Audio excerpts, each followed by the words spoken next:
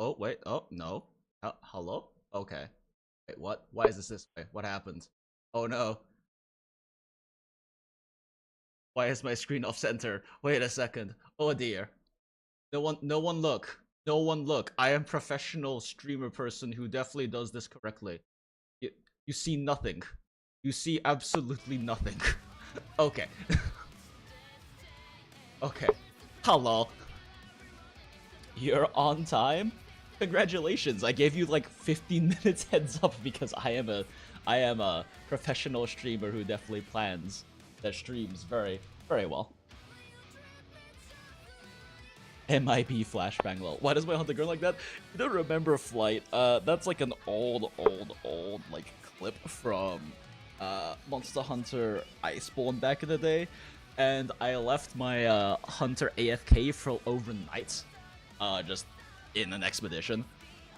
And so basically what ended up happening is that they ran out of stamina, so they can't. So because they had no stamina left, they just like keeled over and were just like groaning and panting from lack of stamina. And I was like, huh, this is a funny clip. I'm gonna use this for like my starting soon and BRB screen.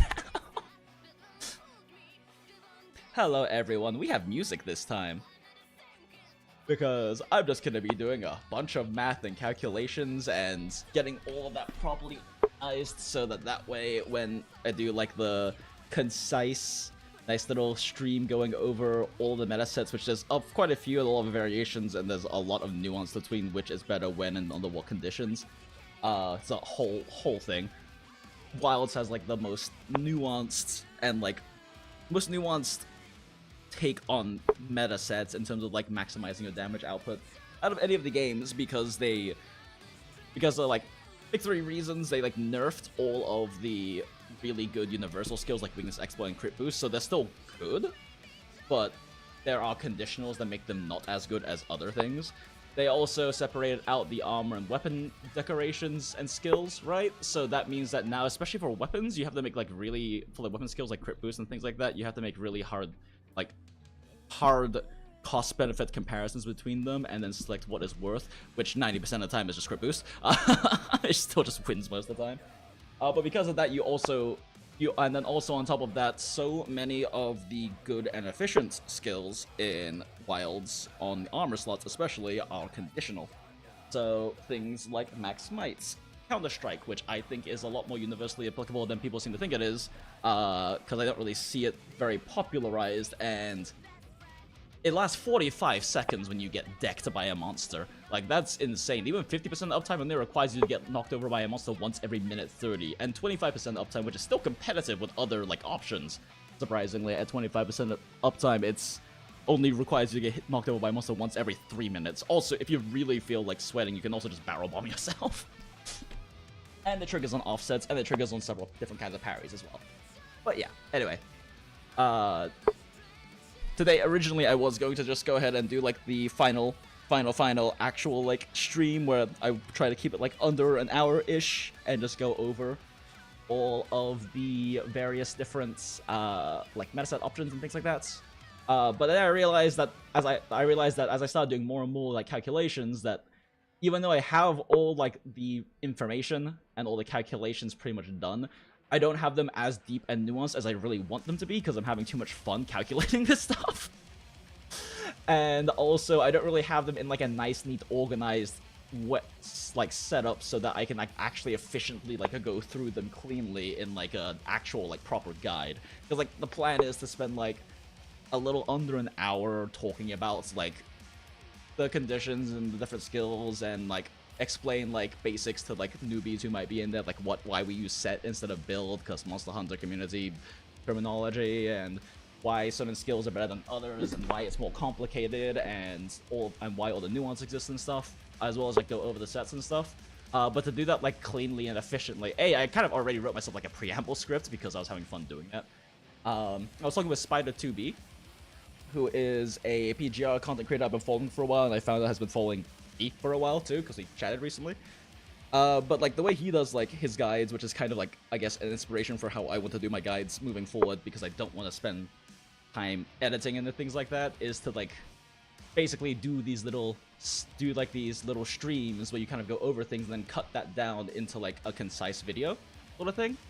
But he does actually go in with a script and stuff, and I definitely noticed from like the attack boost one stream we did like a few days ago, the last stream, that without like some level of scripting, I'm definitely going to be rambling way too much and repeating things way too much. So yeah, I also just enjoy script writing. I've always enjoyed that aspect of like the video making process and like content creation process. It's fun writing scripts and refining it down, and it's nice because it means that I can be like very, very sure that I've been like incredibly like clear and relatively concise, but also like captured all of like the important nuance of the communication I'm trying to put forward, right? By actually writing a script, and I enjoy that about it. It's been kind of fun writing that script as well. But yeah, so just kind of finishing off little calculations, making sure everything's like nicely organized and like set up for all the calculations. I'm also drinking a little Hucktizzle right now. It's called a Fertile and Famous, because I mean, if I'm doing math, why not drink as well? Actually, you know, I think about it, that would be fun. What if I put what I'm currently on my stream tabs on the side? To be sure, what are the pronouns you go by nowadays? I'm agendered, so literally any pronouns is fine. Whatever you feel like using, as long as they're not like dehumanizing ones, like it, I guess. I actually don't mind that too much personally, but I definitely have plenty of friends and acquaintances who would be incredibly offended to hear someone called it because it's dehumanizing. But I barely a human, so whatever, I guess. But yeah, any pronoun is fine. I appreciate you checking that. Oh yeah, literally any pronoun is fine. I've been agendered for like probably close to like 7 or 8 years. Like even back like when I was doing content creation full time, I was still considered myself agendered. In fact, I kind of like in real life too, I kind of walk that like androgyny line of things, where because of my long hair and my like waist and hip ratio, and also partly the way I dress being kind of more like androgynous, like femme soft bush leaning, very frequently in like the grocery store or something, from behind someone will be like, "Excuse me, ma'am," and I'll turn around and I'm like, "Oh, sorry, excuse me, sir." I'm like, "No, you were correct both times. It's fine. I don't really care." But that's like a little, it's a fun kind of agender reaffirming thing, I guess. But yeah, Eddie's fine. I appreciate you checking. You get called "it's" by the creature. You know, main, I'm not surprised. That seems like a very them thing to do. Wait a second, that's weird. It's not working? Oh, weird. So like, because I'm just doing math and stuff, and like listening to metal helps me focus and shit. I put a little like Spotify overlay thing in the top left to show what I'm listening to right now, because this is like a playlist of like pretty much just like all like YouTubers who do metal songs and metal covers of tracks. And I figured, well, you know, they're YouTubers and VTubers too. I'll just play it and hopefully not get copyrighted. If I do, I don't really care. These streams have been making like $5 a stream because there's no super chats and it's just monetization, right? So I don't really care that much, as long as they don't force me to mute it or something, which is like not really a thing on YouTube versus Twitch, right? But yeah, I don't know. But for some reason it didn't update until like I clicked onto it. That is kind of weird. I don't know. Let me like move it like over like here or something. Or updated probably. Okay, yeah, no, it's updating properly now. I think it's just because I swapped seat. But yeah, this is just like a playlist of a bunch of metal V, and I put links to all of their YouTube channels in the description of the stream and or VOD if you're watching this later, in case you're curious to check them out. Okay, but yeah, math things. Here, down a.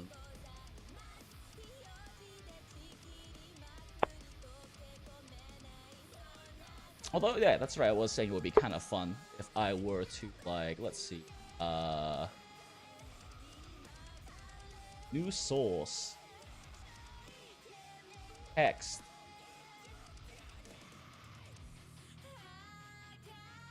new source, ranking. Let's see. What?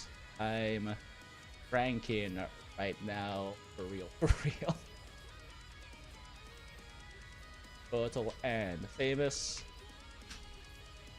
I don't know, I just think it would be fun to, like, if I'm gonna, like, cause, like, for those of you who don't necessarily, who don't know, cause probably only the peeps, like, I hang out with, like, outside of, like, content creation space for the past few years are really that familiar, but, like, outside of, like, having done, like, math gaming YouTube stuff, career-wise, I've spent a little over a decade in, like, high-end, fine dining, hospitality sort of things, and more recently, the past half of that has mostly been working behind a bar. Kind of fell in love with craft cocktails. Before I moved to Arizona year plus ago, I was managing a craft cocktail bar in Atlanta. So I enjoy cocktails a lot, and I am drinking cocktails right now. And it might be fun to just have, like, what cocktail I'm drinking on the screen as well as the build, because, like, I don't really get people who are... I kind of get it. Like, I kind of get, like, when like, bar managers and bartenders and whatnots are, like, really secretive about their builds, which is what we call, it's like industry speak for a cocktail recipe, right? We call them a build because you're building it and then making it. But, like, a lot of them are, like, really, really stingy and secretive with their builds, which, like, I get, but at the same time, any, like, half-decent, like, cocktailing bartender can probably figure out roughly what your ratios are based on the ingredient list and the taste. And even if they don't get it first try, after, like, 3 or 4 iterations, they'll probably figure it out, right? So, like, I don't think it actually matters that much. Besides, you should always be making new ones and innovating and creating seasonal menus to, like, complement, like, local produce, what's in season, complement your menu, all that kind of stuff, and, like, I don't know. I've never cared that much, so I'm more than happy to share all of my cocktail builds, even if they are, so long as, like, you know, I'm not actively working at a place that wants me to keep it secret for some reason. But you think Shigaru will make it in the game sometime in the future? I think so. At least it seems like it's going that way. I did see on, like, a random tweet somewhere that someone was saying that, like, Boshia has, like, Shigaru eyes or something, which I can't really confirm or deny, but, you know, it was a pretty popular tweet. And so if that is true, then it's very likely that's going to be the case. Alright, 0.75 ounces mezcal. Mezcal. 0.75 ounces aperitivo. 0.75 ounces of Damiana. Ability here. Wink, wink, nudge, nudge. Oh my, oh my. Something, something hags. And then 0.75 ounces fresh lime juice. 1 ounce if from concentrate. Shake. Icy tin shake. Strain into glass.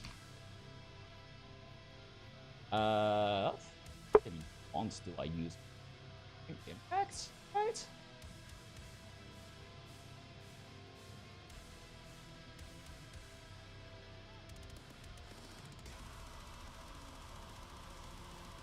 Oh, that doesn't look right stuff. Chat, help me pick a font. I've always been bad at font things.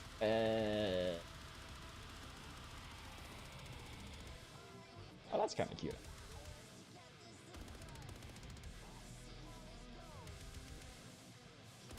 There's no way for me to, like, build it?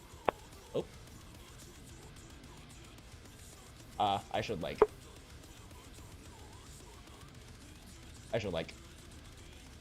make a better thing for. What the fuck do I even put?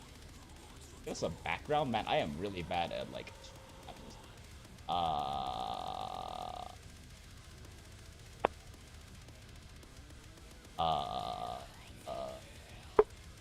Background color. Background opacity. Okay. Sure. Well, we'll just put that. Let's make that a bit more opaque, actually. Well, I don't know. I am casual streamer person. Does very scuffed ass streams where I talk about math for some reason. Come in to watch me talk about math. I don't really get it, but thanks for joining. You're late. What have you concluded? We have concluded that I am drinking a Fertile and Famous right now, which is a fun riff on a classic cocktail called a Naked and Famous, which is one of the most like agreeable and generally considered like the best entry into drinking mezcal because it's a very smoky spirit. But this one is called Fertile and Famous because traditionally you use yellow chartreuse in a Naked and Famous, but this one uses Damiana, which is a Mexican fertility liqueur. It is made out of a fertility flower called the Damiana. It is very similar to yellow chartreuse, but significantly cheaper, much more floral, and a little less herbaceous overall, and also has a very, very funny looking sexy bottle because it is shaped like a fertility goddess statue. Back to this is what it looks like. I can find it. Damiana, liqueur. Yeah, see? It's actually a very weirdly ergonomic bottle. Like, it fits really nicely in your hand, and I'm not just saying that because it's a fertility statue. It's weirdly ergonomic and nice to pour out of. Boring, I need math. Okay, sorry, I'm being distracted and tipsy. But yeah, let's do math.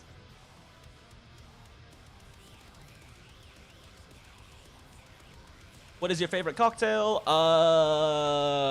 Does drinking Amaro straight count? Because that's generally what I like. I do like this Fertile and Famous a lot too, but yeah, generally if I'm drinking a cocktail from, if I'm talking classic, it's probably an Aviation. They're interesting, and like the build variety is really big on them. But since you can use a variety of different gins, you can use different kinds of creme de violette as well as different proportions to try to adjust how floral you want the cocktail to be. But yeah. What is EFR? So it's just EFR down. This is kind of an artifact from my older sheets. For like the older version of this sheet, it's not super useful, but it's kind of more there as a sanity check. This is comparing like the EFR of this set compared to the one below it, right? Both for like normal and uptimed. And you can see here that these numbers match the numbers we have here for the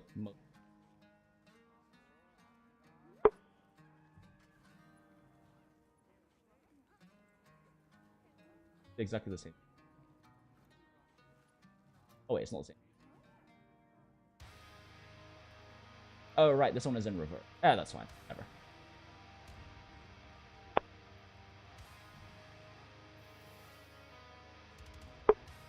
Yeah, that's fine. This is just in. But this is mostly here as a sanity check because once I implemented this Ocean array of like comparisons, because this is comparing like each of these cells to each other, right? So like in this case, this bottom set versus this top set is based on the conditions listed right here. This one is going to be 0.818% higher EFR than this one, which is very minor, right? But it's technically better. While if we actually add uptime, we include uptime, which is based on the uptimes that are otherwise set, then this is going to be 1.34% worse.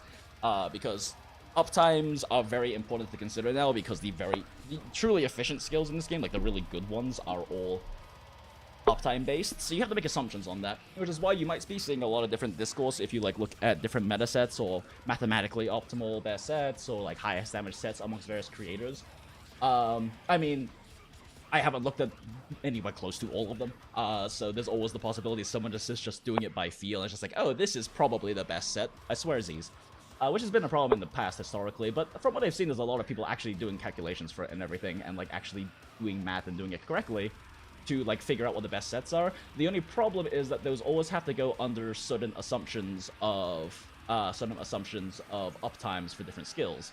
Because this isn't like Monster Hunter World and Iceborne, where, you know, majority of the sets were running like Weakness Exploit 3, or Weakness Exploit 3, which is 50% back then, and then like Max Might 3, and Crit Boost 3, and Attack Boost 4. Because those are like all, at the time, were pretty much like really good, right?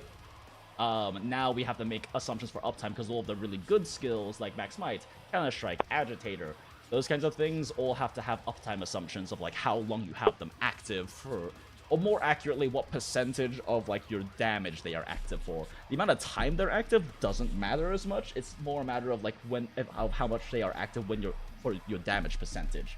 Because if you have stuff that's active but you don't do any damage, it doesn't really matter, like in the grand scheme of things, right? So these uptime percentages are what adds so much nuance, and it's also why I've been doing so many different calculations, comparing different sets with different uptime assumptions and things like that, right? Because these uptimes determine a lot of things, which is why you might see some discourse and like differences between sets between people, and it's also, and like, if they do calculate it, the chances are they're more than likely calculating it right, because it's not, frankly, that difficult to calculate these things. The damage formula in this game is actually very simple compared to a lot of other games. Like, there's only really, like, 4 primary categories of variables for damage. Like, there is there's raw attack and raw attack-based things. There is sharpness. There are crit modifiers, and then there are just other external things as well. Primarily like hit zone value on a monster, especially matters if you're doing like ratios of elemental damage and stuff. Like, the damage formula in this game isn't actually very complicated, so I like to assume that when people are calculating it and putting out content, it is correct. But the assumptions are kind of like the devil's in the details, as they say, right? Like, the assumptions are the important part. And so that's part of why this has been taking me so long, because I've actually been wanting to like go through and like actually like compare different sets with different uptimes, different assumptions, things like that, as well as comparing them with like what I would assume are like what I would consider good good assumptions versus other situations, just to see which ones are better and which ones are worse. In ideal situations, most of the metasets, like the 2 primary metasets at least, pretty much end up being within like 1-2% of each other, so it's not a huge deal. But that does depend heavily on your assumption basis. Meta Greatsword and Chargeblade vid when? I mean, when I cover the metasets, hopefully tomorrow in stream, and then cut that down into a slightly shorter video to watch. Those will have like a GS and Chargeblade set in them technically, because they are for the most part generic EFR weapons, and generic EFR sets work for them. It's kind of a matter of what utility decos you swap out. You are hunting horn made with hundreds of hours of solo play. Is there any hope for me? From what I've heard from my hunting horn player friends, because like I have 2 close friends who are like both actually hunting horn mains. Hunting Horn is better than it's pretty much ever been in Wilds. It's still lagging behind other weapons by a bit, but naturally it's going to, because it's a buffing weapon, right? Like, it makes the most sense for the buffing weapon to have like the lowest damage output, but it's much better than before because of like your echo bubble stacking and things like that. Assuming you can like get that damage to happen. That's the hard part, is making sure that like, you know, you have the overlapping echo bubbles and recitals and shit, but that requires most of the fight inside of your 3 circles.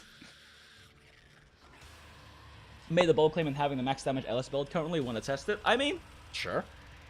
It's very likely one of the sets I have specified here, but sure. If you want to just tell me what like the skill loadout is and everything, I can definitely punch it in at least.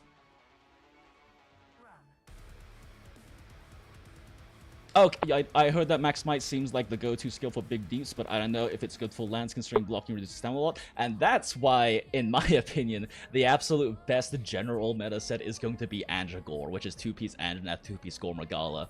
Because this is something that I will definitely be getting into in, this is definitely something that I will be getting into, like, with a full explanation properly in, like, the stream slash cuts down VOD where I cover the meta sets. But so like there are two primary contenders for like top meta sets, right? Like there's a lot of variants, and I'm planning on going over the variants. As you can see, I have a lot of different variants here, and they are all important to talk about because of situational comparisons based on like your assumptions of like basically like based on like skill assumptions, right? Because you'll have more agitator uptime if you play more aggressively, do more damage, and get the monster agitated faster and keep them agitated, right? You'll have more max might uptime if you play well. However, there is a limit to how reasonably you can consider playing well, quote unquote. But like, so like, generally speaking, my general recommendation is probably going to be this one, which is 2-piece Anjanath, 2-piece Gore Magala. 2 or 4-piece Gore Magala is just the meta. Like, I will have sets that don't require those, but like, 2-piece Gore is just the meta. It's too efficient. Like, you lose very minor slot efficiency in terms of getting like extra level 1 or level 2 or level 3 decos out of running 2-piece Gore, but it gives you 25% affinity when your Frenzy is cured. Because you get 10% from antivirus, and yes, that is a mistranslation. It's supposed to be 10%. It's 10% in Japanese at level 3, and you get 15 affinity from curing Frenzy, because that's just part of Frenzy, right? So it's like 25% affinity when you cure Frenzy, and it doesn't take that long to cure Frenzy. And accounting for Frenzy cure uptime and antivirus uptime is part of my spreadsheet calculations, right? But why do you have a full ounce for from concentrate lime juice? Wouldn't you need less since concentrated should have more lime flavor? No, like when I say like the from concentrate ones generally have less than like fresh lime juice is gonna have. If you buy like a bottle of lime juice from like the grocery store and it says like from concentrate, generally those are thinner and like less acidic than like fresh lime juice is going to be. It's made from concentrate, but it doesn't mean it's necessarily more concentrated. It just means that instead of like squeezing fresh limes and putting it in a bottle, they like take an absolute fuckload of lime, squeeze like them down, dry that into concentrate, and then mix that with water to put it in the bottle, basically.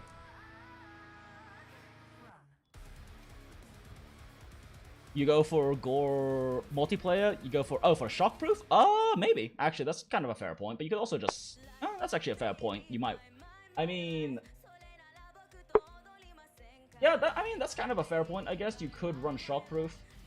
If you're looking for shockproof in multiplayer. I'll be honest, I don't really run weapons that shockproof in multiplayer, and I haven't run into issues with it with my teammates either, but that's definitely a consideration and a good thing to point out. But yeah, you can drop a level 2 efficiency for shockproof if you want to. But yeah. So like the thing about like Gore sets, right? So 2-piece Gore gets you that 25% affinity when you cure Frenzy, and it does not take long to cure Frenzy. The big difference between that and Gore 4 gives you 10 raw when you have Frenzy, so all the time, and then 15, and replaces it with 15 raw, so 5 more raw total, when you cure Frenzy. So you get, in that case, you're getting 15 more raw attack, and you're getting the 25 affinity from antivirus, as well as Frenzy cure. This is just, like, so efficient stat-wise, it's kind of hard to not, like, meta sets are going to run Gore. You cannot run Gore because there is a trade-off, which is that you have to deal with when you have Frenzy, you take slightly more damage from monsters. So if you really don't want to run 2-piece Gore even, like, you can run without it, but you are losing quite a bit of efficiency, which is fine. It's a comfort thing, right? Oh man, you want to talk about cocktail stuff sometime? Yeah, we can totally do that. But like, so, in fact, let's just start with 4 Gore. From calculations, this is pretty much still the Gore set that just performs overall the best, assuming you have at least 50% uptime on all of your skills. So that means Agitator, Counter-Strike, Antivirus, and in order for Antivirus to have 50% uptime, that basically just means that you have to... if you can cure Frenzy within 1 minute, you have 50% uptime, which, like, you're going to do. It doesn't take that long to cure Frenzy.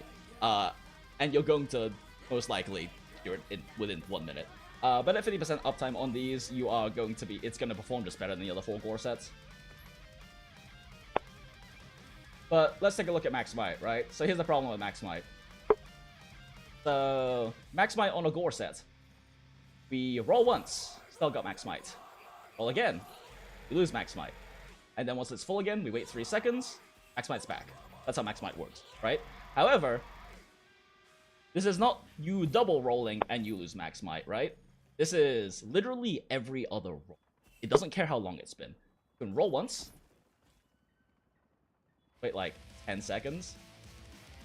Roll again, you lose max might. You can roll once. And then you can wait. I've literally timed 5 minutes. And past that point, I don't care anymore. But like, I have waited 5 minutes, and not in the training area, just in case training area is bugged. In like an actual hunt, I have waited 5 minutes, and then rolled again, and I have lost max might. Wait, that was weird. Why did that time... Wait, that time it didn't lose it. Is the training area bugged again? The training area has had like a history of bug issues. So we might want to actually leave the training area. But yeah, because basically the way that max might works is that you have a cumulative, like total cumulative, it doesn't like regenerate, cumulative amount of stamina that once you use that much stamina, max might drops. So like, if we do one roll and then sprint a little bit, we can see it runs out, and it's roughly like 1.3, 1.4-ish rolls worth of stamina, right? We do a roll, and we just like sprint a little bit. Like, it wears off right before like half a roll's worth of stamina, right? But this is like literally, it doesn't matter how long you wait in between. It is literally every other one. And so that means that every other roll, you're losing max might. And realistically, when you lose max might, you're looking at about 4 seconds until it's up again, right? Because you have to have your stamina regen back to full and then wait 3 more seconds. And I think in the majority of like playstyles and majority of hunters, they're probably doing something along the lines of like a hit of like a roll and hit during opening playstyle, right? Like monster attacks, you roll out of the way of the attack, and then you hit the monster back, and then it attacks again. You roll again, and you hit the monster back, right? And as you can see, I'm not getting max might for like any of these hits, right? Because realistically, most monster openings are like 4 seconds max. So, like, by the time max might comes up, it's probably swinging at you again. And that means that if you're only single rolling, every other time you're being offensive, you don't have max might up. And if you're double rolling, you literally never have max might up when you're trying to hit the thing, right? And that's the problem with full gore.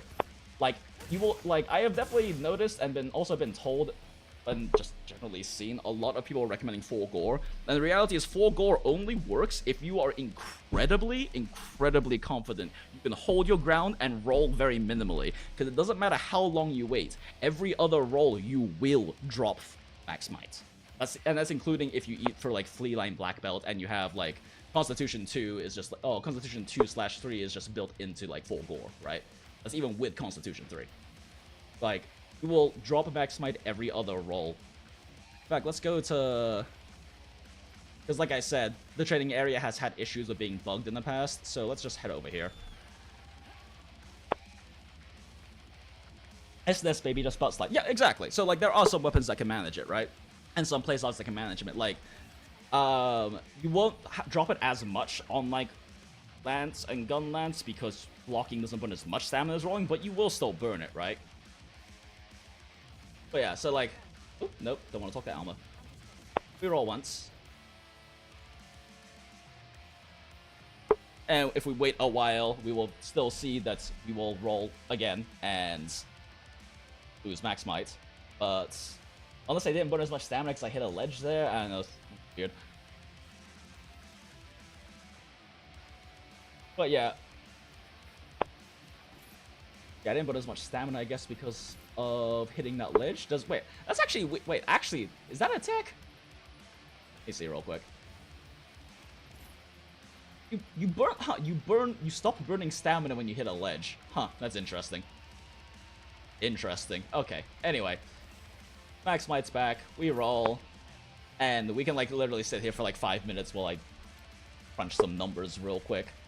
Or at least a few minutes while I crunch some numbers real quick. Okay, so Andrew Gore 2, that's corrupted uptimes, so these are 75 and uptime. Versus Gore for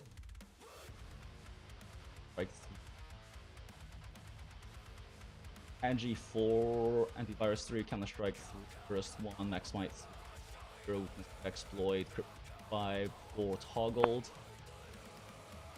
And oh yeah, that's right, I was looking at like really low counter-strike versions.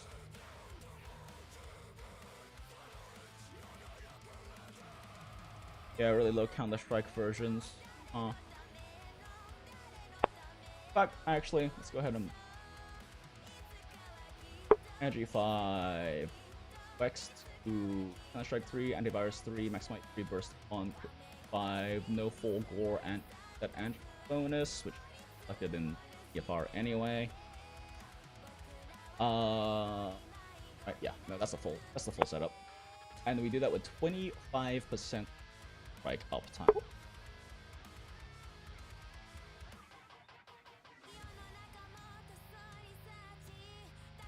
Pop that in there, and we're just gonna compare it to like a 75-50 uptime. 75-50 uptime on 4 Gore at G4, which is calculated to be the generally speaking best option.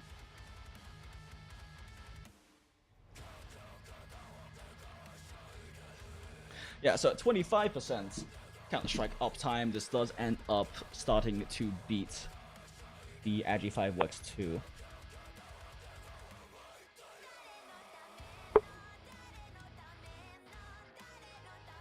But this is, of course, assuming you can actually hit 50% uptime on max might, which is, generally speaking, very difficult.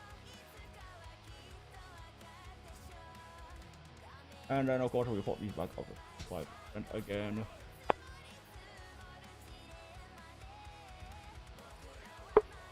Oh, wait. Oh, wait a second. I'm fucking stupid. This one runs here. This one runs here, so I actually have... Actually, you know what? Let's take the non-counter-strike set, because that is... Yeah, 75-50%. Okay. That one makes more sense to put in there, because it's, counter-strike. Yep, still worse. Even if you have 25% uptime on Counter-Strike, Andra Gore still beats, like, the no Counter-Strike 4 Gore setup. By a decent margin, and by a significant margin, if uptime goes through. But yeah. Roll again. As you saw, we lost max might. It's been, like, what, 2 minutes? Something like that? What you drinking? It's in the top left. Learn to read, Wilt. Also, thanks for being here, Wilt. Wait, is this on my playlist? Oh yeah, that's right. This is the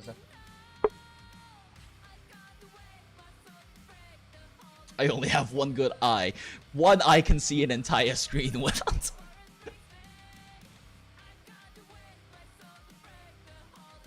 Speedrunners use Cover the Mantle, which gives affinity so Wex overcaps. Yes, however, Agitator still beats Wex in the vast majority of situations, assuming you have like around 60-70% uptime on Agitator. Which, I'm gonna be real, my hunts, I would say I generally get like, having looked at recordings, I generally get like at least 80%, if not 90% of my damage uptime is during Enraged state, because I play very aggressively, and it doesn't take a lot of hits to make a monster angry, and they pretty much stay angry until they like area transition. And so if you're like 2-zoning a monster, right, like you have a very small amount of time for them to re-enrage when you go to the next area, and then yeah, it's pretty easy to have fairly high Agitator uptime.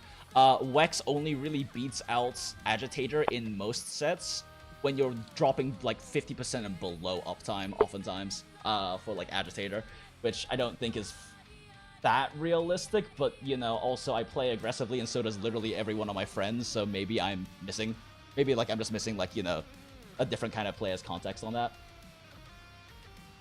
But yeah, so showing off that with just 4 Gore, max might, uptime, very, very, very scuffed. Like, it's very scuffed. If you're really confident you can hold your ground, or maybe you play like SNS where you have like the butt slide thing that doesn't burn stamina to dodge or something like that, right? Like, maybe you can maintain high uptime, but realistically speaking, most sets that use 4 Gore and calculate it as being good assume decent or high uptime on max might. But instead, if you run Agitator, or if you run a Anjanath with Agitator, which, like I said, slightly beats out Weakness Exploit Agitator, and then if you use Corruption Mantle, just straight up beats it out because you overcap really bad with Weakness Exploit. You're running Corruption Mantle. In fact, we can actually just like look at the thing. We can actually just look at this particular comparison real quick because I have it right here.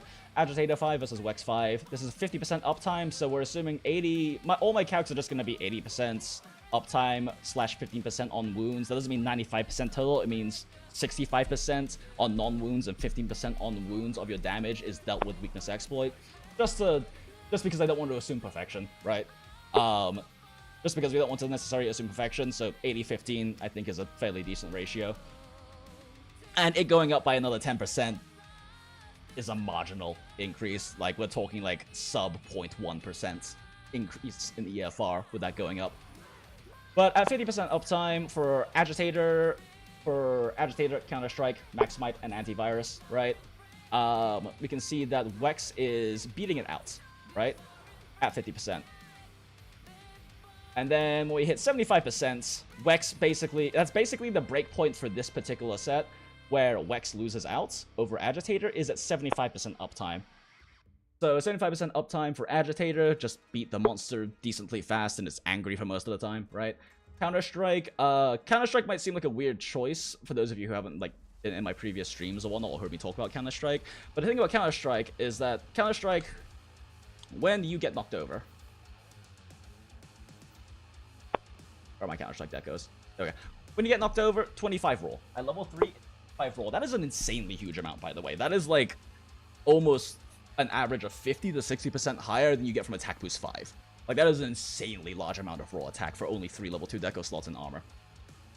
So 25%, 25 extra flat roll while active. This requires you to get knocked over. So that this also works on offsets and works on certain parries like switch acts, but this requires you to get hit by a monster and knocked over, right? It lasts 45 fucking seconds. Like, it lasts 45 fucking seconds. So 50% uptime means that you only have to get hit by a monster once every minute 30 for it to give you 50% uptime, right? Like, I'm gonna be real, most hunters are getting hit much more often than that. And if you really want to be sweaty with it too, like, I mean, this is definitely a sweat tack, but like, you can always just barrel bomb yourself too.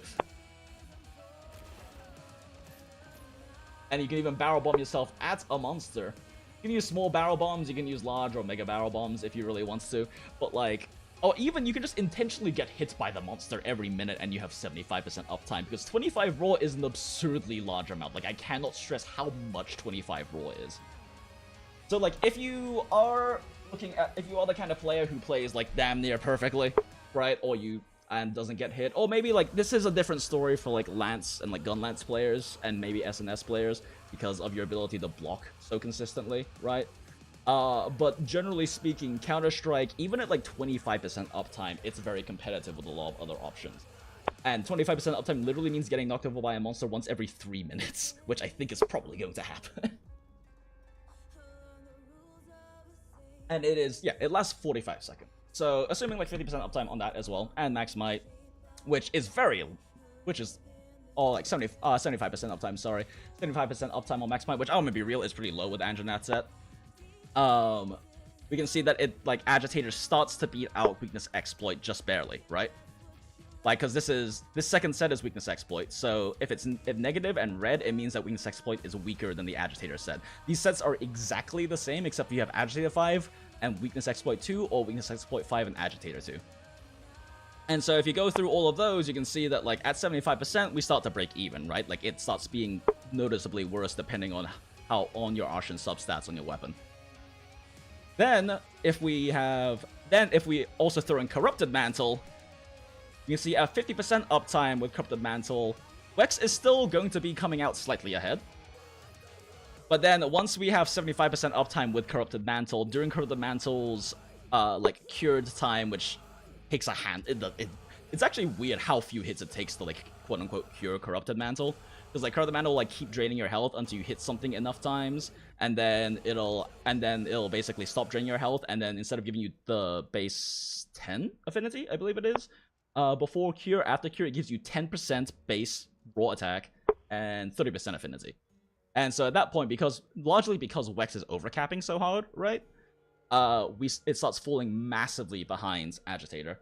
So you can keep decent uptime, and you're also running Corrupted Mantle in your hunts. Agitator generally beats out Wex.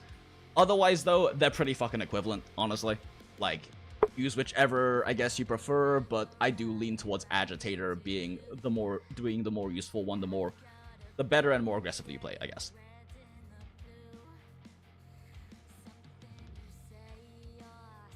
It also reactivates and extends to 45 seconds before the time eclipse. Yeah, exactly. Like, assuming you get hit, like, even once every minute 30, you're gonna have high uptime on Counter-Strike, and, like, I cannot stress enough how strong 25 Raw is. But that's also probably a big difference between, like, my sets and, like, a handful of other sets I've, like, seen other people talking about and, like, posting and stuff, is that a lot of them don't really consider Counter-Strike unless you're an offset weapon, but I do think it's just generally very useful because most of us are getting hit, let's be real. And if you're really sweaty and don't get hit, you can still force it by barrel bombing if you really want to, or you can intentionally eat a hit, just because 25 Raw is worth eating a hit and drinking a Mega Potion.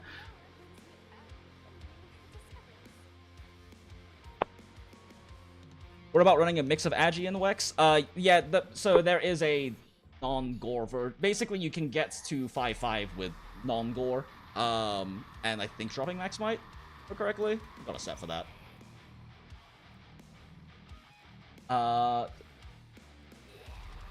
No Gore, yeah. So if you still want to run Counter-Strike, you can run a set with 5 Weakness Exploit and 4 Agitator. This is actually like the rare case where Weakness Exploit just wins, generally speaking. Just because of, I guess, how ratios work outside of Corrupted Mantle shenanigans, because of losing the 25 from Antivirus and 2 Gore. Weakness Exploit actually pretty much always comes out ahead of Agitator in this situation. We're talking like within, should have the calculation here somewhere, right? We're talking like within like fucking 1% of each other.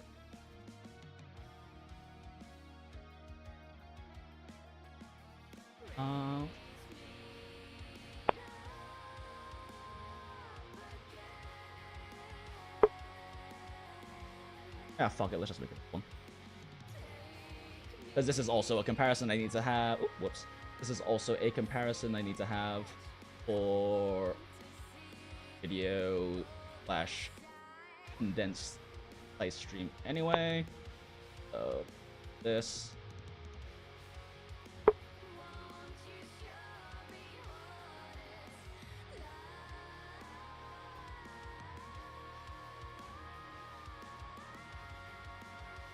All right.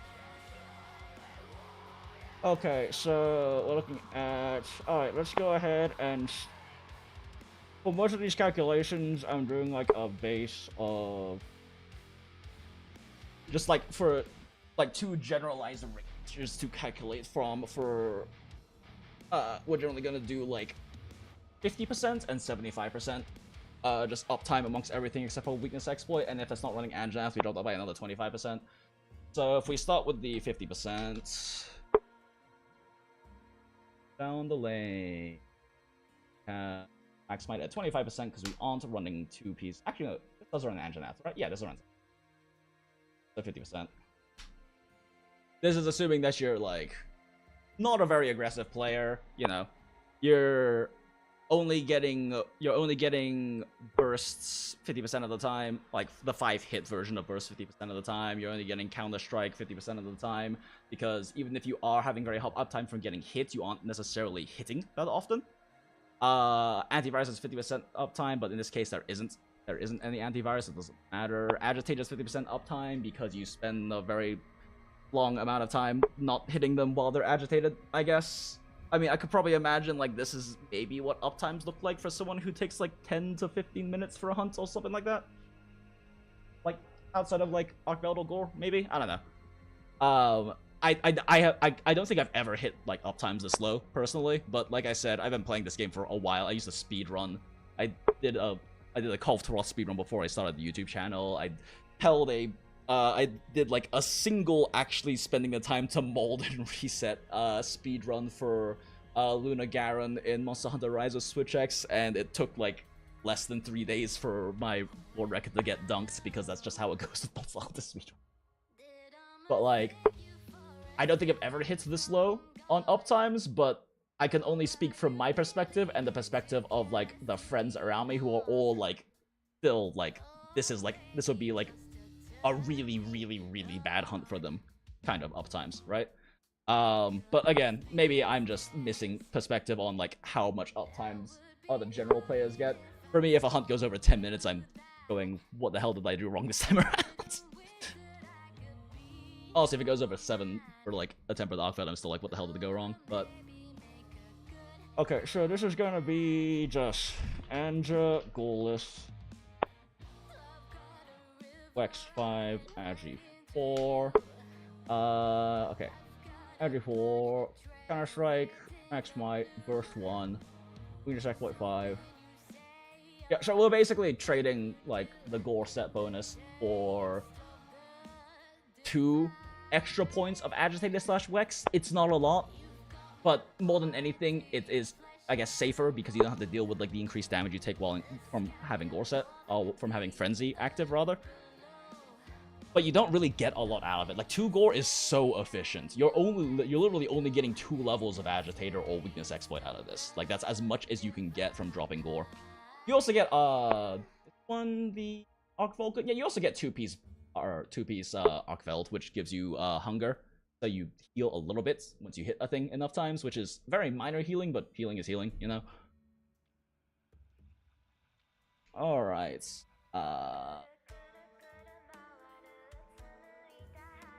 Data goal list. Go ahead and post the Wex version at 50% uptime.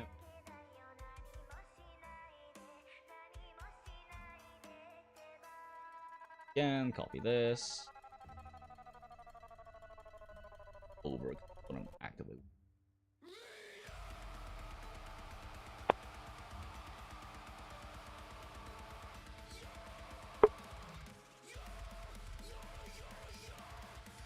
Okay.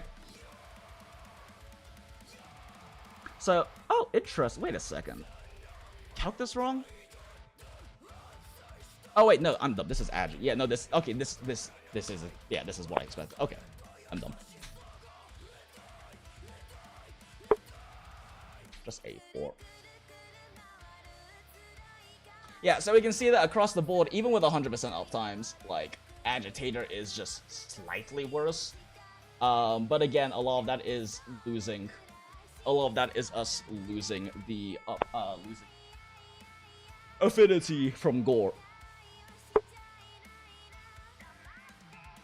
And so, like, even at 100% uptime, this is still going to be better outside of, like, ridiculously overcapped affinity cases, right? Because this is 70% affinity, not including uptimes, with 5% base affinity.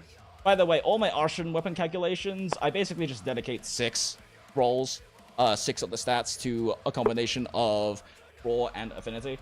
Because realistically, most weapons are going to need to run like at least 1 sharpness, if not 2 sharpness. Especially if you're doing like 1 area hunts. If you're doing 1 area hunts, because you're going for like really, really efficient fast clears, 1 area hunts, you're probably going to need more than 1 sharpness in most cases. But even then, like, realistically, most people aren't going to mold to get 7 raw attack and 1 sharpness on their Arshan weapon. And if you do, there is a very clear trend on all of these in terms of like what happens with getting more raw. So just imagine that this is an extra like 0.05% higher with 225, right? Like I just think it's better to calculate for this range than to calculate for like assuming someone is insane enough to reroll their Arshan weapon until they have 7 raw substats. Like, that's a lot.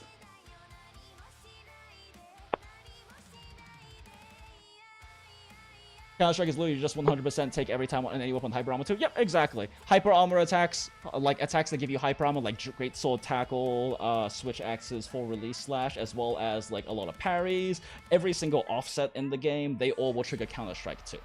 Like, Counter-Strike is such a good skill, and I think it's being generally slept on by like the theory crafting community pretty hard.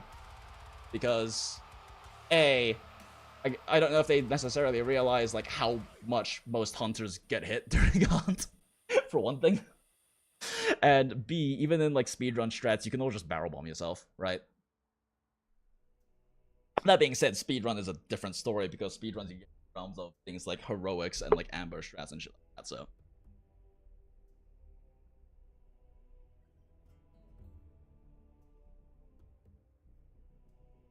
Oh, interesting. Hilakiri Singh. You said, so Helmbreaker, Poke, and Spirit Release both also count as Hyper Armor moves for Counter-Strike. Neat. Yeah, I was wondering with Longsword, because I don't play Longsword, but I've heard that Longsword has quite a few ways to proc Counter-Strike, so it's good to know that like the Helmbreaker, Poke, and Spirit Release also count for that.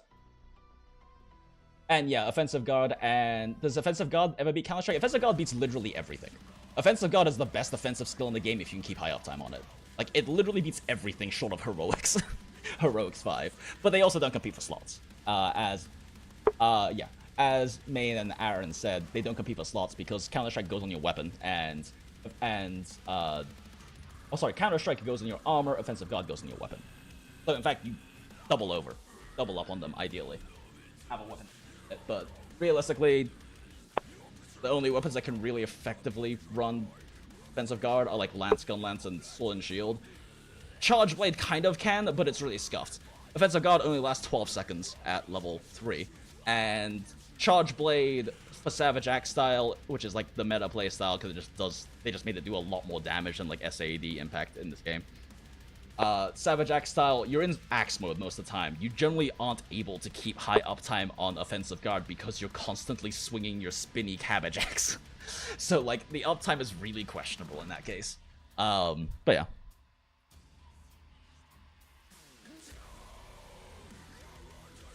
I thought offsets didn't proc Counter-Strike. So, offsets proc Counter-Strike.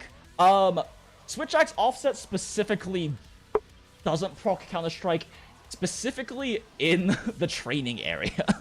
Except for at one really weird tiny angle. Like, I thought it didn't proc on Switch Axe offset when I was doing a stream like a week or two ago, and then someone told me it does have to be a really specific angle, so I tested it and got it at that weird angle. It's just a bug in the training area. But yeah.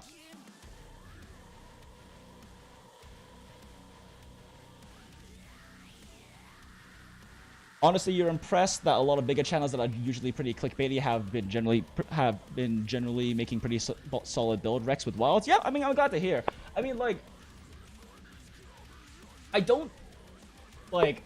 I am spending all this time doing all these calculations because I want to be, like, very precise about all the nuance, right? About, like, what uptimes, what beats what is better under what assumptions, assumptions on uptime, assumptions on archer weapons, all these kinds of things, right? Because I care about that minutia, since, like, with uptime, like, assumptions, we're only, like, you can go from, like, being, like, -2% worse than something to being 10% better than it if you really vary your uptimes wildly enough. But that does create a lot of nuance that exists. But that being said, I don't really think it takes much of a genius for someone to figure out that 2 Anjanath, 2 Gore, or 4 Gore are, like, really good sets, you know? Like, I would not be surprised if lots of people are recommending 4 Gore or Anja Gore, because, like, I mean, real talk, like, at least to me, they seem very clearly like, oh, these are supposed to be, like, the really good offensive sets, right? And then there's, like, 2 Odo, 2 Gore for, like, burst sets as well, but that's a whole different thing. Is Odo set even worth considering over these sets? For Elemental, yeah. The problem is that, like, for Elemental weapons, you generally want Burst, because Burst is very efficient as a 1-slot skill, very inefficient as more than a 1-slot skill if you're running a Raw build, but if you double dip and get Raw and Elemental out of Burst, because Burst... Oh, wrong one. Because, Burst gives you... Oh, right, it doesn't. I forgot, it doesn't show. Lord Vietner, Vietner, Bietner, has a video covering the actual values burst gives you for different weapons, because he tested it. The point is, burst gives you raw and elemental damage, so on elemental weapons, burst is worth it. It's not worth it on raw weapons because you don't get enough raw for any level past level 1. Level 1 gives you 8 raw, or 10 for PS and Hunting Horn for melee weapons, 6 for ranged weapons. Which is really efficient for like a single level 3 slot that go in your armor. Like, it's stupid efficient. But yeah, so burst 1 goes in basically every set, but burst 5 sets are a different story because this is all for like your elemental weapons, right? But like the 2 primary elemental weapons in the game, which would be dual blades and bow, can't run max might, so we don't run max might, and that means that that 2-piece Anjanath doesn't matter anyway. And this is a situation where 2-piece Odo is worth it because it increases your timer to hit a thing again before burst wears off from 3 seconds to 6 seconds, which is nice for when you like get hit or mess up, right? And also it gives you 3 extra raw while burst is active, which is, I mean, it's not a lot, but 3 raw is 3 raw. You play Elemental IG? Yeah, I imagine for Elemental IG it's probably also good. I just haven't really mussed around with IG too much, and I'm considering picking it up next as a weapon, but I'll probably just stick with Para IG to start off with. But yeah, Elemental IG will be more damage than Para IG, you just lose the Paras, because it does hit fast enough for it to likely be worth it. Can't really say without like motion value and elemental modifier documents showing us like how much damage each do, because elemental weapons are complicated. You have to actually calculate like full damage output of rotations against different monster parts, like monster hit zone like ratios of like how much physical and elemental damage they take to actually be sure, but it'll definitely do more damage than paralysis, and it's probably worth dropping paralysis because it's IG, but I couldn't say. If you can find a situation where Jin set bonus is actually going to be active against nutty damage. I actually haven't even looked at Jin the hard set because it's so like ridiculously situational. Because doesn't it basically just require you to like...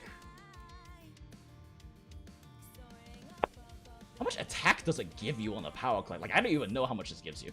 Like, how much raw does 2 and 4 set give you on a power clash? Because I don't even know, because the only realistic one you can ever, like, consistently have that up with would be power clashing, right?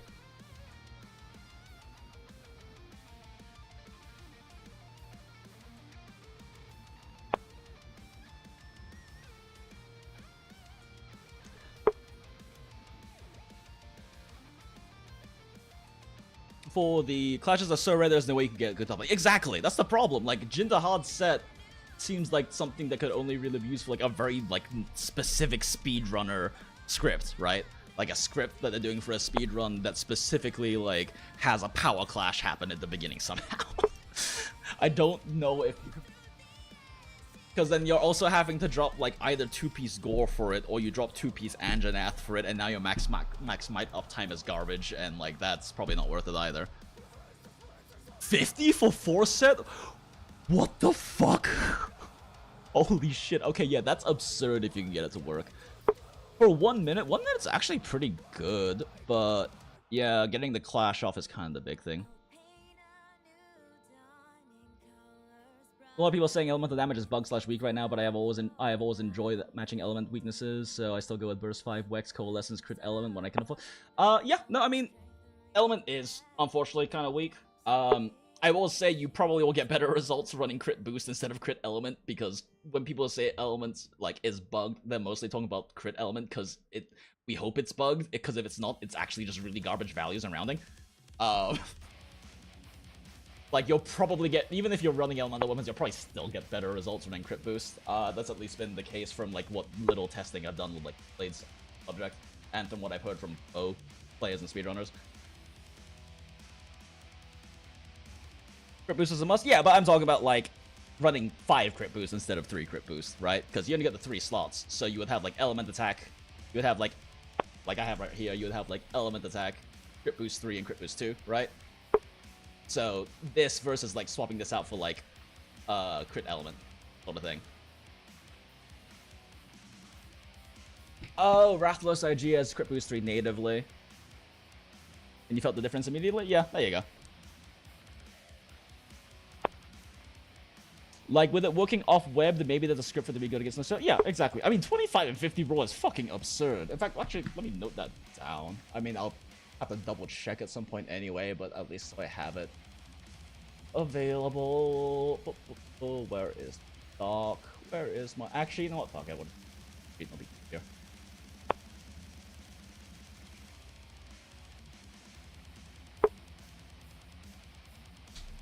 here. In Gaddy...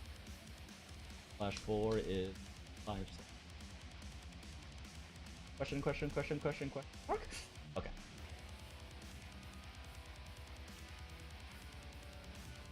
Man, it has been an hour and I have not done anything for calculations, but it is also just fun yapping at you guys and answering questions. I do miss doing this, it's a lot of fun. Elemental CB has always been fun, and after what Rise Sunbreak did, Can't Say I'm Shocked was a bit toned down.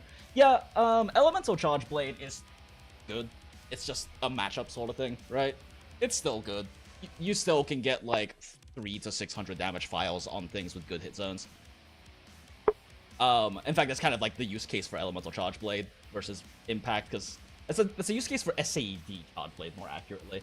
Because like you can still play Impact's like SAD Charge Blade. It's just noticeably weaker than Savage Axe because they really put a lot of the numbers in Charge Blade into Savage Axe.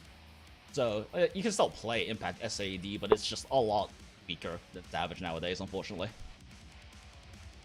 When you saw 50 roll buff for the first time, you thought you were getting trolled. I mean, honestly, I feel slightly like I'm getting trolled, but also, I inexplicably trust you for some reason, Aaron.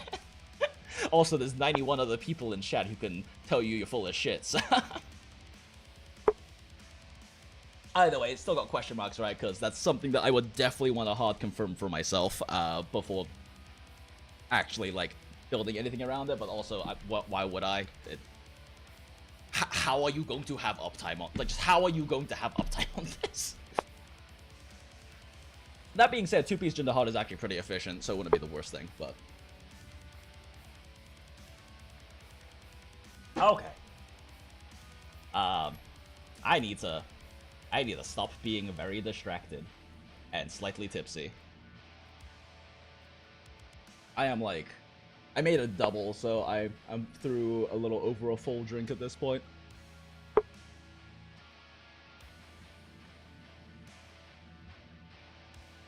Like, you're not tripping, right? Well, I mean, I hope you're not tripping, but I mean, if you're in a safe and happy spot, I don't know. Your recreation time is your recreation time, smile. Most of the rarity 8 crafted have 3-2-1 slots, so crit boost 3, crit boost 2, and 1 flex slot. Usually put the crit LA over 1 level of LA. It's like, oh, okay, fair. Although, I mean, this is why Arshan is kind of the end game, right? Especially for like Element, because you can actually fit crit boost 5 and Element 3, as well as fit enough sharpness, because whether you can have enough sharpness on a craftable is a very different story for specific elements, right? Like, I think Rathalos is probably fine. It has like a decent amount of white, right? But other weapons not having enough white means you have to give up even more crit boost or even more element to like run sharpness mitigation, because going from white to blue is a 10% damage loss. It's fucking massive. Like, sharpness, like, keeping white's sharpness is probably the most important thing for increasing your damage. Which is part of what makes Arshan weapons, like, the meta, because Arshan weapons can just roll enough sharpness substats that you don't have to worry, unless you play dual blades in your one area, and dual blades with, like, 2 sharpness rolls still needs Master's Touch to not hit blue if you're killing if you're killing, like, an Arkveld in one area. It's kind of nuts, but... As you get deeper into the Arshan grind? Yeah, and I mean, honestly, what grind is there in this game once you pass HR 50 other than Arshan grinding? Like, that is the end game grind. In Monster Hunter World, it was the Deco grind. In Rise, it was Charm grinding, and in this game, it's Arshan grinding. It's Arshan grinding and Deco to some extent. I mean, it shouldn't take you too long to get all of your base important Decos, but getting like the really good 2-1, like 3-1 Decos, where like I have like a Guardian Iron Wall here for Offensive Guard. I have the one I'm actually using on sets is Offensive Guard with 1 Handicraft. You can have things like Water Attack with 1 Handicraft. You can have Water Attack with a crit element, although crit element is kind of garbage. You can have like a 3 element with 1 razor sharp sort of thing, right? Like there's a lot that you can do that squeeze in a little extra damage. Apparently you get attack boost as a secondary. I just haven't seen any personally yet. But like that's also I guess part of the grind if you really want to squeeze like as much weapon slot efficiency as possible.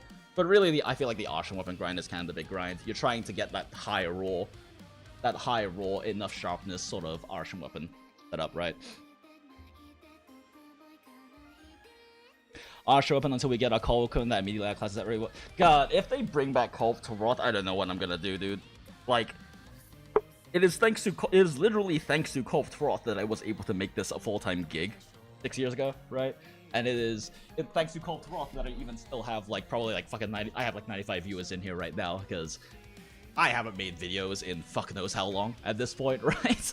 But like, there's still it's decent subscriber space and still people who know me, but that's because of Call to Roth. Like, literally, the reason this channel became any degree of successful is that my Call of Roth videos went viral because I spent weeks and hundreds of hours resetting with my speedrunning team to get the original Call of Roth speedrun world record that lasted 22 hours before a Chinese team beat us.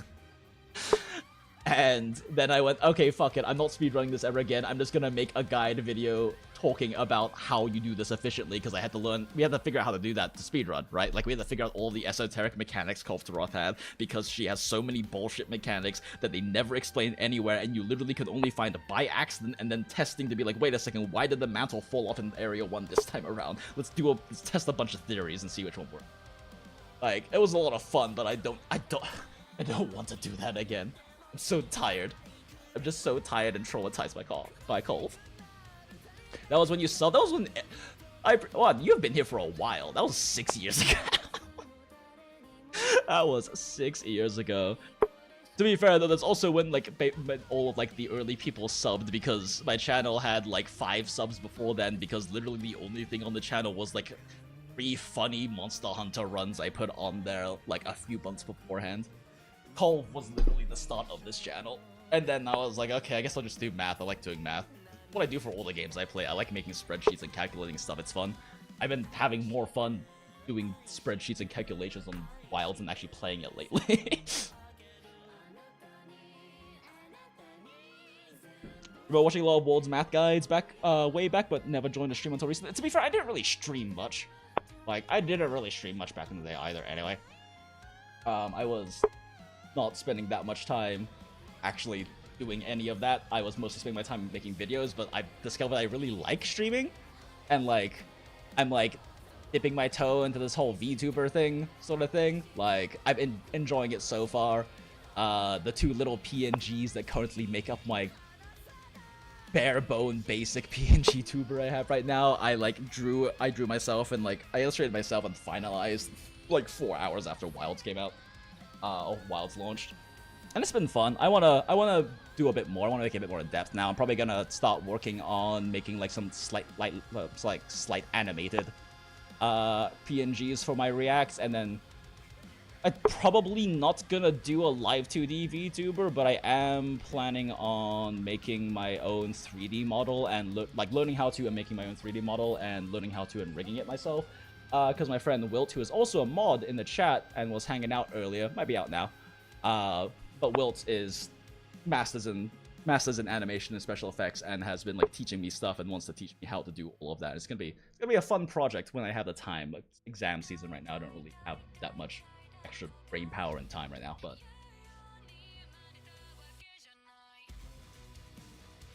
go to during Worlds, so many sets of like, oh thanks, I'm glad to hear it. I don't know, I like doing this stuff. It's fun, and I like sharing these things, right? Because I'm gonna do these spreadsheets anyway, right? Like, I do this anyway. Like, the amount of, like, video game spreadsheets I have is absurd. So, like, I might as well share it with people, and hopefully they get something out of it, right? So I'm glad to hear. It's nice. It's always nice as a content creator to hear that people like the stuff that you make, you know? Okay. I need to stop yapping as much and actually do the thing. Okay, so first off, look at Andragore. Pretty much 2 Andragore sets. Agitate and Weakness Exploit. There's really no other variation from these 2 that really compete as well. The only issue with Andragore versus Fulgore is Fulgore can run without Counter-Strike, and Andragore doesn't work as well without Counter-Strike. However, it's still competitive with Fulgore at, what was it, 25%? Right? Real quick. Yeah, Andragore, RG5, Wek 2. Yeah, so, so this is 4 versus... I don't feel like doing that. There we go. Andragore versus Restless Fulgore. 5% CS uptime. Oop. Counter-Strike uptime. Oh, let's do minus CS. So even at 25% uptime, which means, you know, you literally get knocked over by a monster once every 3 fucking minutes, it's still just barely, like, Wex is still worse. Like, the Fulgore with no Counter-Strike is still worse. And this is assuming 50% uptime on Max Might, which, I'ma be real, 50% uptime on Max Might with Fulgore is pretty fucking hard to do. Like, it's actually pretty fucking hard to do. Because like I said, literally every other roll, you're going to lose Max Might. So, like, the way that you can, like, hit this kind of an uptime is, like, A, you don't double roll to avoid attacks and you counter attack, so, like, every other counter attack you're getting it, and B, you're getting a decent amount of hits in, like, you're getting a decent amount of trips and paralyzes off, right? Because, like, during trips and paralyzes, you're probably dealing, like, Max Might uptime damage after 4 seconds, at least, so, like, around half plus of that, like, 10-second para or 10-second trip is gonna be spent with Max Might uptime, right? So, like, in order to hit, like, 50% uptime on Fulgore, which is difficult, you're really gonna have to, like, play cleanly on top of everything else. Unless you play SNS, I guess, because I don't play SNS, but I've been told that SNS has its whole, like, no stamina use dodging stuff going on, so shrug. But yeah, like, so, like, with Andragore, you kind of have, like, the problem with Andragore is that Andragore, by default, has too many level 1 slots, or level 2 slots. Like, it has too many level 2 slots, and Anjanath, by definition, is a Max Might set, so you're running Max Might 3. But you already have Max Might built into here, so you're running 2 Max Might jewels, and you still have 3 level 2 slots off. So if you don't run Counter-Strike, you have other options, like Resentment, Peak Performance, but Peak Performance is, like, horribly inefficient, but it's better than nothing if you're confident in never taking damage, right? You have Stamina Surge for Bow. As I understand, Bow specifically does run Stamina Surge, and you can't run Max Might anyway. Heroics is bad until level 5 is the problem, so you can run Heroics, but you're not getting enough for level 5 is the problem. And it's bad until level 5. You also have Pot Breaker, which if they have fixed it, is pretty good, but only if they fixed it, because apparently it's been fucking bugged. Coalescence for elemental weapons. I don't know how good this is, to be completely honest with you, because, again, calculating elemental sets requires me to know what their motion values, how much physical damage each individual attack move on a weapon does, as well as the elemental coefficient, how much elemental damage they do, and then also calculate those full damage rotations against specific, like, hit zone value ratio, so basically ratios of physical to elemental damage that different monsters that are weak to that element take. So I can't say how good Coalescence is, but it exists. Ambush, you might have seen Ambush using some speedruns. The only reason they use Ambush is because of Cope, because it only lasts like 30 seconds at level 3. It does not last. I actually tested this earlier today because I was curious, because I've been seeing, like, a lot of, like, dual blade speedruns will run Ambush because, you know, they can't run Max Might, they don't want to run Counter-Strike, but I honestly think you'll get more value out of Counter-Strike than you will out of Ambush in a speedrun, most likely, for dual blades. Just barrel bomb yourself at the start. Because 45 seconds of 25 roll versus what is likely to be, like, 30 seconds of what is likely to be about 30 roll, 15% of, like, a base 200 weapon, right? Because dual blades are often also going for, like, elemental subs. You have utility stuff like this, but, like, outside of running, like, Counter-Strike is just the best thing to run in these, other than Max Might, right? So you're kind of forced to using Counter-Strike with a 2-piece Anjanath set in general. But Counter-Strike is so good. Like I said, still beats 4 Gore with the 4 Gore setup with no Counter-Strike, which is the weakness exploit 5. And just so you can see what we're comparing it to directly. Well, here we go. This is like the no Counter-Strike setup for 4 Gore. I don't like it personally because I think latent power is kind of a meme. It takes, I don't even know how many minutes it takes to trigger, but it takes a while to trigger. But if you take enough damage, latent power will trigger. But if you're taking damage, just run Counter-Strike. It's better. Does TA allow bombing yourself? No, it does not. Okay, 2 minutes. Thank you, Paracel. So say it takes 2 minutes for like latent power to trigger, right? Which is a while.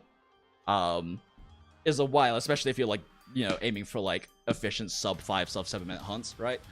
Like it takes a while to trigger, and then the alternative is if you take enough damage, it triggers. But if you're getting hit anyway, just run Counter-Strike. It's so much more. It's so much stronger than latent power. But, like, it's either that or what else do we run? Like, a little agitator, I guess. The agitator version of this isn't very good. Full Gore is not very slot efficient. It's hard to fit skills in the Full Gore. However, it gives you evade window 4. So that's kind of, like, the main benefit for like, Full Gore versus Anja Gore is that it pretty much ends up, like, calcing worse mostly across the board based on your uptime assumptions. And the situations where it calcs better are, like, really poor uptime assumptions. Like, in order for this set to beat Anja 4 Gore, I think you need like 50% uptime on everything and like 25% uptime on Counter-Strike, and then you need to somehow have equivalent uptime on Max Might with this set versus Anja Gore, which, let's be real, that's not how this works. Actually, you know what? Do I have that calculation still? I kind of want to see that one. At what breakpoints are we, like... Yeah, because this is with 50% uptime and 75% uptime on Anja Gore. So, like, let's... I am actually, like, genuinely curious about... I know I calced it once, but I don't think I saved it to any of my sheets is the problem. Okay, Counter-Strike 3, Burst 1, Max Might 3, Agitator 5, Exploit 2, because this is Anjanath set. Anjanath sets, let's just do 50, 50, 50, 50, and then 25%. Like, that should be enough of a nerf, right?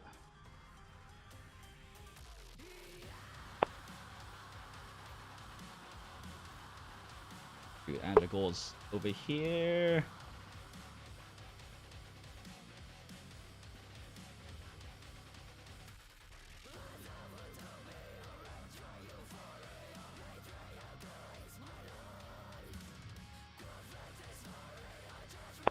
It's an uptime, 25% Counter-Strike. And then we'll take... This set is so fucking weird. I don't like...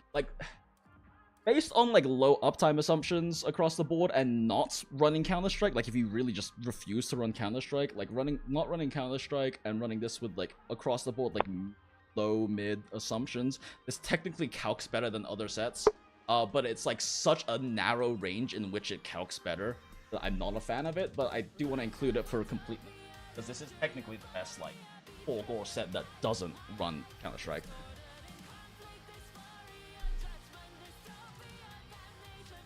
It's also very weird, too, because you can only run Antivirus 2, which isn't the biggest deal. You're only losing 4% affinity, but it just makes my brain unhappy. Okay. Max Might. Strike, Weakness Exploit 5, Crit Boost 5, Antivirus. I didn't put fucking Antivirus in the Anja Gore set, did I? Shit. Okay, I'll fix that. Okay. Antivirus 2, everything right? Oh, Lightning Power 1. Right. Yeah, so just going across the board like 50% uptimes, because you're somehow matching Max Might uptime on this versus the Anja Gore set, which isn't realistic, but whatever. We just want to see, like, the breakpoints at which this actually and I need to fix the setup. Accurate. Oh, wait a second. I didn't pick full gore, did I? Oh, okay.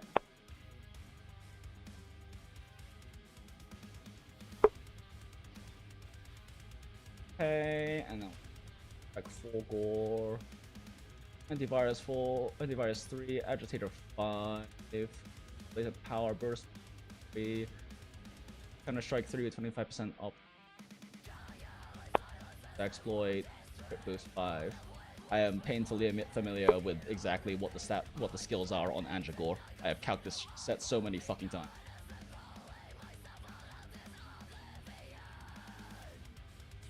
Okay, so let's see. At this range, it's pretty markedly better. So let's increase. Yeah, at this range, it's pretty markedly better. So let's increase values, I suppose. I mean, just doing straight 50% across the board is probably going to be the best way to count this.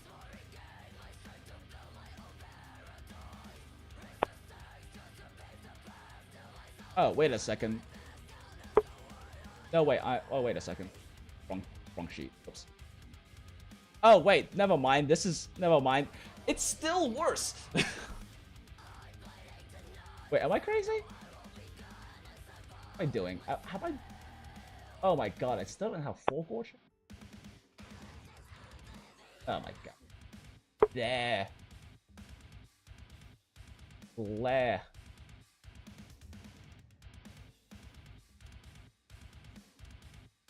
Okay, whatever. We'll just keep this.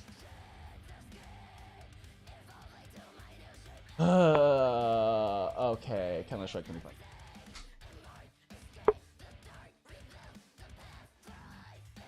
Okay, we're gonna put Anjagor in slot 1. Values of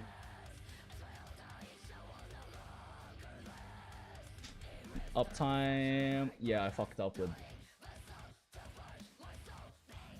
5. Power 1. First. Like. Boost 5. 4. Wait.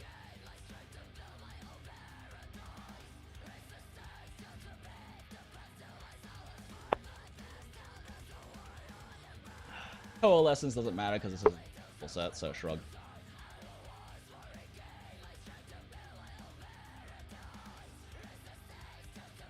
Yeah, so at this range it is. At this range it is going to be beating it. So if we instead pop the 50% uptime, I could make this like a full like fucking array of stats, but like that requires so much more formula things, and I don't think it's worth it.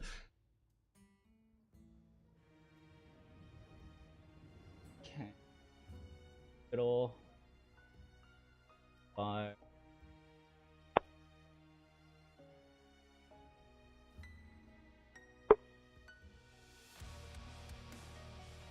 Excite 3. Construct 3. 5. Exploit 2. 5. Full gore. Okay.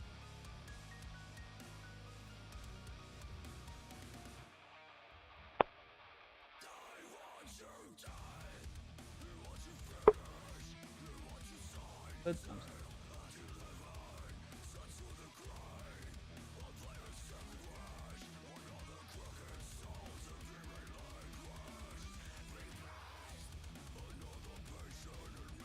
Full gore.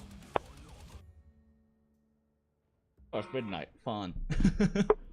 Oh, my phone alarm going off killed my Spotify.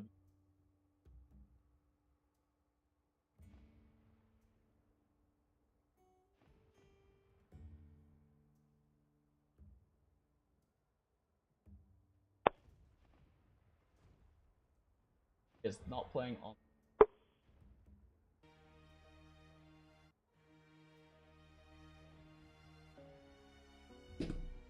Okay. Make a Lance even offset action Capcom, I dare you. They seem pretty strict about not giving offsets to weapons with shields. It's actually sad because Charge Blade doesn't have an offset, and it deserves an offset. It's literally the biggest weapon in the fucking game. If there's any weapon that can do a big-ass swing to knock a monster on its ass, it should be Charge Blade. Charge Blade in Axe Mode is literally the physically biggest weapon in the entire game. Okay, but yeah. For full gore, Work 5, LP1. I assumed a 50% uptime on everything, right? Fuck. Yeah,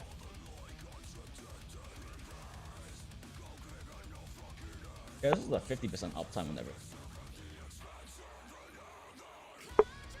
I really need to just copy and paste. Why have I not thought of doing this fast? 1 second. It'll make my life so much easier.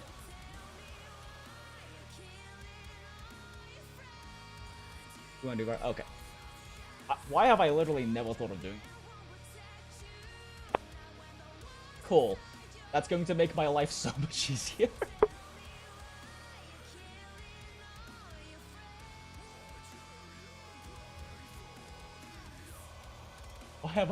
Why is this the first time I fucking thought of it? Alright, we're full gore. Bam.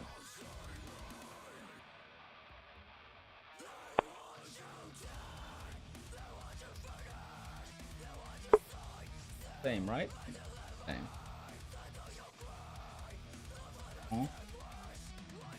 Oh. 0.3 with 6.5. What I thought. LP1, burst 1, that's like 3 with 5,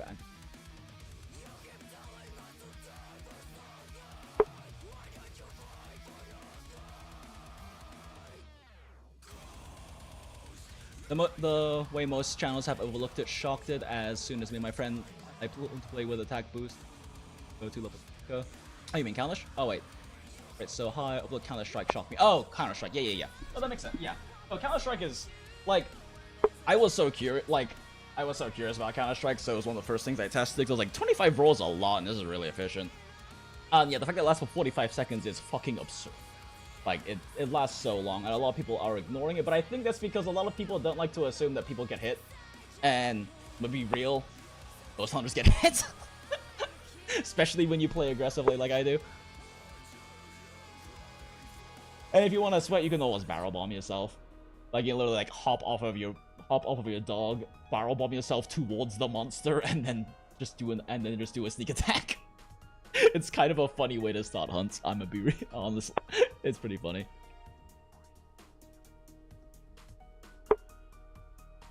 Okay, yeah, but this is the one that I assumed. This is the one that was putting in. 403. Yep. Okay, so it's 50% uptime on everything.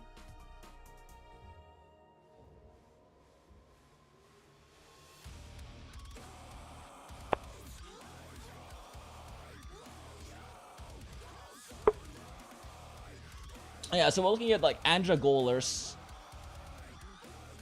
Wait. What am I doing here? This is just Andra Gol. Okay.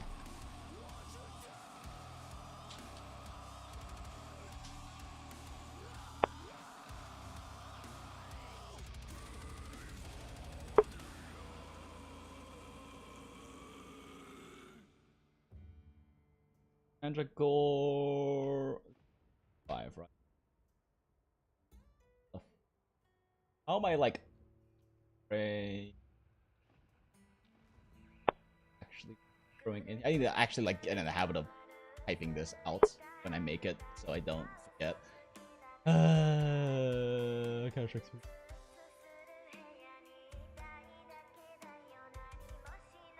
3. IG5. Boop. Okay. Popping this.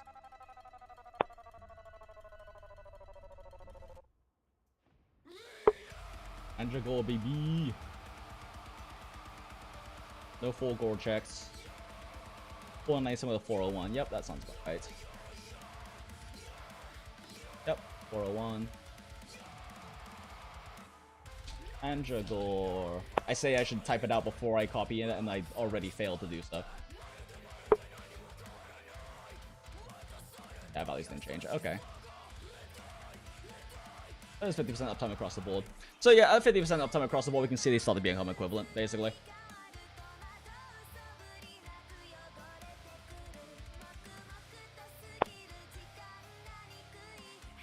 For her full gore. Yes, list. Yes.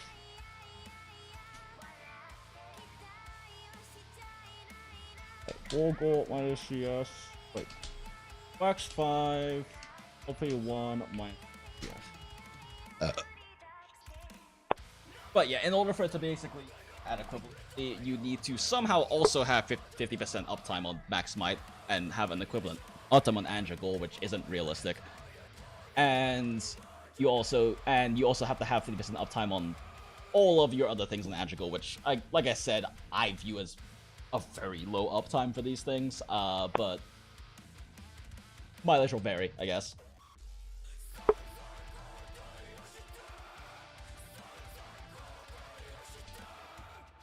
Gore versus Gore minus S.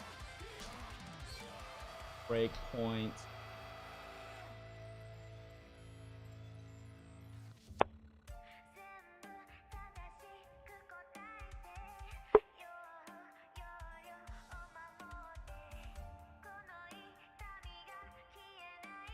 I didn't copy and paste it. For my only, woo. You're shocked that God points don't perfectly guard. You really hope it gets passion at some point. So, I dislike that God points don't perfectly guard. It also makes sense because it doesn't allow you to do tech that would literally double your perfect guard frames. Because like I also am like, man, it would be cool if I could do that. But like, here's the reason why. Like, it makes sense from a purely like balancing perspective why you can't. Because, oh, thing's about to hit me. Perfect guard. And so like, you get about 1 second-ish is like roughly something like, I haven't full tested, but like roughly 1 second of like block. From starting block to perfect guard.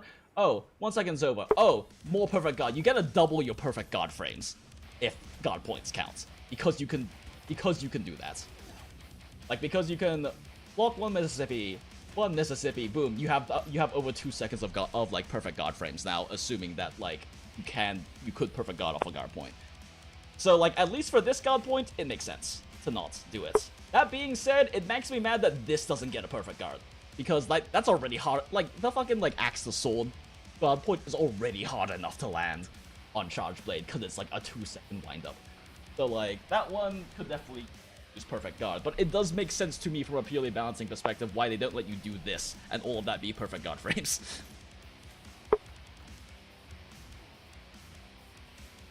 Rather drop an attack roll or two for sharpness to run off guard. Oh yeah, no, you should always be... The most important Arshan substat is sharpness substats, because the trade for not having enough sharpness, like let's say I didn't have my 1 sharpness or my 2 sharpness rolls on here, right? So I needed to instead run fucking, let's just like handicraft or razor sharp or master's touch, right? The trade-off for that, by getting, you know, 1 extra sharpness substat so I don't have to worry about that on Switch Axe, is that I could instead get 12 affinity from crit I1 or crit I3 versus the 5 affinity you get instead of having the sharpness substat. Or, instead of the 5 raw substat, you could have 7 attack from attack boost 3. Or, you know, you could actually run crit boost 5, which beats both of those by a huge margin. In my opinion, the most important thing is to make sure you have enough sharpness rolls on your Arshan weapon. It takes priority over having like more raw rolls, because the opportunity cost for having to run sharpness mitigation in your weapon slots is not worth it. It's not worth the extra 5 raw you would get instead by having enough sharpness subs, right? So personally, I am of the opinion that that is the most important thing to aim for first, is get enough sharpness substats, because like if we realistically look at these spreads, right, like across the board, until we overcap on affinity, which like in this case would be like right here, right? we have very incremental damage differences having raw versus affinity rolls. Like, it's not that significant, right? We're all in margins of 1% for the most part, right? On, like, basically all of these. Like, we're in margins of 1% until we're overcapping on affinity. So, like, getting a lot of affinity and low raw rolls is less of a big deal because we're talking like within a range of 1% damage difference, EFR difference, right?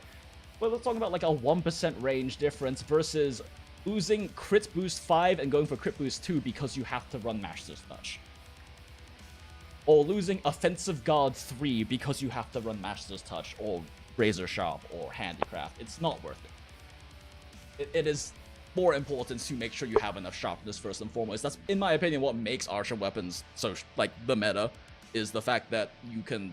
Because, like, when you look at true raw stats, there are better craftable weapons for, like, true raw stats compared to archer weapons, but it's a combination of the slottage and the fact that you can make sure you have enough sharpness.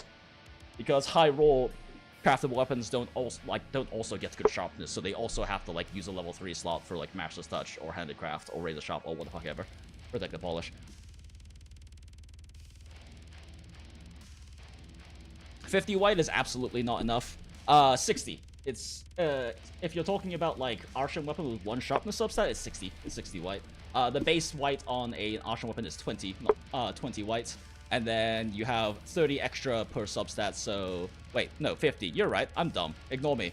I can do math, I promise. I can add 20 and 30 together, I promise. Motherfucker. But yeah, so... Yeah, 20 plus 30 equals 50. You are correct. You are correct, Varric Grim. Thank you very much. I am good at spreadsheets. I'm really bad at mental math. Actually, no, that's a lie. I'm good at mental math when it comes to percentages. I'm really bad at mental math when it comes to addition. I am so bad at mental addition. I don't know why. Is the spreadsheet posted in Mathalos? It is in the description of the video, right? Fuck, it's not. God, I really need to change this into my, like, stream presets. One sec. It's in, like, the description of every single... Here. Scuffed as fuck. Calculator Spreadsheet. Feel free to make a copy and have fun it yourself. But every other stream so far and every other stream VOD has it in the description. It's just in the description. Big streamer moments. Truly the biggest of streamers. I am very good at being a streamer person. So good at streamer person. Did you like how professional my streaming setup over here looks? With my React 2 PNG VTuber and my Spotify thing in the top right, top left, that is definitely some cool widget and not me doing a window capture of Spotify and cropping it. Although I do think the little X thing I have in the bottom left and added this stream is pretty neat. But I also just, the fucking free thing I got off the internet, so, off a template maker. Peak streaming hours in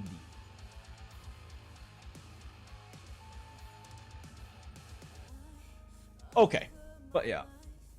So this is, first off, just compare... Let me, like, actually work through these properly. So first off, we just have comparisons of Agitator 5 versus Wex 5. It is ultimately preference, but Agitator 5, generally speaking, just comes ahead if you use Corrupted Mantle. If you aren't a fan of that and you use, like, and then use, like, what is the healing mantle called again? The healing recovery mantle or whatever? Or you use, like, Rocksteady mantle or something, then Wex can definitely compete depending on your uptimes. Since it is aiming, it is basically when you're around 75% uptime that they, like, equal out. Let's see. And then we have, this is versus... Okay, so this is the Counter-Strike one I was talking about. That one is important, but not nearly as important. Fuck. Oh, this is at 75% uptimes. Yeah, that makes sense. Yeah, at 50% uptimes is where we start to we start to get close to breaking even. Okay, let me move all of these.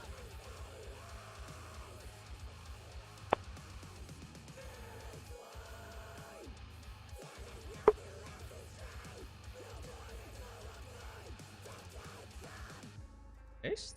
Paste. Yeah, paste. Paste? Okay, it's pasted. Yeah, those are important, but not the first thing I would talk about when talking.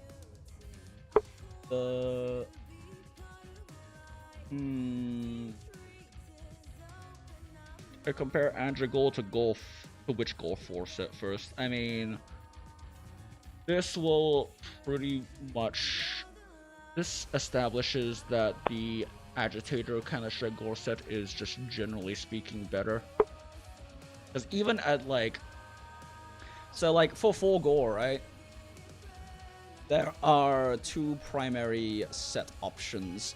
This is the one that I personally recommend, but it's also not the one that I have seen around necessarily as much because again, I value Counter-Strike very heavily. It's 45 seconds is a ridiculously long amount of time, and like it re-ups if you get hit again. So like, unless you really don't get hit like fucking ever, Counter-Strike is incredibly valuable, and it still triggers on. It still triggers on. Wow, what is the word? Brain, please. Offsets. It triggers on offsets, triggers on a bunch of parries, triggers on hyper armor moves like tackle and full release slash. Like it has so many ways to trigger, and you can just barrel bomb yourself if you really just feel like being sweaty too. But like it has so many ways to trigger it, and it lasts fucking forever. And it's so strong, but a lot, yeah, definitely, as I understand, a lot of other build recommendations, or set recommendations, rather, don't really tend to use it outside of offset weapons, and I just think it's a lot more universal. But like, this is generally speaking going to be my recommendation. It is generally speaking going to be the best one, assuming you have 50% uptime on Agitator, Counter-Strike, and Maxmite, and Antivirus. Even if Maxmite drops actually, but just for like Counter-Strike, Agitator, and Antivirus, this beats out every other 4 Gore option. Because the other 4 Gore options basically just, instead of the trade-off you're getting for this, right, for not running Counter-Strike, is you're getting 1 for level of Weakness Exploit or Agitator. You're losing an Antivirus. And you gain a latent power. Like, not running Counter-Strike barely gets you fucking anything for... Like, it barely gets you fucking anything. Because of how efficient it is to run Counter-Strike. Like, you don't get much for it. Plus, plus like this, like the latent power weakness exploit technically calcs the best at low uptimes, but you're losing an antivirus, and all you gain is a latent power and a weakness exploit versus, I mean, in this case, yeah, it's Agitator 4, but assuming equivalency, right? But trading Agitator 4 and Counter-Strike 3 for weakness exploit 5 and 1 latent power and -1 antivirus, like you don't get a lot out of not running Counter-Strike. So realistically, unless you literally never get hits, like Counter-Strike is gonna be more valuable. But yeah, so this is probably the, and oh, I forgot to mention, the Counter-Strike set has an open level 2 deco. You can put whatever the fuck you want in here. You can throw in a Destroyer Jewel. You can throw in an Ambush Duel for 30 seconds of 5% more attack in the first 30 seconds of a fight. You can throw in, I don't know, Heroics if you feel like it, Stamina Surge. You can throw in Evade Window, so you can go from Evade Window 3 to 4 for some reason. You can throw in Evade Extender, Earplugs 1 so you get less roll stun. You can throw in Fungiform because you can eat blue mushrooms and it's funny. You can throw in Resentment, Peak Performance, like you get an extra level 2 deco slot on top of all of that.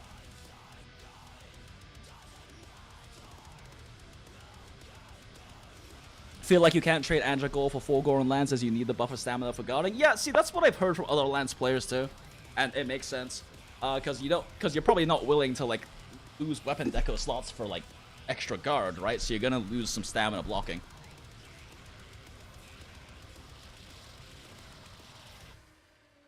Punishing draw plus crit draw plus quick shift lets meta exactly. Wilt, shut the fuck up. You are such a punishing draw shill. How much did big punishing draw pay you, huh?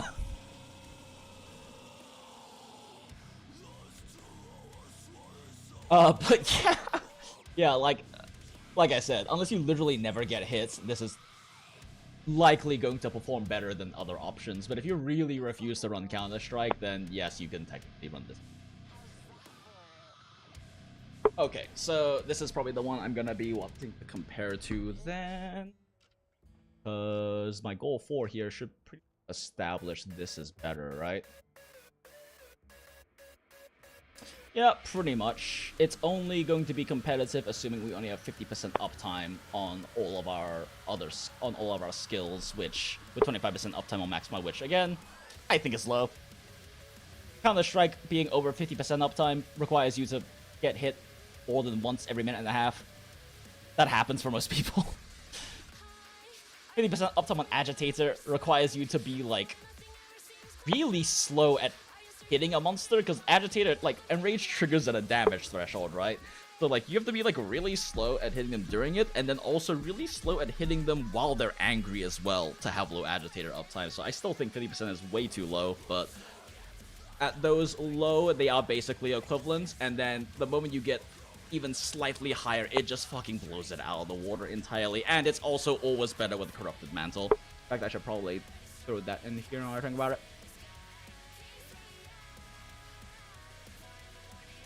What the fuck is going on here, huh?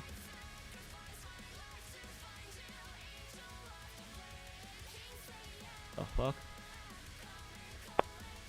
Oh no, these ones are... Oh no. Why is this one off? Wait a second, huh? It doesn't matter, get rid of it. It's literally a sanity check anyway. It doesn't really matter. Okay, what the fuck was this? I really need to get better about labeling these things. I'm like, oh yeah, this one is this one when I'm first doing the calculation, and then I fucking forget what it is. I'm like, wait, shit, what the fuck am I comparing this to now?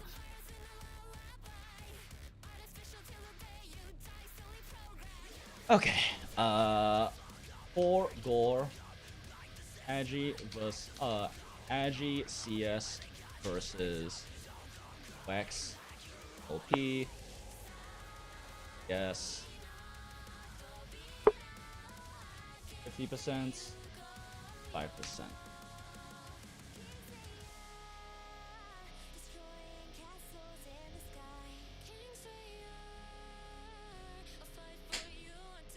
Why the fuck is there a fly in my room? This is Arizona, we don't have flies.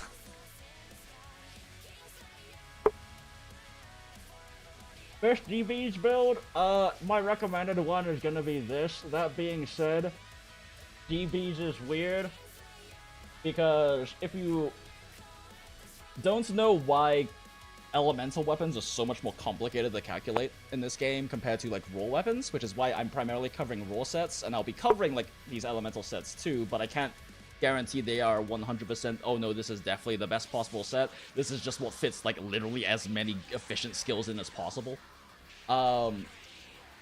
The problem with... Anyway, it's pretty standard.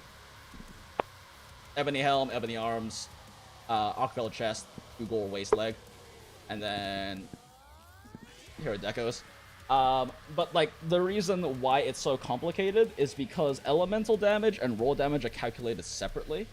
And then also monster parts, their hit zones, have different hit zone values, so they take different amounts of physical versus raw versus elemental damage. And then on top of that, every single attack in a weapon's kit has a separate motion value, so how much raw damage they deal, raw physical damage, and then they have a separate elemental modifier, how much elemental damage that attack does.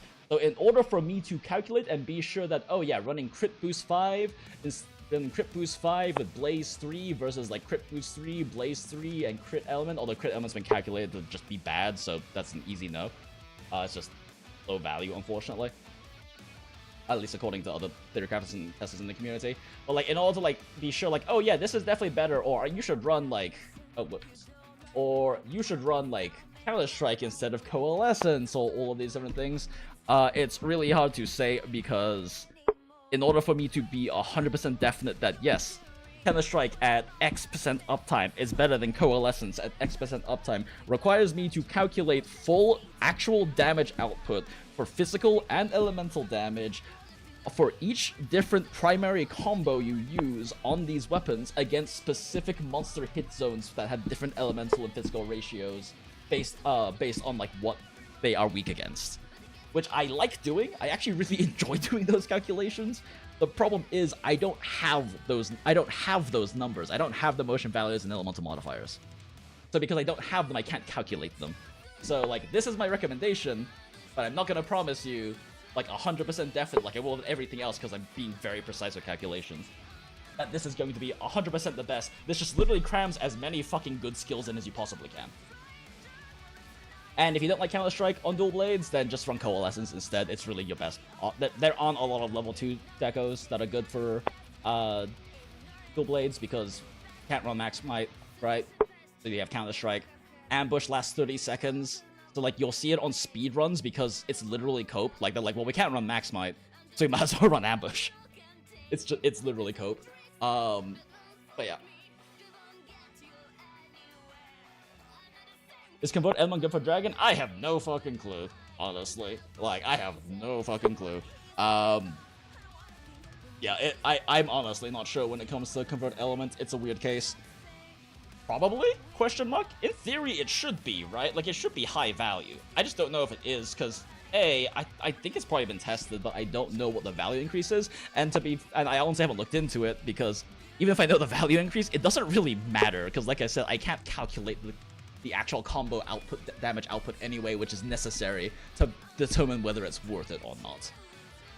Like, compared to everything else, if you look, like, bow is pretty set, as I understand. Bow sets are pretty set, because it's gonna be basically, like, something along the lines of this, right? It's gonna be something along the lines of this, but instead of Counter-Strike, we're running 3 Stamina Surge, because bow needs Stamina Surge. It's basically their mana, right? Like, the more stamina they have to work with, the more DPS they can put out, because their higher DPS combos require more stamina consumption. So, like, bow sets are pretty set, where they basically just run this, but with, like, spread 3 in their, like, weapon slot, other than instead of crit boost 2, and then, like, Stamina Surge, like most bow speedruns you'll see without, like, specific, like, strat setups will probably be running that.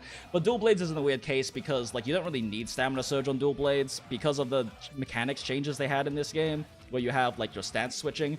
Your stance switch combos are your best combos, but they also regenerate stamina. So like, you can actually manage stamina without any stamina skills if you play well. And so therefore you can fit in things like Counter-Strike 3 or Coalescence thing. I don't know. It's weird.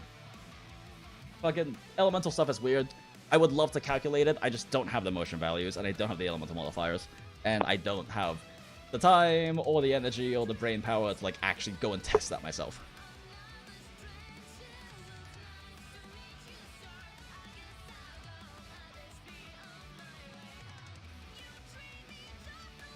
Vape second.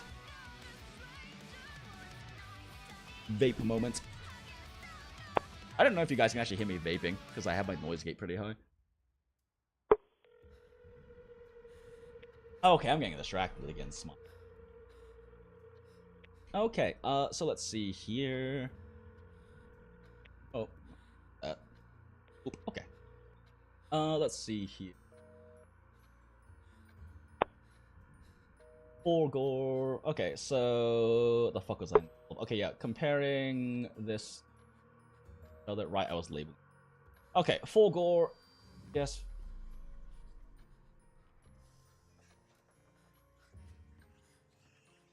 Basically equivalent.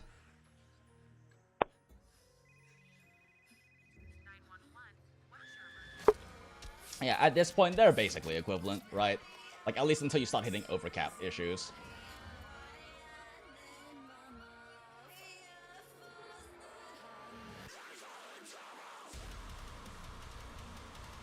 Oh fuck, this is back. I need to I've never watched an OB Katy Cat stream, and I really need to. I like her music so much.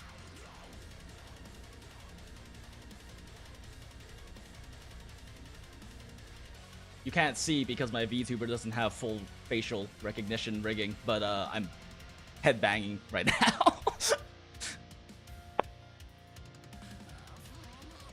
One day, chat will be able to see me headbanging in real time. Smile. Okay, this is with 75% uptime and max might.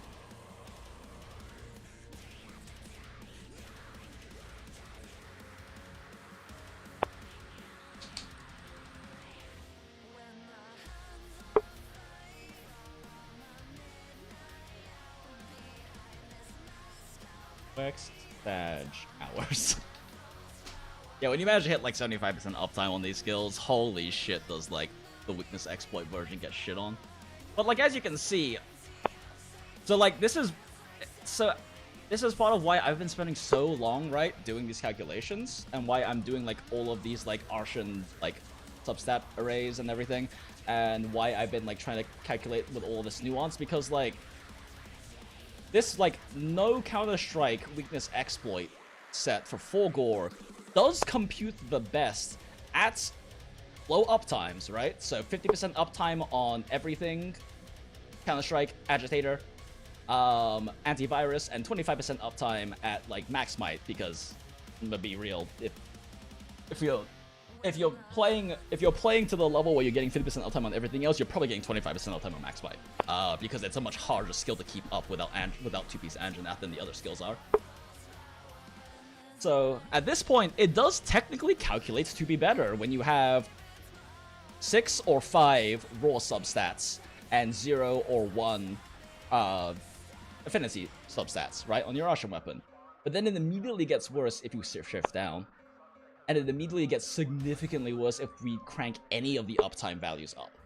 And that's why, like, I've been spending so much time doing all of these calculations, because there is so much nuance in set comparisons in this game because of the conditional skills existing, and because they are relatively so much stronger than in previous games, because all the universal skills like weakness exploit and crit boost got weakened. They're just worse. And max might is not nearly as like naturally high uptime as it was in base world, but it's better than it was in Iceborne, where it was borderline useless. So like yeah, so if you were to take these exact like conditions, right? 50% uptime on everything, 25% uptime on max might. I believe it also calcs the same with 50% on max might as well, which again I think is really high. It's very hard to keep up good max might uptime without two-piece Anjanath. You end up with, like, it will technically calc better, but it falls off very quickly.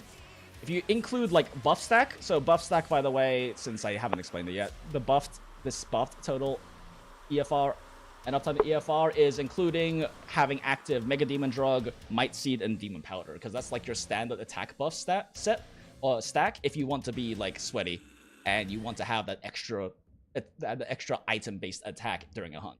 Which I do, because this game has made it easier than it's ever been to like mass farm up mass farm up materials to make these items, because you can rest in tent. And in case you didn't know, really not much reason for me to be out here, but in case you didn't know, go back to base camp.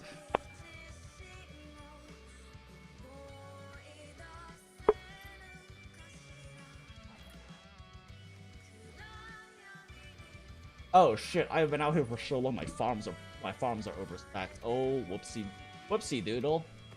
Ha ha ha.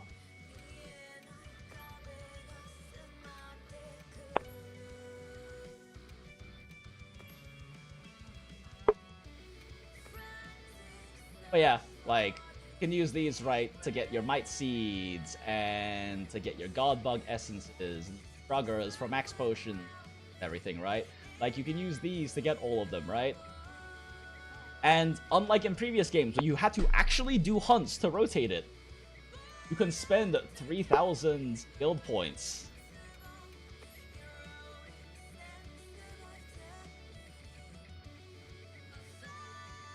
or 300 guild points, sorry. Which, if you did pollen farming like I did in that one stream, and apparently still works, because apparently they only nerfed like the reset from restarting your game thing, but you can still do it. I don't know. That's what I heard. I haven't looked into it. Oh, look at that. Everything's up by 2 now. So it's like, it's become like infinitely easier to mass farm up like Mega Demon Drugs and to mass farm up Demon Powders and Might Seeds for buff stacks if you want to run them. Like, it's easier than it's ever been. Also, oh, no. I'll take it. That's all I care about. But yeah, anyway.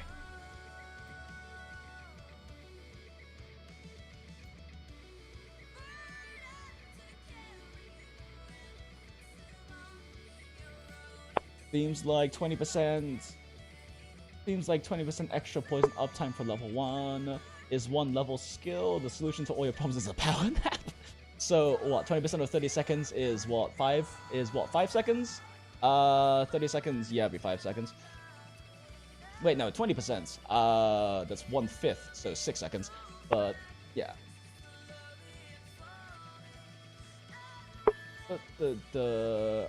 Are we talking about, like, poison attack? But I just saw, like, this long chain of things in chat, and I'm curious what y'all are talking. Oh, yeah, poison duration up. About 20% extra poison. Really, it's only 20% extra at level 1. Huh, interesting. Yeah, I have not looked into, like, any status-related stuff at all, because I am a fucking meta slave. I just run raw weapons with paralysis on them, smile. Foray sets are interesting. I do want to look into them. It's just that foray sets are hard to justify in my mind because it's already hard to fit anything past Agitator and Wex, like high levels of Agitator and Wex, right? And foray takes up the same level of slot as those.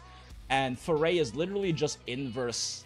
Like, foray is literally just inverse Agitator. Like, Agitator goes from 4 raw to 3% affinity to 20 raw and 50% affinity, and foray goes to 15 attack and 20% affinity, right? And it's only good on poison. Like, do not run this on paralysis. It is such a fucking trap to run this on paralysis. Because, like, yeah, paralysis weapons are basically the meta for raw weapons because Archer weapons exist, but let's say you paralyze a monster 3 times in a hunt, and that's like a really high amount. Like, 2 is more realistic. Even just 1. Depending on how fast you kill the thing. Let's assume that you have 3, that's 30 seconds out of an entire hunt that they're paralyzed. You only have 30 seconds. What would that even be? Like, let's say it's like a 5-minute hunt, right? That is like, if it's a 5-minute hunt and you have 30 seconds worth, that is going to be, wow, brain, 5 minutes, 60. Jesus Christ. I cannot mental math right now. 5 times 60 divided by 5 times 60, 100 equal to this divided by 30 seconds, 10%. Yeah, no shit. Wow. Okay, thanks, brain. 10% uptime. That's 10% uptime on it. Like, to have 10% uptime on Agitator, which is better, by the way, because 20 raw and 15 affinity is better than 15 raw and affinity. Like, raw is more valuable point for point than affinity is. That's why raw. That's literally the reason why raw substats are better than affinity substats on Archer weapon. Like, it is just slightly more efficient point per point. To have 10% affinity on Agitator, you would have to like hit the monster, and then as soon as it gets angry, like just watch it and hit it very occasionally, and wait multiple minutes for it to not be enraged anymore, and then hit it again. So yeah, don't use Foray on Paralyze. But on Poison it could be good. I just haven't really fucked around with Poison weapons much personally, so I can't really know what uptimes are like. And like I said, it's hard for me to justify running Foray when Agitator already exists and is basically just the better version of it.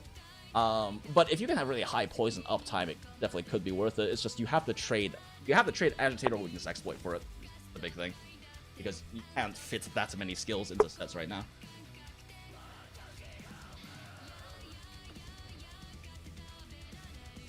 Okay, what the fuck was I working on?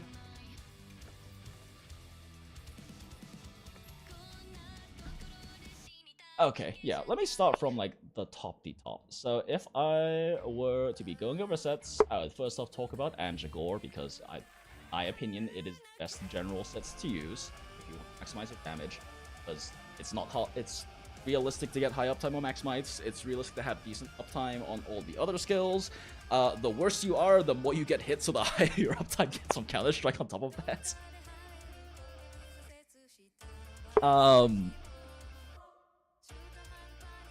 And so I would first talk about that. I would talk about what it looks like at 50% uptime, where Wex cuts ahead, 75% uptime, Wex falls behind. The moment you introduce Corrupted Mantle, Wex starts to struggle a lot more. And so, generally speaking, my recommendation would be to do Agi 5 versus Wex 5 if you run Corrupted Mantle and you play decently aggressively. Because it is... I don't know. I think it's genuinely hard to have 50% Agitator uptime. Like, monsters stay angry for a while after you make them angry. And it doesn't take a lot of damage to get them angry. Like, I can't even imagine how long your hunts actually have to be to, like, have 50%. That feels to me like you'd have to have, like, really long, slow hunts for that to be the case. Which, you know, people definitely may have. It's just, it seems unlikely to me, I guess. It seems like not a good assumption to make, I guess is the best way to put it, but...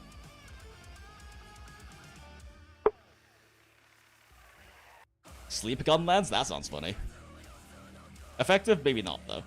I don't know. Is there a good Sleep Gunlance? Gunlance is weird, as I understand. I'm not a Gunlance player, but my, like, close friend Port is a Gunlance main, and, like, apparently, Arsham weapons are kind of bad for Gunlance because they can't get the higher shelling levels, so you use craftables. Like, Capcom straight up went, yo, all y'all RNG grind the fucking gacha substats for your Arsham weapons, but you Gunlance? Nah, you cool. Don't worry about it, Gunlance. We got you, baby. Just use Arkfeld.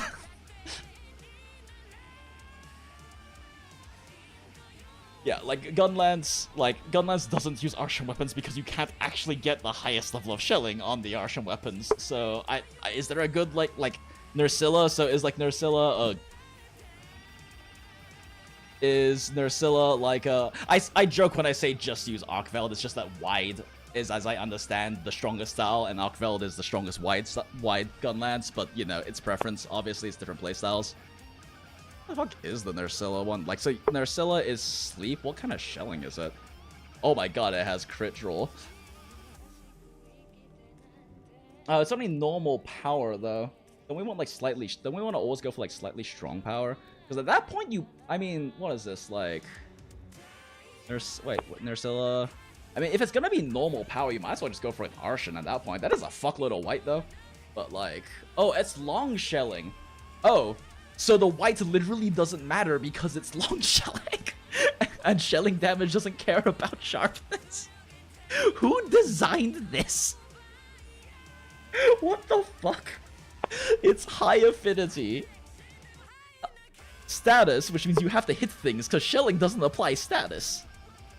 And it's very high white sharpness on a long Gunlance. Like, am I crazy? I don't know. I don't know how Gunlance works outside. I don't know how Gunlance works for long. Does long shelling actually do, like, physical attacks? Like, do you poke and stuff now? Or is it still just, like, spamming out charge shells?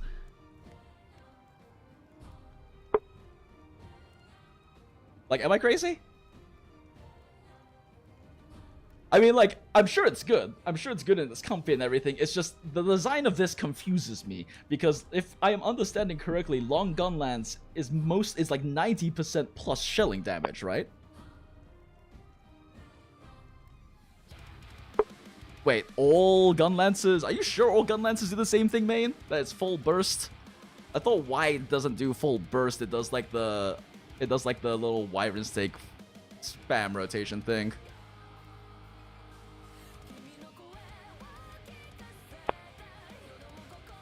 You're shooting attacks every other attack. So wait, so all of them still just do like the full, like the full burst? Is it like a full burst Wyvern Stick rotation? I need to pick up Gunlance and try it out. I really don't know.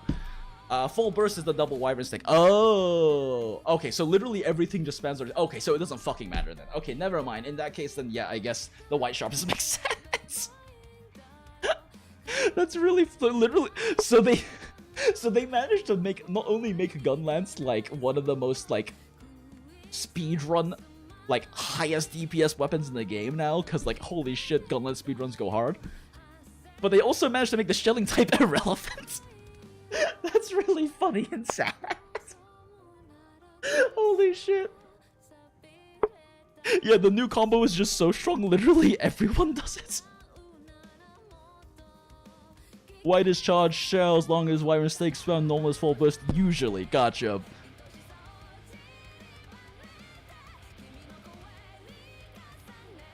Gunlance always tops out early. Yeah, but the thing is, Varg, this isn't early. We're talking about endgame now, right? Like, this is like base, no title updates, patch 1.0 endgame. Like, this is no longer early. This is HR 50 plus endgame on our endless Arshan weapon and deco grind, fighting tempered Arkveld after tempered Arkveld after tempered Arkveld.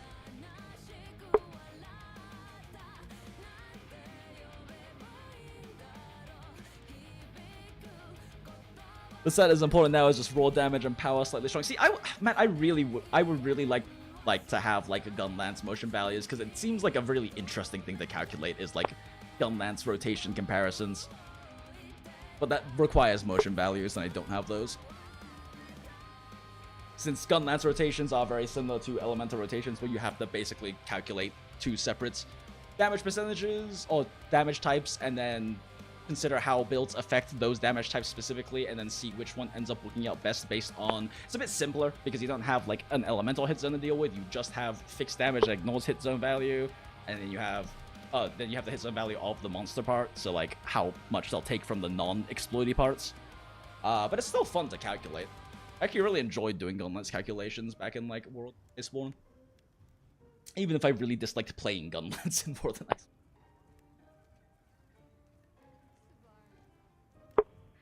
That is interesting, though. Okay. Yeah, I would like to do those calculations, though, because I am curious if it, like, genuinely...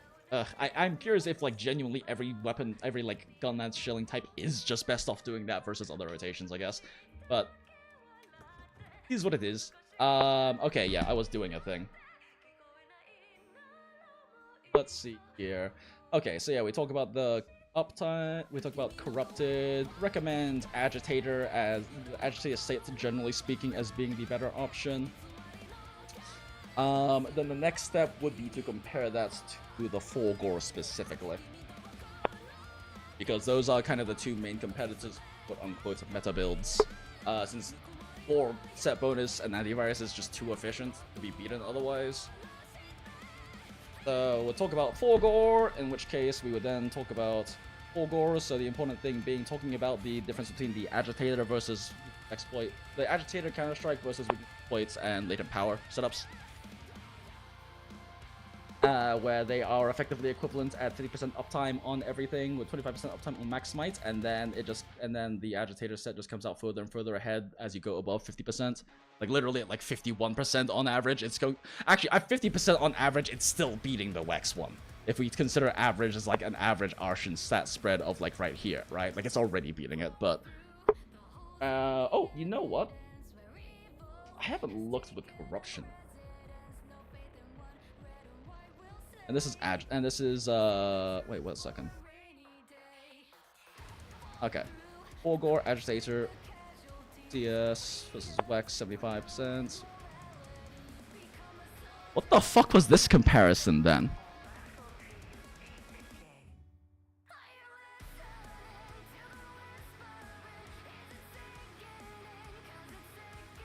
What the fuck was this comparison then?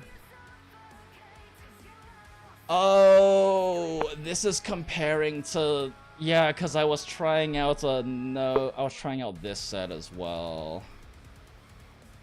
Right.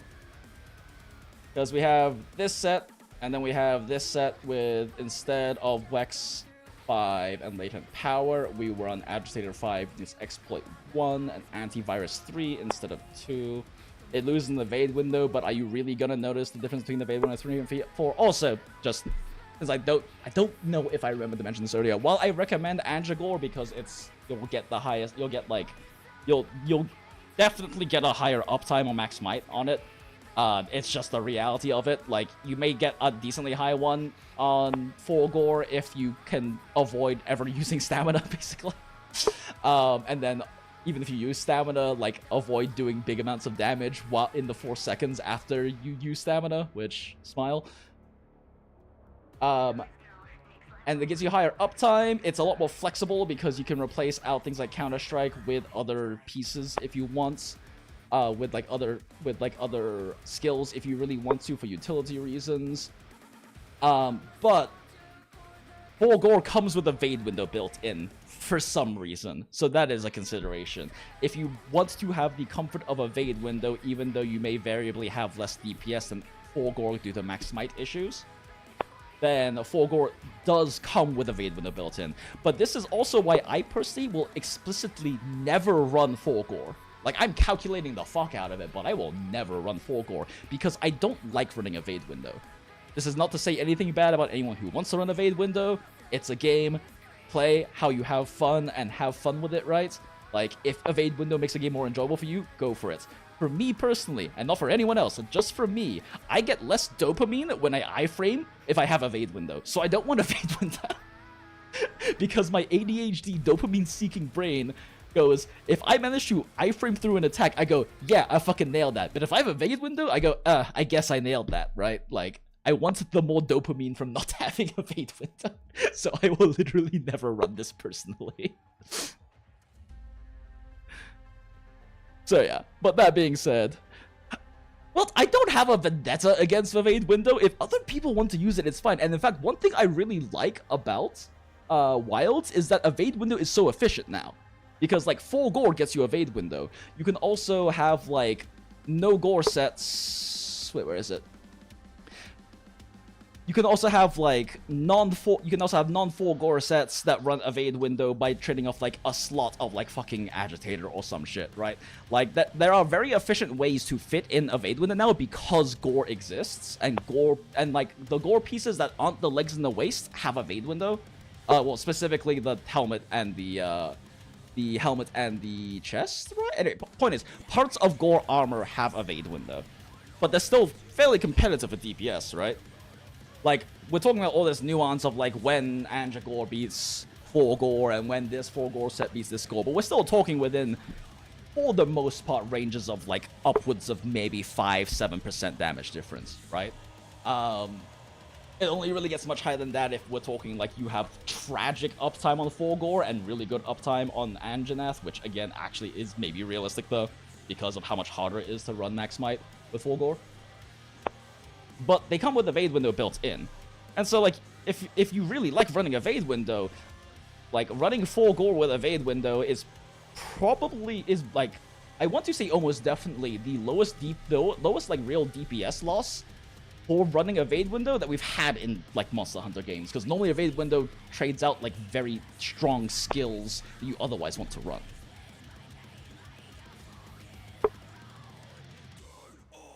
I want dopamine from having a worse Vade. Also, I base all my calculations on the assumption that I will get hit. Curious. That is a fair criticism, and I own it.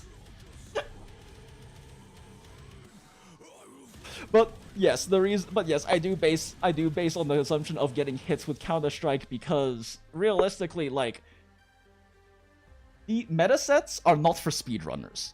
In fact, I have and do make sets for my speedrunner friends, right? Like, I help them with set building and optimizing that stuff. It's part of why I have built relationships with so many different Monster Hunter speedrunners over the years. But speedrunners don't run meta sets. They run sets specific to their strategies. Meta sets are for non-speedrunners.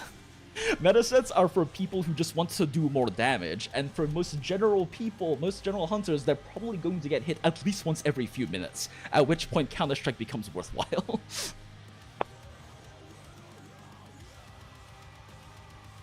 Okay. My drink is empty. So I'm gonna BRB because I'm making another one real quick. Probably switch it up though, we'll get with a different drink. Gore Mantle is a trap. Ultimate calcs. Gore Mantle is not... Corrupted Mantle is broken. I don't know how I feel about Corrupted Mantle. Like, I like it. I like the fact that it makes you take damage, And I like the idea of having a mantle that is not pure benefit because it makes you take damage, so you're easier to kill. And then gives you stat bonuses. I dislike how easy it is to quote-unquote cure it, so it stops hurting you. And I dislike the fact that it gives you motion value on your triangle attacks. That's fucking weird. Like, it is fucking weird that it gives you extra hits of damage on a weapon's, like, triangle-based attack specifically. That's just really fucking weird. It's kind of neat because it gives different playstyles, I guess, for some weapons when they have it up, but it also makes, like, Corrupted Mantle so significantly better on some weapons like Longsword and Longsword and like SNS because it gives extra motion value to triangle hits. While on some weapons like Dual Blades, it's not as good. You would think it's good because it hits fast, but Dual Blades doesn't like using its triangle attacks much. The entire point of using triangle attacks on Dual Blades is to build up Archdemon Gauge. Like, it's for Demon Gauge, it's for resource management. It doesn't do that much damage. All of your high damage attacks are like locked behind like either stat switching or like triangle circle like combo attacks. So Corruption Mantle doesn't really give you those extra like hits of damage. It's fucking weird. Corruption Mantle's weird. Alright, BRB. Gonna grab another drink.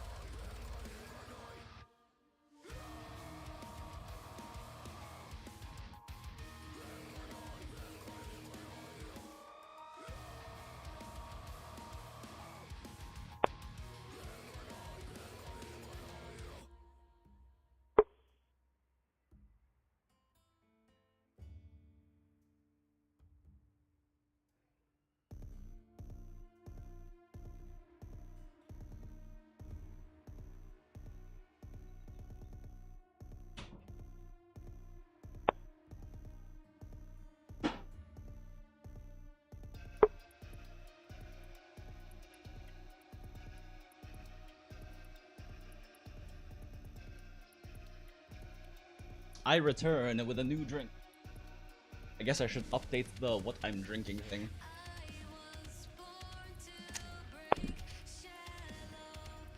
Alright, let's see. Rankin, edit. Okay, so I know everyone in fucking chat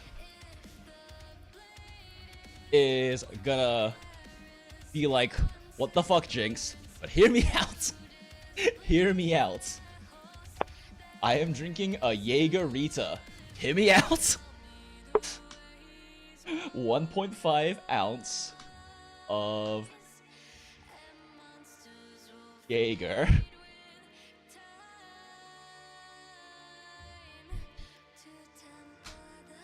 .5 of Jaeger. 0.5 of orange liqueur. My breath is Clement's orange shrub. Clement's, or if you have never had Clement's orange shrub, it is an orange liqueur much like Cointreau or Grand Marnier, or in which that it is a little bit thicker and heavier than like a much thinner orange liqueur like triple sec. And Clement's orange shrub is particularly interesting because it is actually a rum agricole based Creole liqueur where they actually infuse Creole spices into the orange liqueur, so it adds some very interesting layers to the flavor. Big fan. While it has like different use cases from things like Cointreau or Grand Marnier, in general I prefer it. 0.75 ounce. Oh wait, whoops. Ounce lime juice. 1 ounce if 4 volt. 8. Extra frosty in a shake. Dump in glass. Okay, like I said, hear me out. Okay, so Is the Jaegerita meta? Weirdly, yes, actually. This is one of the most cost-efficient, incredibly tasty, and complex layered cocktails you can make for the money. Because Jaeger is weirdly cheap for an Amaro. But yeah. Got the recipe from an award-winning NYC bartender.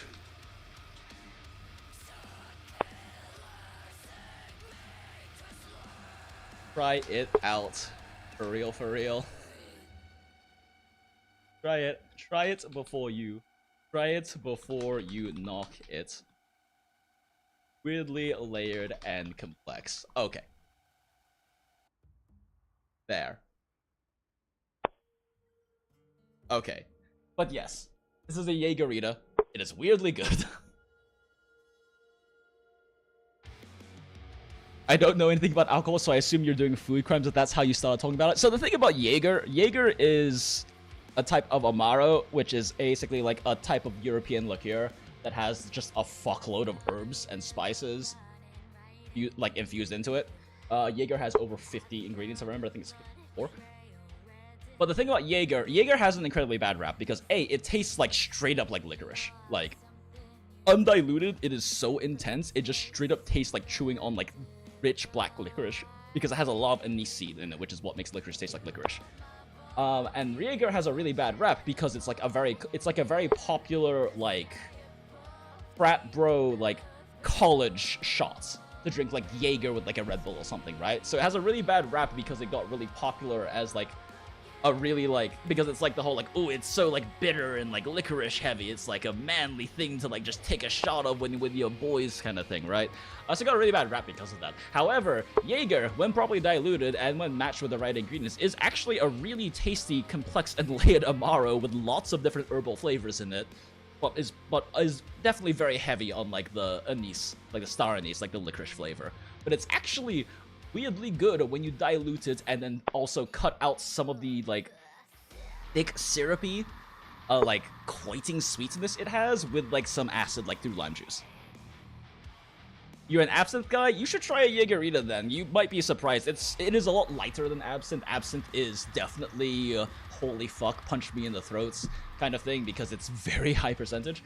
But yeah, if you like it, you might like it. You might enjoy this. And like I said, this is like, no joke, kind of a meta drink, because it's very, very cost efficient. Jaeger is very cheap relative to a lot of other really nice complex Amari.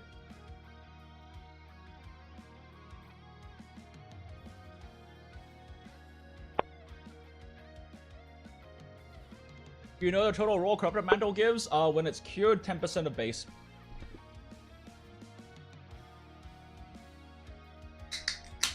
I've heard people say 20 roll, but when I did it, it gave me 21 roll because I had 21 base. I had 210 base roll.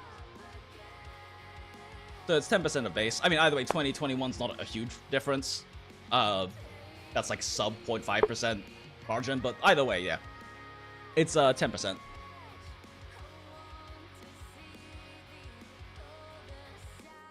Okay, so...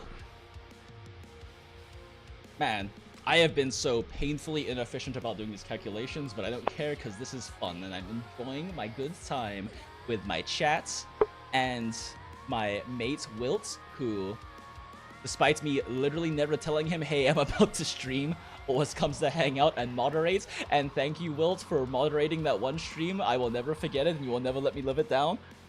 I appreciate you and your services and your efforts, and you are a good friend. For those of you who don't know the deep Jinx and Wilt lore, when Iceborne came out,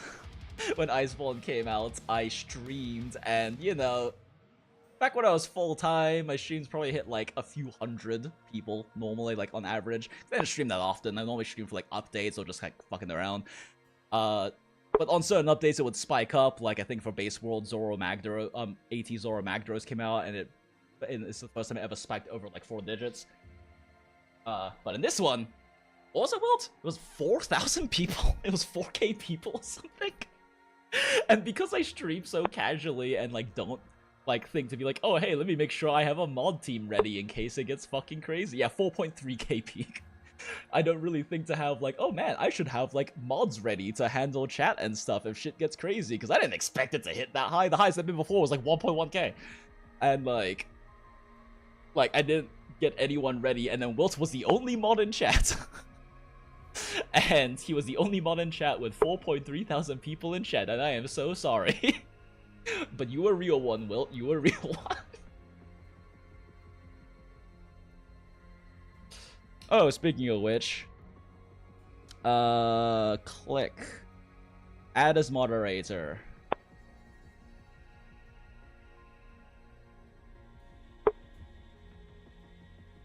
There you go, main. You're a moderator now. Use your powers wisely, my friends.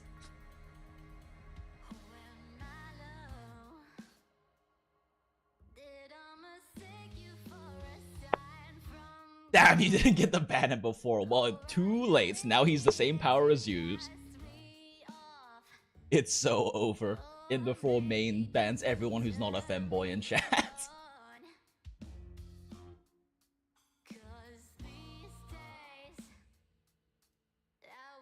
Man, Apricot's, like, Froot's musical range is very interesting. Goes a lot from, like, kind of, like, mid-level, like, mid-core rock to, like, so much grungier metal stuff.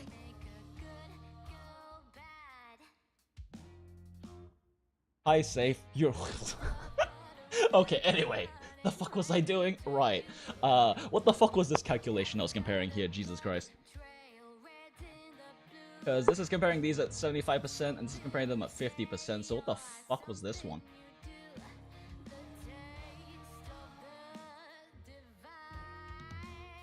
The fuck? Comparing, 5.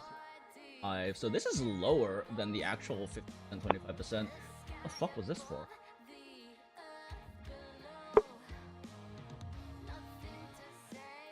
Or...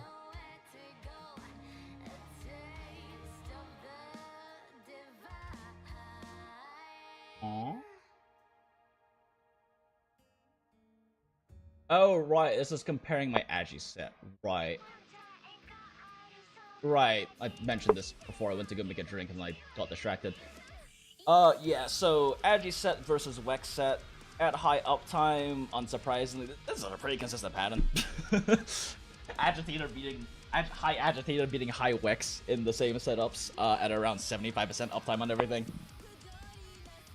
So yeah, so like... This Agitator set without weakness exploit. This Agitator set without Counter-Strike, because again, removing Counter-Strike because you just chose that you don't like playing with it. You don't get a lot out of it.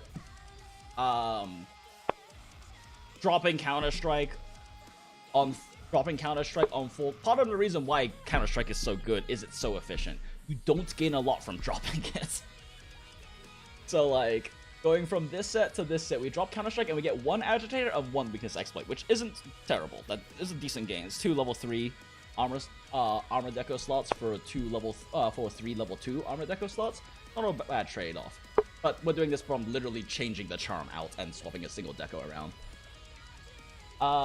But even this set, at 75% uptime on weakness on like everything, except for Max Might being 50% uptime, it's still coming out ahead of this no Wex set. So like I said, this this Wex set, like I said, this Wex 5 latent power set calcs the best specifically at low uptimes. Specifically at 50% or lower uptimes on your skills that aren't weakness exploit. Because you still have to have high weakness high uptime on weakness exploit, 80% or higher, basically, in order for it to calc well. But assuming low uptime on Max Might, Antivirus, Agitator, Counter-Strike, it does win by like sub 1%.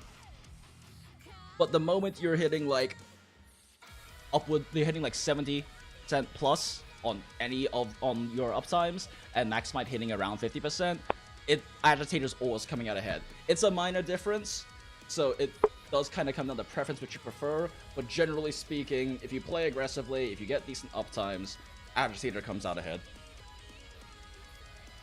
Yeah, that's what this was comparing. Okay, see, this is why it's good for me to go over these now, because otherwise I'd be like trying to do like the full meta set stream and being like, wait, what the fuck was this one for? Wait, what the fuck was this one for? Okay. Made S-less Wax5 LP1 versus Agi 5 Wax 1. And this is 50% slash 25%. 25% specifically on the max mites because, wait, how many people normally do it? 50 slash 25%? Yeah, that makes more sense. It looks really weird with the percent before. There we go. Yeah, that looks less strange. I am a human. I promise. I know what things look weird and don't look weird. Ha ha ha ha.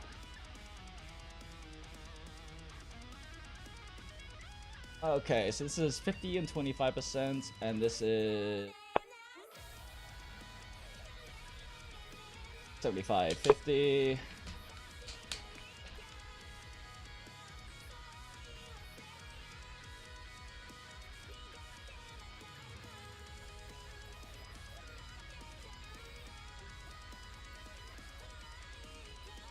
So latent power is better versus low agi monster and is better under some condition? Yeah, pretty much. Like, the weakness exploit 5 latent power, it's not that latent power itself is better, it's just that this particular set runs latent power 1 because it fits it in.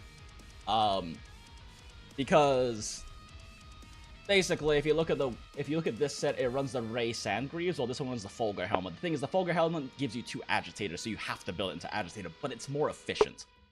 So that's why we can get an extra weakness exploit, and this can only get an extra latent power, and it loses 1 antivirus. The reality is that, the reality is that aiming for no agitator is less efficient than running builds with agitator. Agitator is more efficient to get the weakness. So going for this Wex setup, the best we can do is fit in a latent power. That's the best we can do to increase EFR, is adding that latent power, because we can't fit an agitator in with this setup. It's not possible and still hit Wex 5. So this one instead, so it loses an antivirus with 4% affinity, and it has latent power instead, but it runs 5 Wex, while this one runs agitator instead, and because it runs agitator, it can be more efficient and also have 1 level of weakness exploits, or hell, you can literally any level 3 decker you want. It can be weakness exploit, you can run like fucking adrenaline rush if you want to for like the damage on perfects. Oh, one sec, I'm taking off my earring, it's heavy and annoying my ear now. Got this like gigantic fucking like, it's like, how much does this thing weigh? This thing weighs like at least like, I don't know, 10 ounces. Like a giant handmade little metal dragon. Be neat. It's all from a local artist over here in Arizona. But it's also heavy and making my ear annoyed. But yeah, so like, yeah, on low agi monsters, one thing to keep in mind too is that I keep talking about like agitate uptime being hard, like it being hard to be low. There is an exception to this, which is if you're playing like exhaust switch axe or you're playing a hunting horn, and you don't hit the head a lot. Like if you hit the body a lot, exhaust forces a monster out of enrage, so you drop agitator. The agitator can potentially get noticeably worse on those weapons, because when you put them in an exhaust state, you remove agitator. I don't play hunting horn, and I don't play exhaust switch axe because it's kind of a meme in this game. Unfortunately, we don't have any really good exhaust switch axes because you can't make an Arshan exhaust switch axe. And even in progression, there are still stronger options because the exhaust ones in this game aren't very good. We don't have the great Jaggers tree, basically. But like, if you do exhaust monsters a lot in your hunts, that can definitely hurt your agitator uptime specifically. Maybe not the other skills, but it can hurt your agitator uptime. But like I said, I don't play hunting horn. Wiltz is a hunting horn main. But Wiltz also hits head good, so I don't know if Wiltz the best person to ask if the exhaust uptime is high or not. Oh, would you still consider yourself a hunting horn main, or are you a GS main now, Wilt? You play both a lot.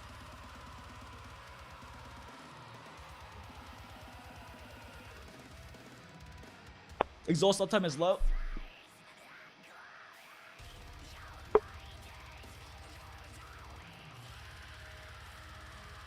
Hunting Horn on a multi though? Yeah, that makes sense. I mean, it is Hunting Horn. It is kind of built for multiplayer. Obviously, you can't play it in solo.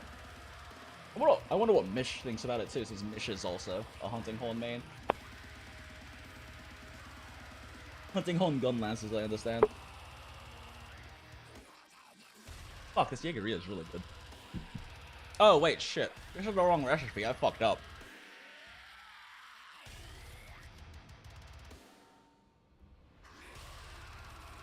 .25 ounce agave sizz. 2-to-1 ratio agave water. If you want to be precise. If you feel like being precise, but realistically, just doing a little bit of water, a little bit of agave is fine. It's just in like behind like an actual like cocktail bar, we would make an agave syrup because straight agave doesn't pour well. It's too thick, so we dilute it generally in the 2-to-1 ratio, but it depends on the bar. We'll dilute it in a 2-to-1 ratio in order to make it pour better. Because realistically, if you pour straight agave into like a jigger to like measure out 0.25 ounces, right? Which, by the way, there's little like hourglass-shaped things that bartenders use to measure out like ounces of things for drinks. Those are called jiggers. I know it's a really sus word, but that's what they're called. Jigger. But those things are. But like, if you pour straight agave in there, because so much gets stuck to the actual jigger itself, it ends up being about the same amount of sweetness getting added as using an agave syrup that you made from diluting it. It's a weird bartending quirk thing. But yeah, I did forget to mention that in there because that is a part of the drink. Also, why is there a space there? There we go. Chat, do you care about what I'm drinking? Do you care about the cocktail stuff I'm spewing? I'm probably still gonna keep yapping about it anyway, but I'm just curious if you care.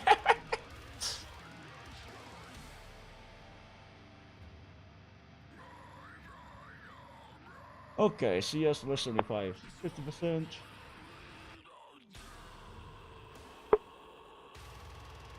As per... How the fuck do you... How would you... So, like... Me being, like, the fucking brain-rotted regen I am, I like to abbreviate words, right? And so, like, my abbreviation for the word usual is uge, but how the fuck do you write that? I've still never figured out a good way to write it, like, uge? Uge? Like, how the fuck would you spell uge as, like, an abbreviation of usual? Uge.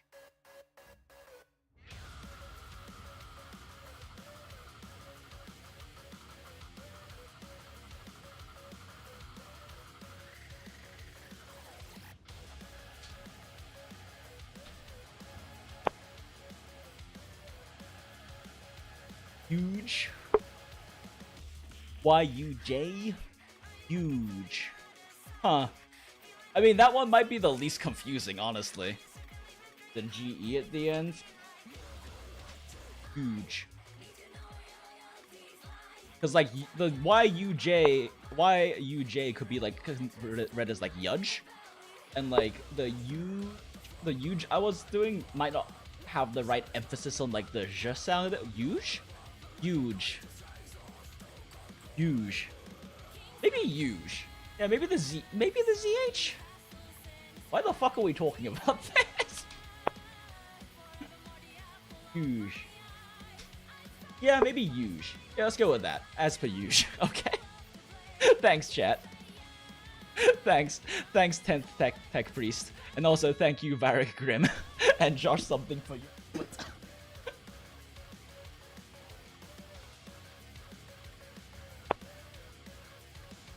You like the bartending stuff? You're always a dedicated party bartender since you got a good bit of mixing experience from being a dorm bartender in college. Oh, nice. What if you just usual? Yeah, but like that's less funny. Check DMs and see how boring. Oh no. Oh, it's a speed run. Okay, sure. We're not getting productive shit done anyway, so fuck it.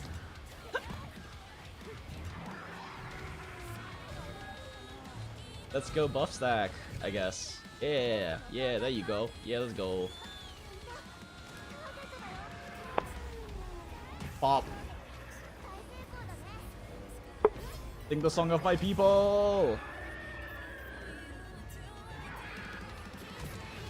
Ah, interesting they didn't roll the roar. Especially with Evasion Mantle. So is Hunting Horn so fucking cope with like Corruption Mantle, it's just better to run Evasion Mantle? Question mark? Oh, I guess Evasion Mantle probably gives more roar though if you're focusing on echo damage, huh?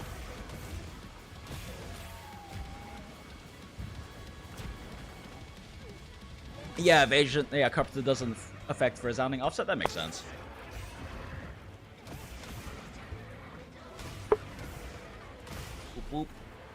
Due to the song of my people. Hunting Horn does have cool new moves, I will say. And like, I don't know if it's like, what is it? Like specifically, see, look, if this person was running Counter-Strike, they'd have 25 roar right now. That's a lot of roar though, like. Real talk, that's a lot of roar. That is more roar than Corrupted Mantle gives you. 25 is more roar than Corrupted Mantle gives you because we don't have base 25 roar, like, all 250 roar weapons.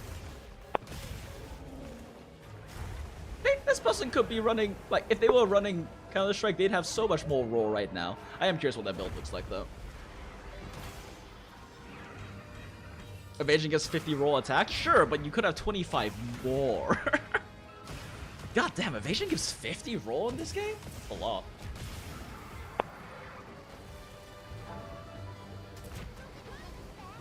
Yeah, that move specifically where you're like, where they're like dancing in place and like dooting the song of their people just amuses me.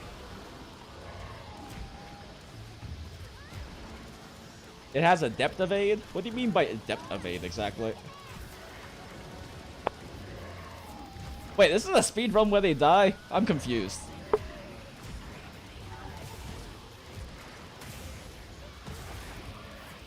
Are there just like a lack of Uthdana speedruns because people don't want to fight Uthdana?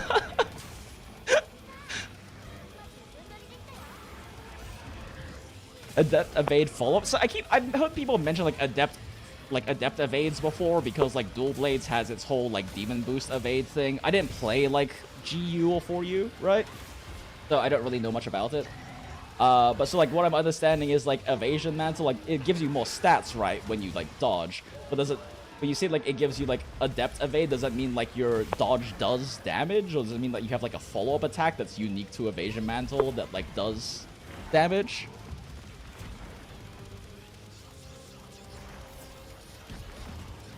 Because, like, I played Monster Hunter Tri on the Wii when I was, like, a wee old lad. Wee old little kitty boy.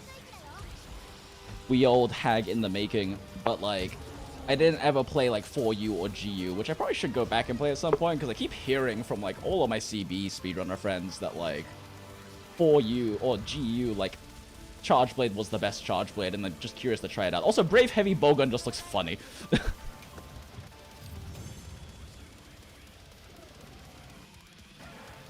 Wait a second, so what we got here? Burst 5, sure, makes sense. Max Might 3, sure, I don't think their uptime was very high though, they did roll a lot. Huh.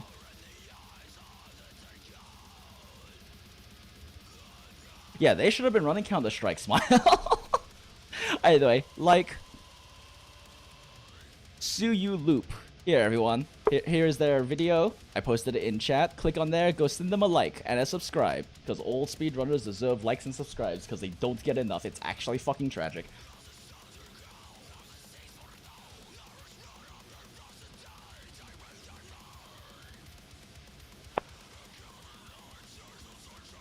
Aki still springs. Yeah, I mean, Aki still springs, like, sings phrases of... Have we just decided to call, like... A Cantorex Aki, I guess, because Aka is Aka Uma. And it gets confusing. Because I used to call him Aka, and then I met Akauma, and now it's confusing. But yeah, yeah, no, like Aki still loves 4UCB. I know that HCCS loves 4UCB still.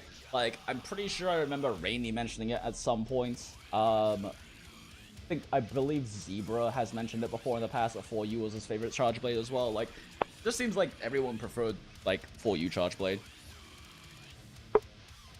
You haven't heard about a Counter-X in years? Well, guess what? It's Monster Hunter Wilds time. Which means we're gonna watch an Aki video, because he has a TA... Oh, wow, 236? Oh, he's cleaned up his time. Okay. Also, he plays an ultra-wide like a fucking maniac. Anyway, if you haven't heard of Counter-X in years, click on this link and then send him a thumbs up, like, and a subscribe, because Aki is a really cool guy. Like, legitimately, I've known Aki for, like, 6 years now, and he's a really chill, really cool guy. And, like, he is definitely one of the, like, best speedrunners to study for, like, Charge Blade if you like technical play, I guess. Because, like, a lot of his runs, like, are very calculated. He doesn't YOLO that much, necessarily, in a lot of his runs. That being said, it's like he looks like he's doing what a lot of CB runs do nowadays, where they run earplugs, because instead of, like, Counter-Strike... See, if Aki was running Counter-Strike, he'd have 25 raw right now.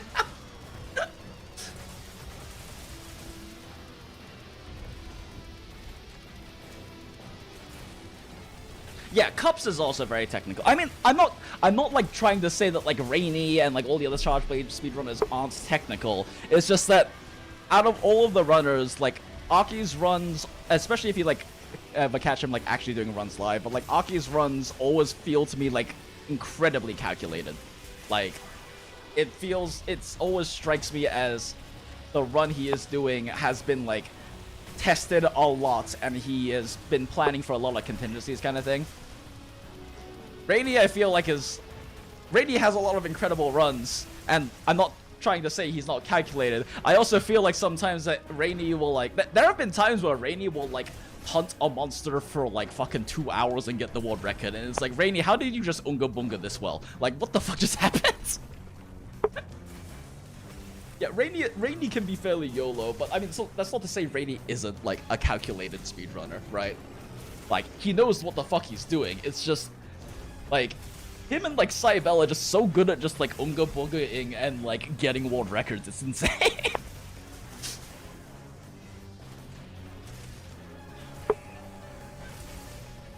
Man, is Pepe father nowadays? Naruhodo.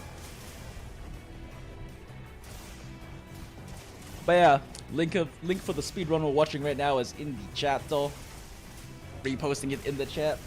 Make sure to go send Aki a nice little thumbs up and subscription, because if you play Charge, even if you don't play Charge Blade, just watching his Charge Blade runs, like, it just feels like artistic. And yes, I said artistic, not autistic. Smile. Although I might be both anyway. If Cybele returns to runs, motherfucker's gonna be chain smoking fucking cigarettes, grinding out, and then just getting like 5 world records in a night. Sort of bullshit. The guy is insane.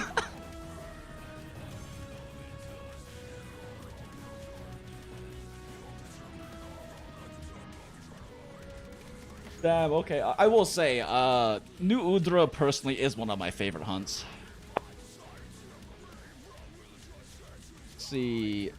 Yeah, Aki still runs load shells as well. Like, I've been trying to decide if I want to run, like, if I should be running, like... Oh, wait a... Oh, interesting. Huh. Interesting. Wait, that run was with Handicraft 2? And no? Oh... I mean, I guess it makes sense. We are talking about, like, Element CB here, right? Like, your files don't actually care about... Your files don't actually care about sharpness. Yeah, actually, I wasn't even paying attention to the sharpness. But, I mean, it makes sense. This is LECB. Damn, new Udra's hit zones aren't that great though, because like 208s on like LE files is kind of low overall. Does make you wonder if this run could be beaten with like Impact, Savage Axe, like KO Para, KO Chain. Since the KO and Paras that you just like eat on his head and it's a really good hit zone. Still good run regardless. Narrow my Hodo. Oh, interesting. Earplugs 2 lets him super armor through that? Wait a second, huh? Wait, interesting. He can ignore the... He completely ignored the roar, right?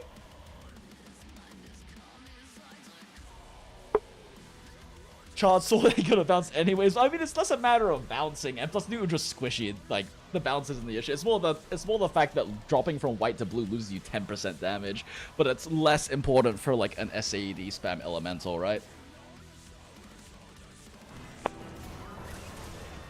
Interesting.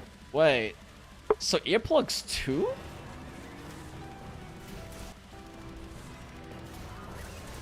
Huh. I wonder if it's earplugs 2 plus specifically like the charge slash animation lets him ignore that roar. Because I don't think earplugs 2 should be enough for new Udra's roar by itself, right? Oh, there are a few very strong roars? Really? Interesting. Yeah, I don't ever really run earplugs, so... Huh. Naru Mai Hodo.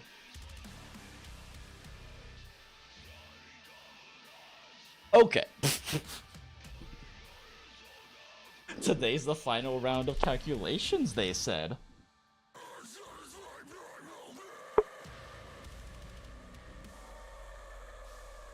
I wonder if YouTube is gonna automatically send send Aki a thing of like, hey, someone was using your footage in their stream. I was in Rainy's stream the other day, and it was like telling me how like YouTube was like, hey, this person used like 10% of like your footage or something in their stream, and it showed me in chat watching Rainy's stream or Rainy's run. It does in fact say for realsies in there. It's been so long since you heard this voice. Well, throwback central here. Oh, well, I'm glad to hear you're enjoying hearing my voice. It is indeed a voice. It is a less British voice than it used to be, because 6 years ago, my voice had a much thicker accent from growing up in England, but now, as far as I can tell, my English accent is really worn down a lot. It just is not quite an American accent, I guess, but it's not very distinctly British anymore.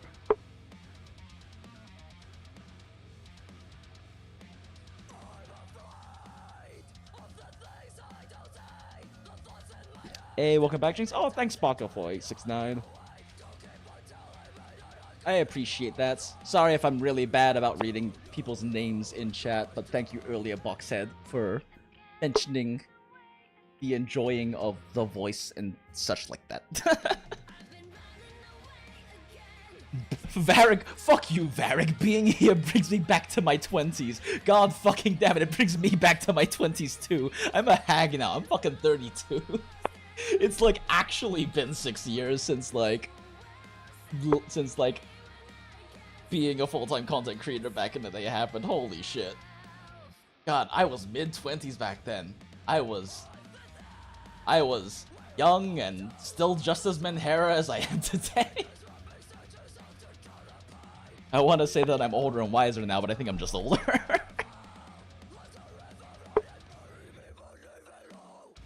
Bro is ancient. Fuck you, main.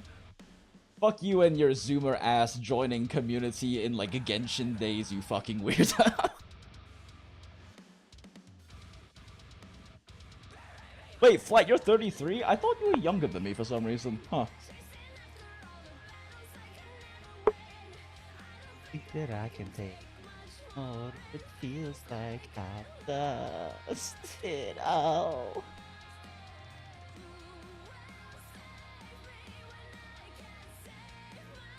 This is definitely one of my favorite Zephyrianna tracks. Which, by the way, I've mentioned early in the stream, but it's been a while. But in the top left, you can see my definitely professional streamer Spotify widget that isn't me window capturing and cropping off the rest of the window in the top left. This has been the music that we've been listening to. Like, it's been telling us what track we've been listening to the entire time. This is, like, specifically my playlist of, like, metal VTubers, because metal helps me focus and do maths, basically. It's what I listen to when I listen to metal when I study. But they're all really cool VTubers who do really cool stuff, and they're also streamers and whatnot on YouTube.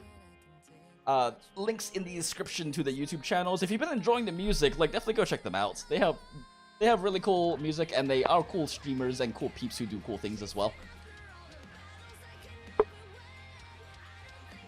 They are definitely actually part of at least what inspired me to, like, want to do some level of VTubing stuff myself. They also make me mad that I am basically tone deaf and can't sing worth a fucking shit. Except unless I'm singing in a low, like, lounge jazzy, like, deep voice, but I don't really like singing that way. But yeah, I don't know.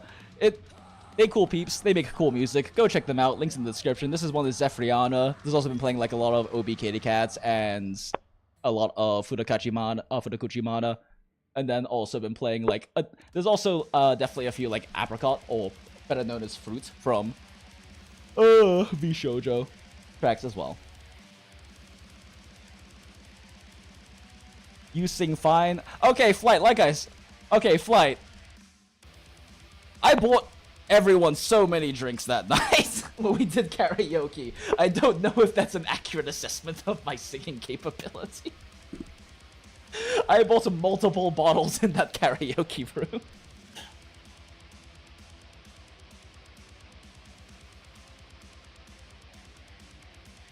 To be fair, though, I also have something, I guess, of, like, a complex about it, because my mother was an opera singer. Not, like, professionally, but, like, did it, like, for some performance and stuff in, like, uni. Back when she was, like, when she, like, studied in Australia and stuff. So, like, I grew up, like, literally hearing my mother's voice shake, like, physically shake the walls with, like, how her singing voice would reverberate. So I have a pretty strong complex about my singing capabilities, I guess.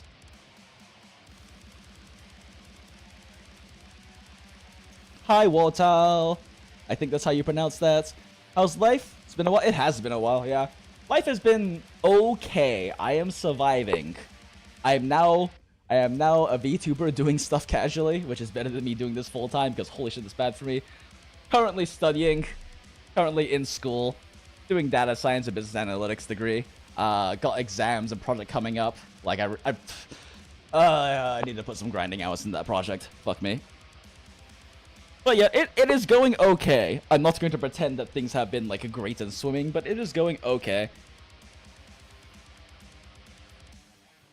On Andragore versus Forgore for GS specifically, assuming I have decent max my uptime on both, which one is higher DPS? Would you still run burst on GS? For GS, if you have high uptimes and you tackle, 100% Andragore. Andragore with high Counter-Strike uptime is likely gonna... Actually, you know what? Let's calc it. Because you're going to have high... Like, GS is one of the weapons that gets really high Counter-Strike uptime naturally because of the nature of tackles. Like, every time you tackle a monster attack, you're getting Counter-Strike back up. Like, it's not unrealistic for GS to run 100% Counter-Strike uptime. Minus, like, whatever few seconds at the beginning of the hunt before the monster swings at you once. Well, let's calc it real quick, because actually, that is a fair thing. I am curious.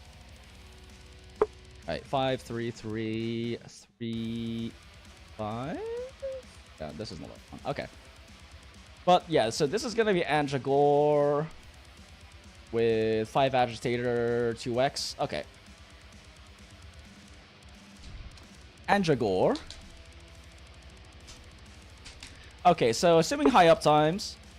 So let's take a look at, let's just go ahead and pop in. I mean, 75% is still low in my opinion, but I think it's more reasonable to do 75% uptimes as like quote unquote high uptime. Because just because I'm a psychopath who compares myself to all of my speedrunner friends doesn't mean everyone else is. So assuming like high uptimes on everything, right? With Anjagore. Copy. Go ahead and just make a fresh one of these. Yes, smiles. Okay, Anjagore, and then full Gore with Counter-Strike. I mean, I'm expecting Anjagore to win, but I haven't actually done the specific calculation, so let's see. Okay, this is full Gore that, so full Gore Agitator setup, which will be slightly better at higher uptimes, is 4, 3, 3, 3, 1, 0. Right? Yes.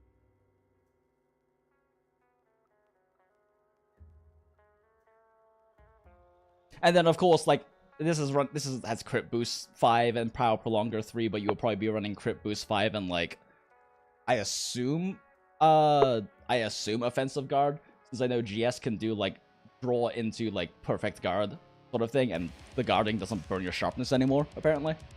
So offensive guard is a really nice thing to run for GS. It only lasts 12 seconds, but that's more than enough time for like a GS to get a TCS out, right? So it actually works out well for GS because of how focused its burst damage window is. Okay. Copy. Let's see. Oop. GS smiles. Pace special. Values only. Oh wait. Yeah, this one is full Gore. Oh wait, shit. I didn't put full. I didn't check full Gore. Whoops. There we go. I'll say 5% is a really big margin for that. Doesn't make sense.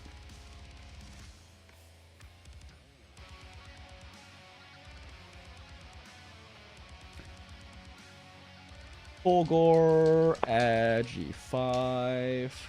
Oh, Agi 4, rather. Right? I didn't fuck anything up in there, right? Agi 4, Antivirus 3, Counter-Strike 3, Max Might 3, yup. That is accurate. I actually copy this over so I can just save it for ease of access later.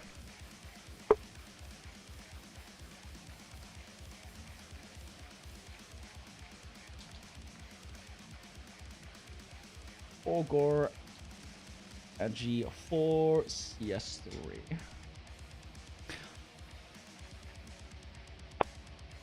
Okay, so if we like compare these two, it's actually pretty much dead even at 75%. Yeah, it's pretty much dead even at 75%. Full Gore is coming out like very slightly ahead at 75% uptime. Ignore the 25% there. That should not be there.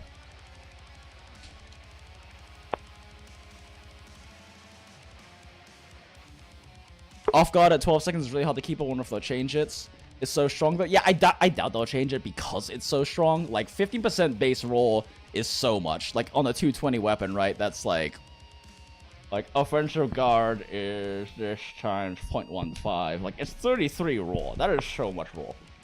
Like I doubt they'll change it. It's just that the reality is having 12 seconds uptime makes it only realistic on weapons that can block during their main damage rotations. There's a problem with Charge Blade. Charge Blade can't really block during its main damage rotation because your main damage rotation has your axe out doing spinny things, and so like in order for offensive guard to like work, you basically have to like perfect guard and then do like your Savage Axe follow-up and then start doing good DPS for like the next 12 seconds to really get good uptime on it, right? On top of that, it has the issue where like it is kind of dumb that Charge Blade does as much damage as it does when it is like an incredibly efficient CC weapon, because it has KO and it's very easy to KO things with it because you also have Paralyze. Like, the KO, para-KO, CC chain is pretty easy to pull off on Switch Axe on a lot of monsters. Oh, sorry, Charge Blade on a lot of monsters if you know how, if you can play it well and AED snipe decently. So yeah, it's a little silly that it does as much damage as it does while doing that, but also if you do a KO, para-KO chain, or even if you just like generally speaking like CC it with like a KO or a para, that it's pretty unlikely you have gotten a perfect guard right beforehand, so you probably don't have perfect guard or offensive guard up for most of that rotation, right? And on like a 30-second KO para KO that's like perfectly spaced out, like you don't have offensive guard for, even if you somehow manage to like perfect guard and then immediately KO the thing, it's still gonna be like a 33% uptime, right? You don't really get to see that happen much. So like offensive guard and charge blade is fucking weird. Because like with like a reactionary SAD style, maybe it's different, but for Savage Axe, you spend so much time in Axe mode, you just don't really get to have uptime on it. Which is why you will definitely see like a lot of speedruns don't even bother running offensive guard. Especially because like charge blade speedruns are often focused around like trip scripts.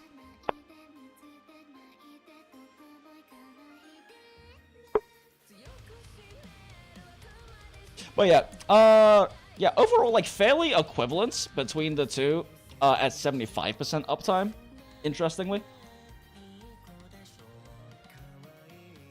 Did I fuck anything up in that? That seems strange.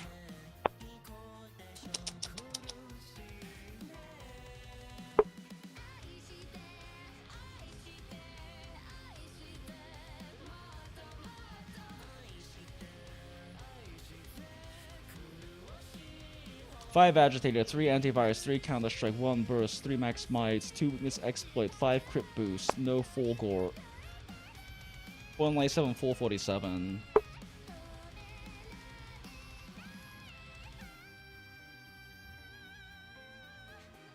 Yeah, no, this is accurate. Yeah, so at 75% uptime, still the Anja Gore is going to be roughly competing. It still beats it out if you are actually buffing yourself. Thus being more equivalent at that point. This is, of course. Oh, that's right. I was about to say, like, why is this like contrary to my other calculations? But this is assuming you have equivalent maximite uptime. Yeah, that makes sense. This is assuming equivalent maximite uptime of 75%, which, to be fair, on GS is more realistic because so much of your damage is loaded into True Charge Slash, and you will often. At least I believe so? I haven't tested it myself, but I would assume so, that generally you can have maximite up for like your level 3 like True Charge Slash just because of how long it takes. Because it probably takes about 4 seconds for like the second hit to hit, right? Something like that.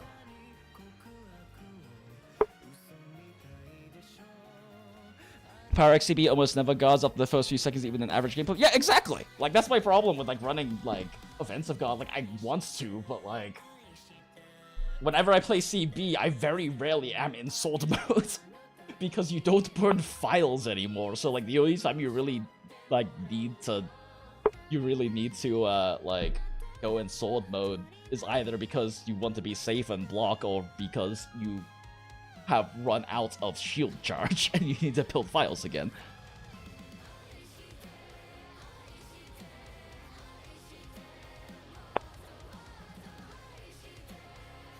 But yeah, they're roughly equivalent at 75% uptime. This, of course, does assume you can have equivalent uptime without Anja 2 set. Gore is going to come with 3 evade window if that is a factor for you at all. And Anja Gore is going to be better as uptimes go up. In fact, let's check this. Okay, so for Agitator, let's say an 80% uptime to be, which I still think is a little low. 75 for antivirus. Take 20 seconds. How long is that? 60 divided by... Wait, no. Divided by... Yeah, it's still 75. Yeah, that's what I figured. Yeah, we'll just keep, like, antivirus at 75%, because that's assuming it takes you 20 seconds to cure, which you can definitely do it faster, but swapping to 80% is kind of pointless. Yeah, fuck it, let's do 80%. This is probably what I would generally assume anyway. Counter-Strike on GS, let's just do 95%. Because, like, literally the only time you're not going to have Counter-Strike active because Tackle exists is, like, when you're not. Is, like, if you hit the thing much before it ever takes a swing at you, basically. Latent power, who cares? I'm not running latent power. Burst? Oh, right. GS burst uptime. That's kind of weird. I mean, either way, it's equivalent for both of them. I have no idea what to assume for a GS burst uptime. I'm just gonna put 50%, fuck it. It doesn't matter. It's gonna be equivalent on both the sets anyway. We're doing a set comparison here. Max mites. Burst, I think you can put to 0. Yeah, fair. I mean, yeah, I don't know if you would even be running burst, but like the alternative is to run like...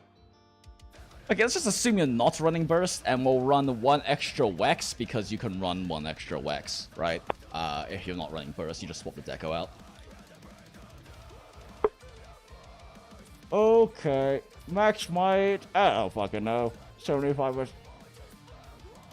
Assuming TCS makes up most of your damage, we'll just throw it at 80% as well. Fuck it.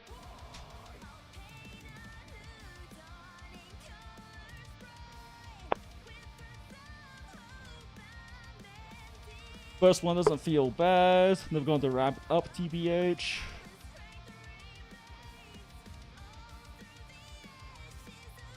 Oh, because you activate it off a wound attack, and then as long as you keep like hitting things every 3 seconds, you're fine. Huh, yeah, okay.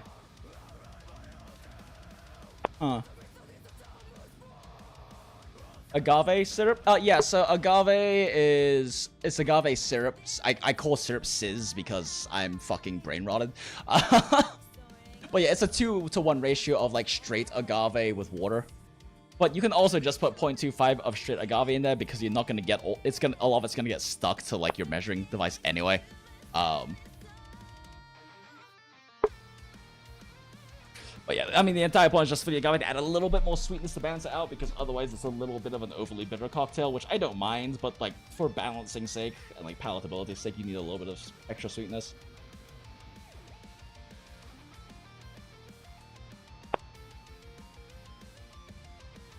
Burst also almost activates on quick TCS combo. You just need 1 more hit before. Okay, fuck it, fine. We're just... Yeah, depends on place. I'm just gonna put burst 1 at 50%. Okay, whatever. Okay.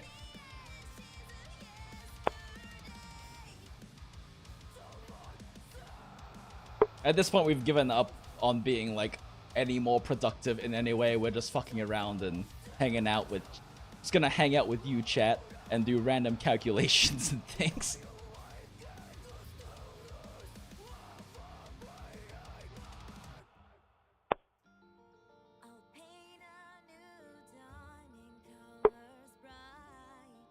Okay, yeah, this is the Agi setup for Gore.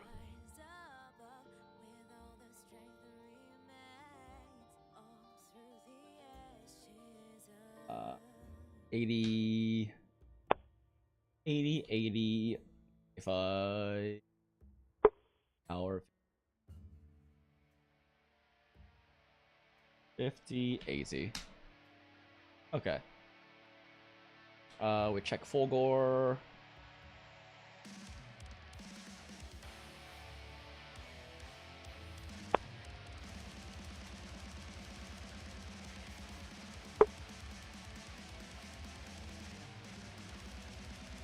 Damn, yeah, if you assume... So, when you're assuming even max might uptimes, which might be realistic on GS, it's pretty much equivalent.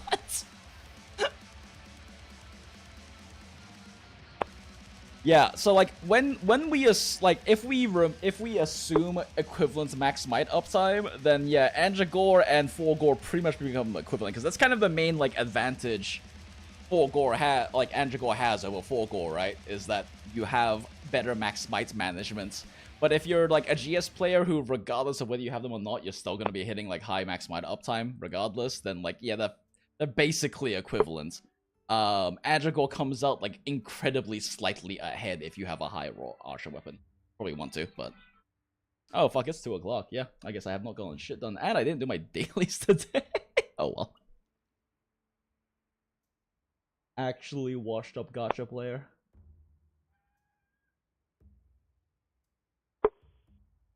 Music reset. What the...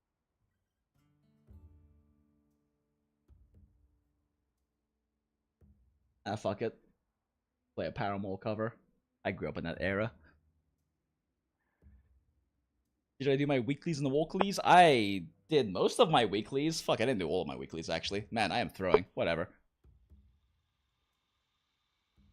But yeah, this specific comparison for GS, Gore still comes out, like, very slightly ahead, but it's pretty close because we are assuming equivalent maximite uptimes. Because when you assume equivalent maximite uptimes, they get very close, but realistically, Gore should, generally speaking, be getting better uptimes.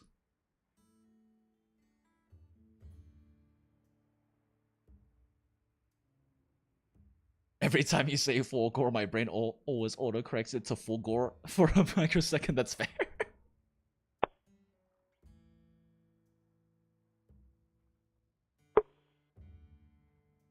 Build the best peak performance set with two Guardian Arkfeld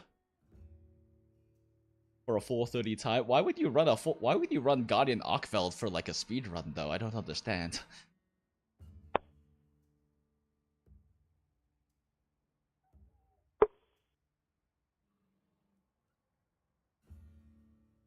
I don't understand.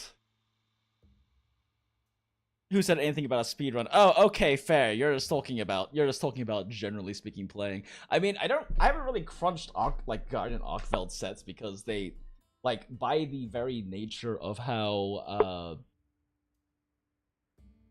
what's it called, Flare worked, it's not really, like, it's kind of a damage skill, but it's not really a damage skill, right? Like, you build wounds faster, and apparently it's not bugged, but people think it's bugged, and Capcom says, no, it's supposed to be this way, but the way it is, people have been testing, and it's weird. I don't know, I haven't done any testing on it, I've just heard... I have just not bothered with Flare, because there's so much, like, discourse around it, and I don't feel like testing it myself. You want a two-piece? Okay. Well, let's take a look then. There are posts now with Tundra testing? Oh, okay, cool. You can link those to me later, main, since I am curious to see, like, now that people have done extra testing on it, but, like I said, at the end of the day, for meta set calculations, it doesn't really matter. Like, because Flare, just by its nature, is not, like, truly, like, a DPS skill, and it's also, like, it would be a very weird to calculate the DPS bonus skill, because, like, okay, you get, like, faster wounds.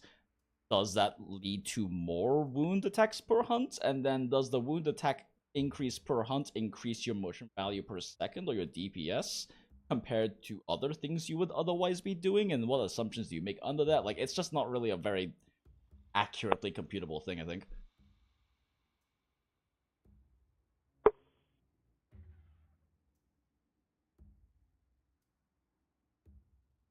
I mean, I kind of just viewed, like, Flare as, like, I kind of just view Flare as, like, a comfort thing.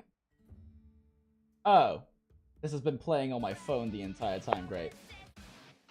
We listen to Paramore cover by Futakuchi Mana now. Because I grew up in the age of riots. I know way too many of these songs' lyrics by heart. I was a consumer of the misery business back in my day. Okay, we're doing two Guardian Arkfeld, right? Those ones. There we go. Awkward arms are pretty much the go-to for that. How does awkward helmet look again? Heartbreaker Flare, eh. Still better, goddamn. Pretty sure I built the full Guardian Arkfeld shit, right? Yeah.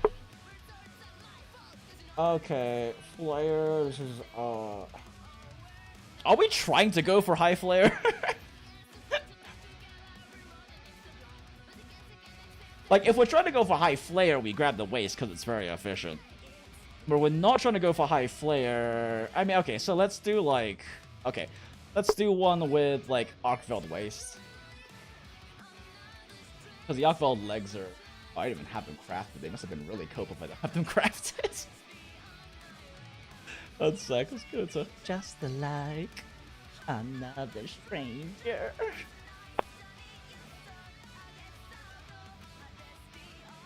It makes me sad that Futakuchi Mana didn't really do any other Paramore covers other than this one.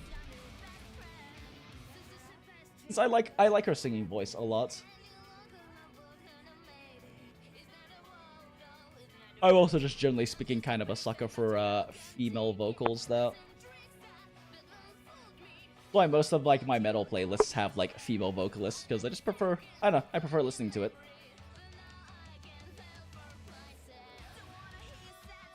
Right, that's right, they're elemental absorption pieces, that's why I didn't bother building them, because one Wex with the level 2 deco slot is not great, and elemental absorption is probably a meme, question mark?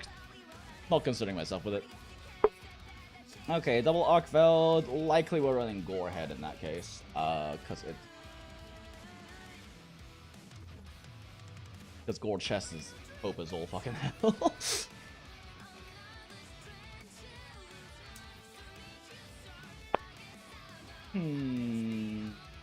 The alternate, yeah, because the alternative is losing Arc Vulcan. Huh?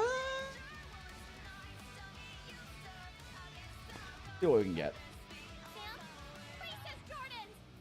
Streams making. Oh, thank you, Angry Alien, for the work night flyby. Oh right, I forgot I have a text-to-speech thing. Oh, thank you, Angry Alien. I appreciate the $9.99 super chat, the $10 super chat, much appreciated. And thank you for testing out my stream alerts overlay for the first time in like fucking, I don't even know, 5 years. Apparently it's still. Oh wait, no, I guess it's probably close to like a year or two because I did do those like Wooba streams back, which is why I have like the Creaser Jordans down clip on. Anyway, either way, I appreciate Angry Alien. I'm glad you're enjoying the stream because I'm not getting much productive done, to be completely fucking honest, but I'm glad people are enjoying it. Let's see, we have Antivirus 3 active. Actually, we don't. Wow, this is so many level 1 slots. Fucking hell. Fucking hell.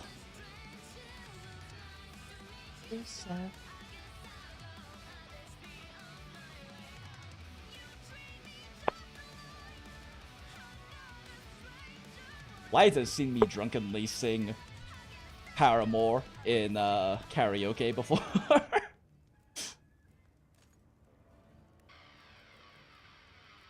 Oh.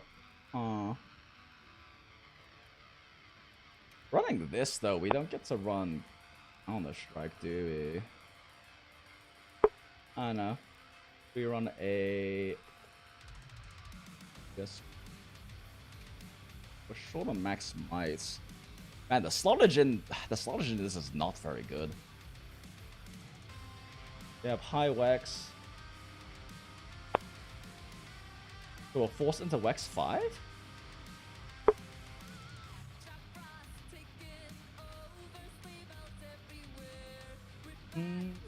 We forced them to flex into Wex 5 with this.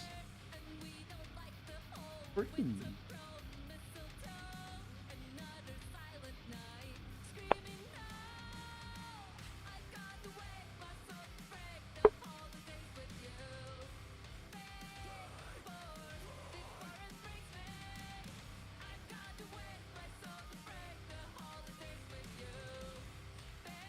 Yeah, this is the 3-2, but so is the. If we don't care about Flare and we want the 2-piece gun in Arkveld, this is still gonna be giving us like a. This is gonna be a bit more efficient because this gives us a 2. While Arkveld helmet, bro.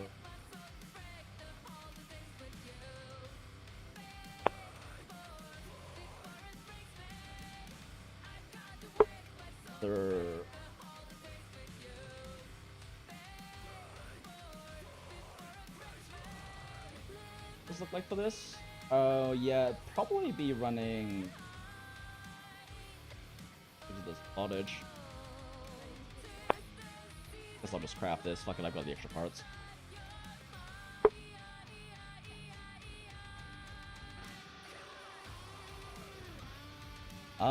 So let's see.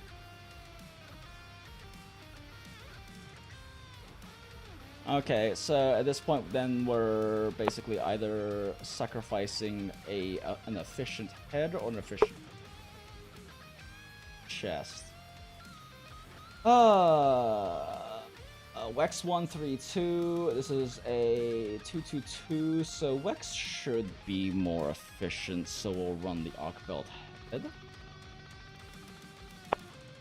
And this lets us hit 5. Actually, am I overcap on this? Oh, okay.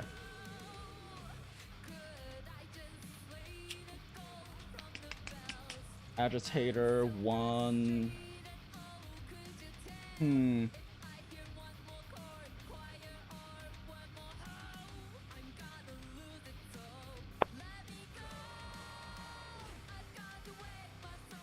I figured you would just spreadsheet it. I mean, yeah, but I like to build things in the game first before spreadsheeting.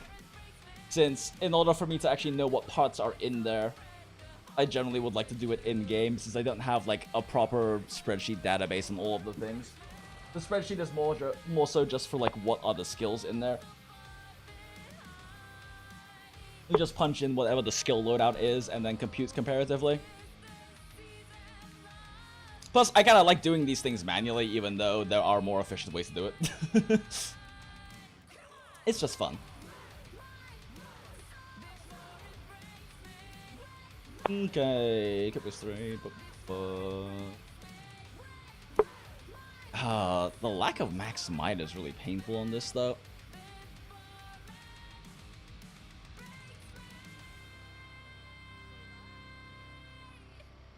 Would Burst outperform Agitator if you have only a single slot? Yeah, it should still outperform it if you have decent uptime on it, since it's a lot higher than what Agitator is gonna give you. Okay, so this variant has these stats. Let's try.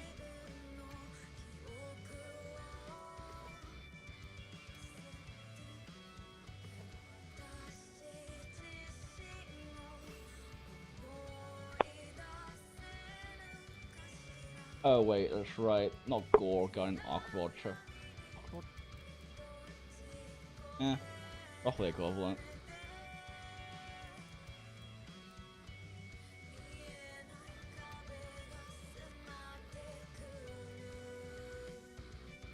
So this drops a back smite for a Wex. Oh wait, no, I'm dumb. Counter in here. Oh, it's for Lance use, so counter strike won't be as valuable? Okay, fair. Okay, if it's for Lance use, then take Elixir. I mean, at that point, we'll just throw an Agitator instead, right? Because you would be using a Lance with probably crits. Is this Raw Lance or Elemental Lance? I guess is a question too. But even then, I don't know if Elemental Lance is actually better with Burst over Agitator anyway, because it would require motion values and elemental coefficients. But you're doing like offensive guard something, crit. Roll offensive guard 3 with guard 1 and crit boost 5. Yeah, that makes sense. I'm not overcapping. Oh, am I? Oh wait, no, I'm dumb. Okay, yeah, I'm not overcapping. We have max smites.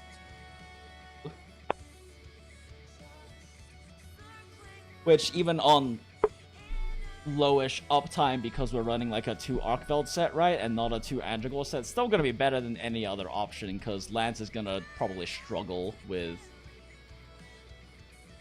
I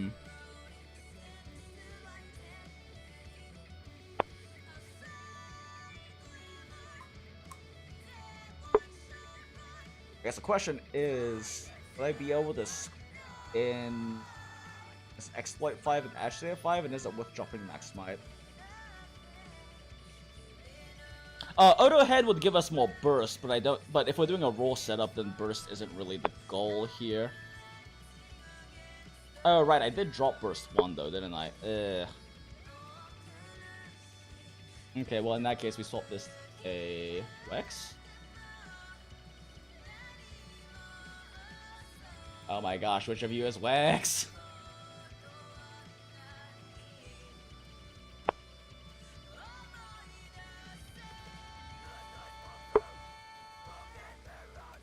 Oh, this 2 HK. Challenger. So we still have Wex 5, Agi 3. I guess the question is whether Wex 5, Agi 3, and Agi or Agi 5, Wex 3 is better.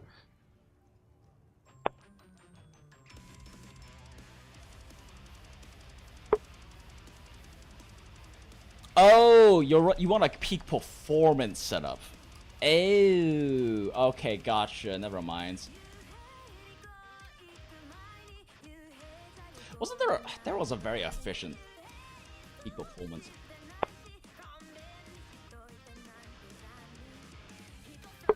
I remember crafting specifically this because it was very efficient performance.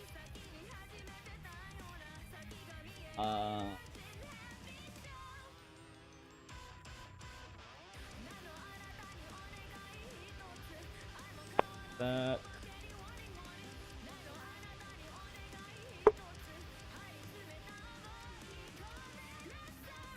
Where is PP? That's PP. So Guild Ace has that, which is okay. Has Foray mixed in.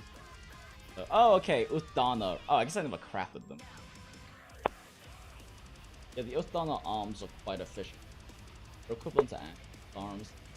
Plus, I have Quick Sheath if you care. Yeah. If we are planning on running Peak,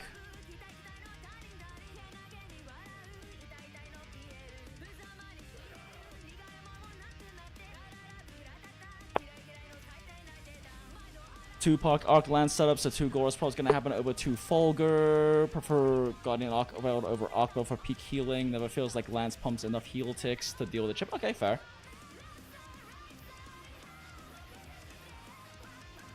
Okay. Well, in that case, let's just go ahead and use a Scooter.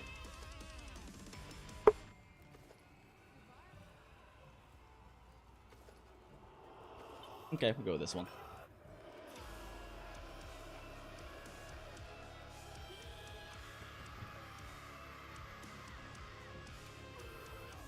Also required. Oh, it's not the worst trade-off.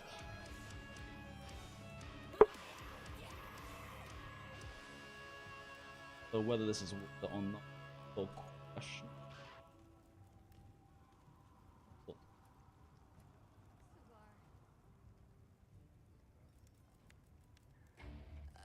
Due to lack of max might,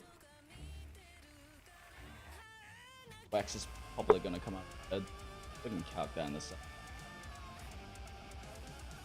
Does Peak have like a very good level 5, or is it just linear? It's linear.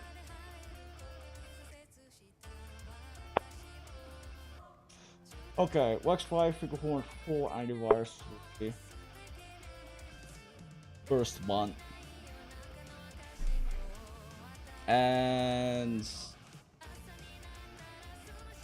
none of these are inherently Wex pieces, so we can also try with Agitated 5 instead, just... Okay.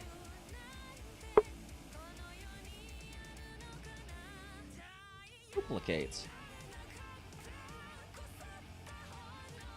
PP Lanzo.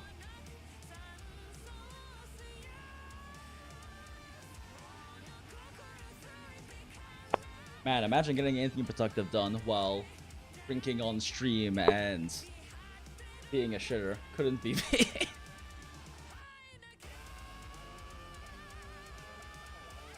me.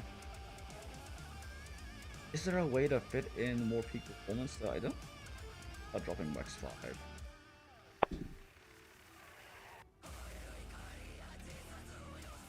Quick.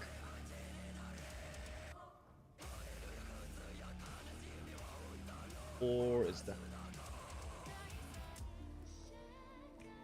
3? Actually, they're both just 3s. A peak waste?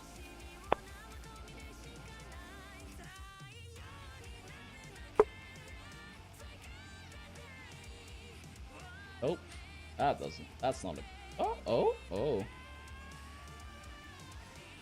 Oh, son of a bitch.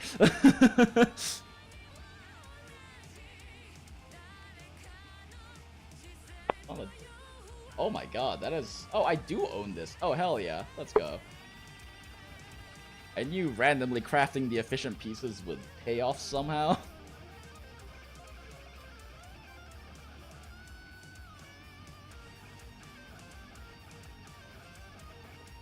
Giant Aqua arms are very efficient, so if we can use them, it's definitely preferable. If this looks like it does in my definitely has been.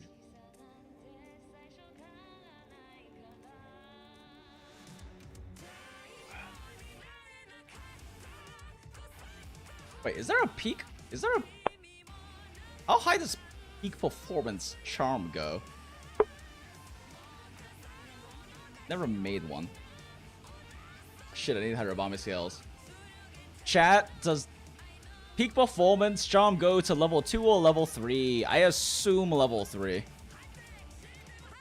But can anyone confirm who has actually made it? Because otherwise I have to go fight a Hirabami. Although I guess I could just look it up.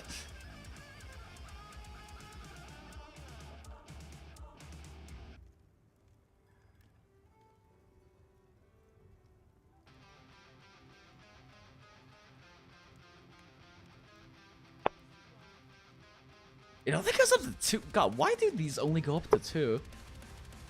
That's lame. Why did these only go up to 2? Jesus.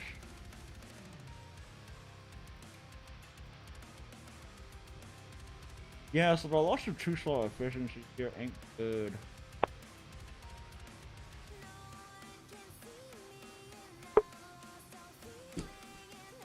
Yeah, because having Guardian Aqua in there makes it a lot.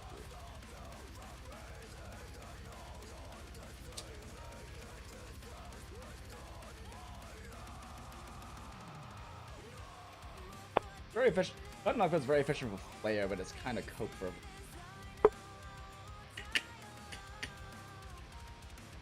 Yeah, I don't think we're getting better than the previous setup.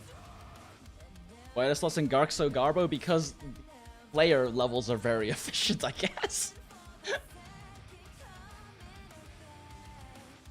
It is intended as... It is intended as, Wait, does this have enough level 1 slots for me? Yeah, I can run Gore Beta. Okay. But yeah, it's intended as like a player setup, which is what makes it so inefficient for anything else. Okay, I've been drinking, so let's double check to make sure I'm not missing something. Since there are set builders that exist, or set finders that exist, I prefer to do them myself because I have noticed that these things have blind spots sometimes, but they can also be good for checking blind spots in case I miss something. And I'm not being like super thorough this at the moment by any means. Antivirus, exploit, burst, PP, peak performance, PP, bam. What else is important in here? So that's what the fuck is this called? What hasten recovery is it? Is it hasten recovery? Decimator? It's Decimator, yeah. It's called Gun Aqua's Decimator 1. Decimator 1, and then Black Eclipse 1 for 4 bonus. 3 antivirus, 5 wax, 1 birth.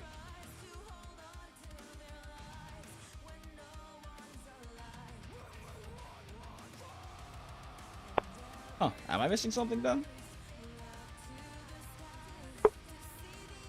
Because Burst 2 Peak 5 is cool according to this, with these set bonuses. Oh, I didn't even look at Guardian Aqua legs, did I? Whoops.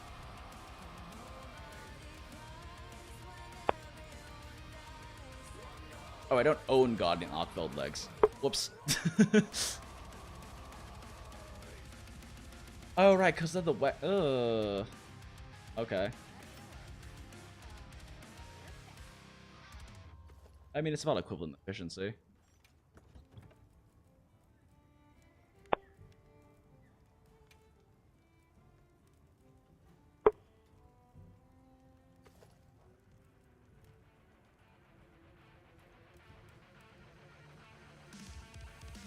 It does gain the 2 here, though. Okay, I should.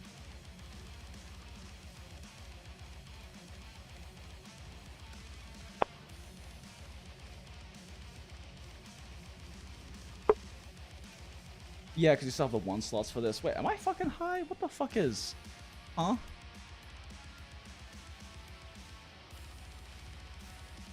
Damn, Akvel chest is just that efficient, huh? Yeah, so the do not arms are still throwing because of how efficient Akvel arms are. Gross. Alright. So yes, it did in fact catch my blind spots. I've never looked at peak pieces and I don't know what's going on there. But despite that, the best setup seems to be without running peak pieces anyway? Because then I would change this out for a peak 2. It's just weird to me that peak... Dislike that. Dislike that thoroughly.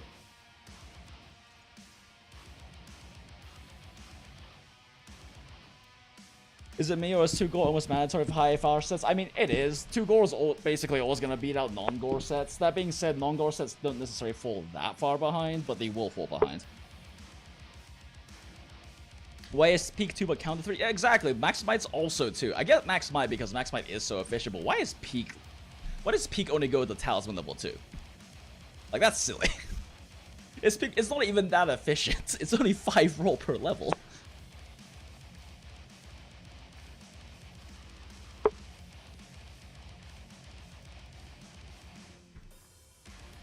Fucking crazy. What the fuck do they mean they're getting 2 in?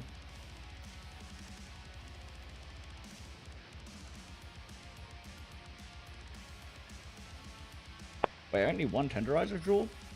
Well, what overcount?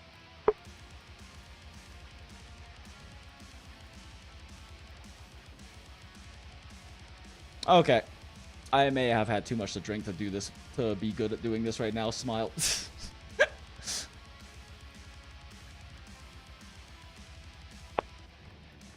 I mean, fuck if peak only goes to the 2, this is literally equivalent. Wow. Wait a second.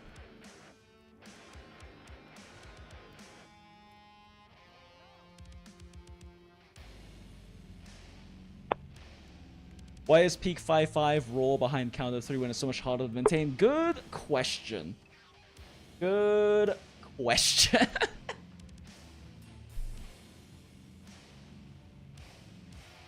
I think it's largely because peak performance was so meta in Iceborne and World due to health augment existing, so keeping peak performance up was pretty good, because they pretty distinctly nerfed everything that was like a standard, almost universally good meta option in World and Iceborne.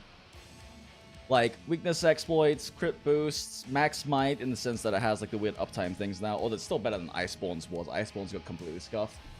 As well as peak performance. Those, like, peak performance, and I guess attack boost 4, just because now with the way the system works, it competes with crit boost, so it doesn't really compete unless you have like attack boost 5 and crit boost 3, right?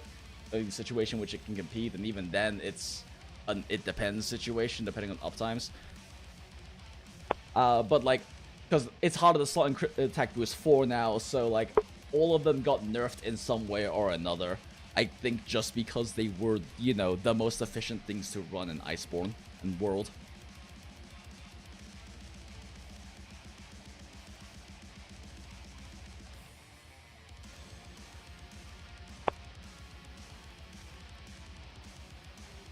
Oh shit, no, wait.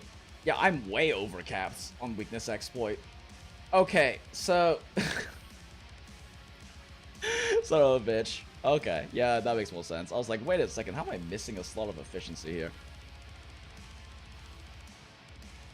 Okay, so let's just pretend, because I don't own it and I'm not making one. Although at that point, instead of burst 2, you're better off running agi 2. Okay, so let's just pretend this hope charm is actually a peak performance 2 charm, because weirdly that's more efficient just because of how fucking cope things are otherwise. Yeah. This is probably gonna be the best setup with peak 5, weakness exploit 5. Oh, sorry, peak 5, weakness exploit 5, agi 1. And you can't really effectively swap over to agitate. Well, actually, you could. Arms are kind of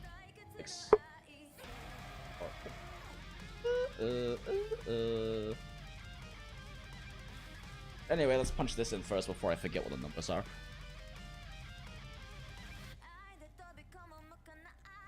Okay, agi 1.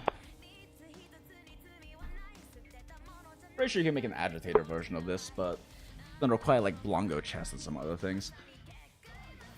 Agitator 1, antivirus. I mean, it's antivirus 3. I just didn't feel like slowing it in. Antivirus 3. No counter strike because Lance times burst 1. Performance PP 5. Weakness exploit 5. Crit boost 5. Offensive guard because fuck it. It's Lance.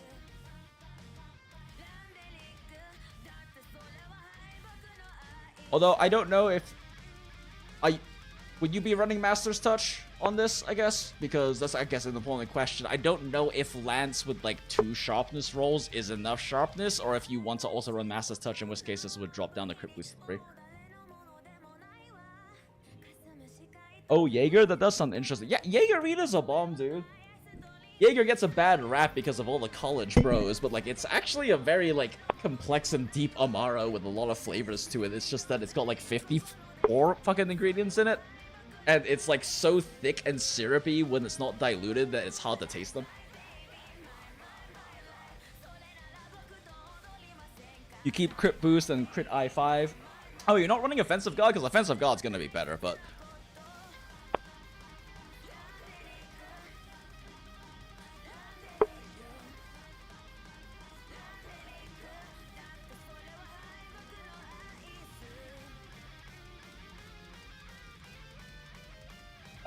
So you just prefer to have crit eye? Okay. If you don't feel like you can get great uptime with it. Either CB5 or crit I5? Wait, so we're talking offensive guard 3, and then like crit boost 5, right? Because at least from definitely been drinking mental maths, this would be the best combination. Assuming you have good uptime on offensive guard, but.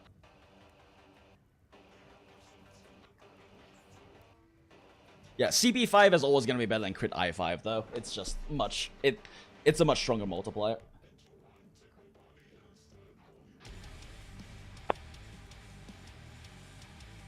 Okay, so you said you'd rather run more sharpness but keep CB or crit I5. Oh, okay. But you drop 5 to 10 roll for. Okay. Didn't know crit I5 is necessary because you aren't running max, but I mean, it might. So, like, there is a thing when it comes to set building, especially right now because of, like, the lack of efficiency we have because we don't have, like, master rank or G rank sets, right? Where you either go with what calculates to statistically be the highest EFR, or you go for 100% affinity.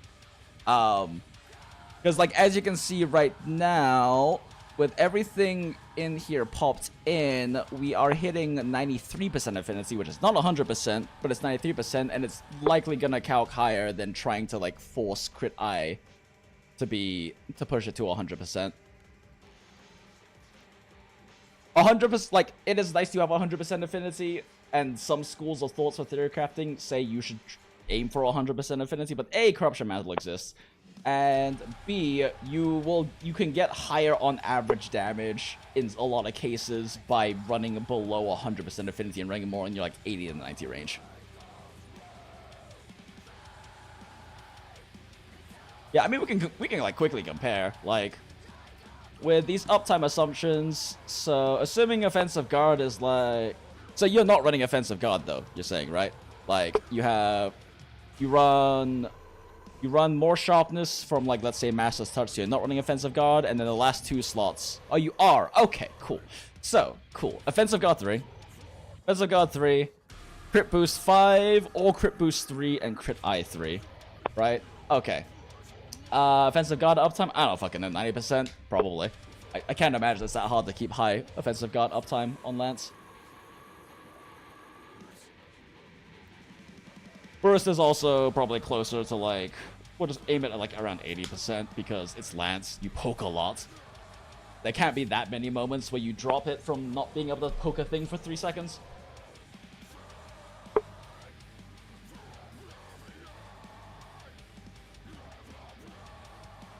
Kind of like in LoL most of the time when you didn't build 100% crit over higher base EV. Yeah, because like the thing is like generally like it depends of course on the game and the trade-offs. Because at the end of the day, when we're talking like building more crit rate versus crit damage versus like base attack or like attack or whatever in any game, it depends on what the trade-offs are, right?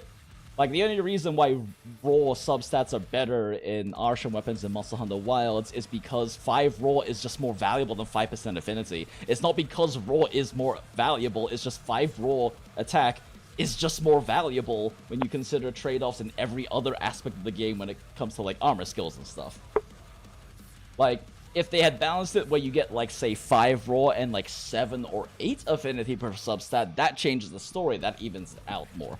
But, like, because they did a 5 and a 5 system, raw substats are just generally always better.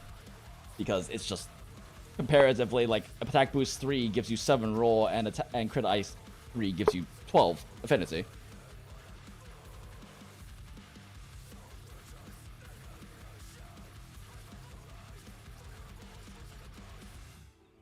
Theoretically, the option would be 210, 5% affinity with 80 white. Naruhodo, naruhodo. Okay. Okay, in that case, let's go ahead and just pop...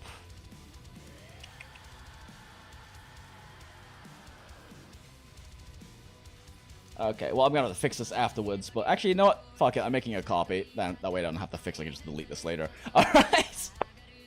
We'll go 5%. Oh. We'll go with 5%. Or rather, you know what? Let's just make this a base 210. Easier. Okay, cool. That way we can see what the spread looks like if you kind of get more... You get more affinity subs anyway.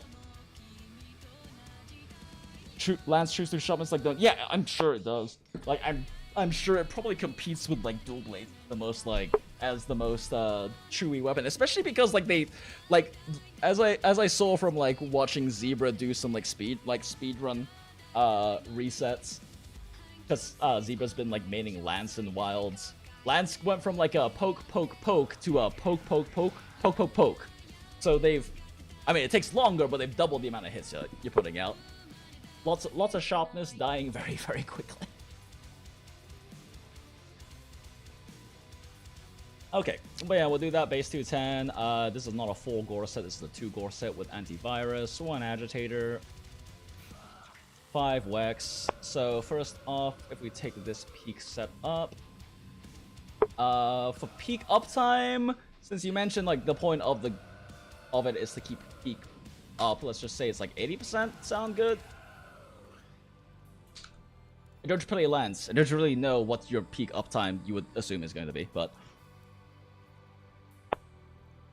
Charge Blade, 210 roll, 20 affinity, 100 para with 1 sharpness reinforcement. Is that too much affinity?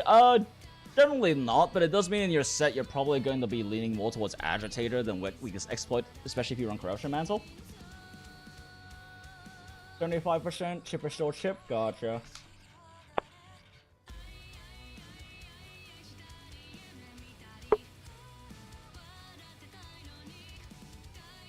Man, doing these custom calculations reminds me of...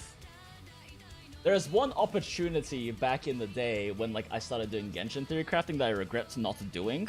Because I just got too busy trying to pump out too many videos because Genshin was so new and there was so much to calculate and theory craft. But if any of you guys play League of Legends and remember like old pros from back in the day, Afro Moo wanted me to like go through his account and like optimize his Genshin account for him, and I really regret never doing that because that would have been so much fun.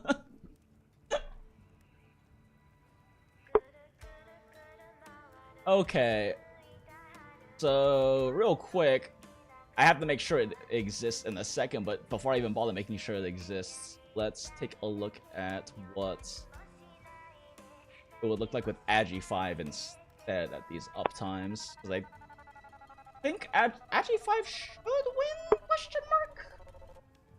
Whoops. One. Agi5 should win, but I could be wrong. Because I haven't messed with peak performance sets. Ooh. Hungor. Wait, I just realized I have these fucking sets. Except for multiple peak performance. Anyway. The maximized sets, doesn't matter. 2 Hungor. X5, A1, and same thing, but instead... Oops. Same thing, but instead Agi 5, 1. Yeah, Agi does come out ahead, so... Pick an Agi set for the question, I guess. What's Blanc? How much Blanco's at?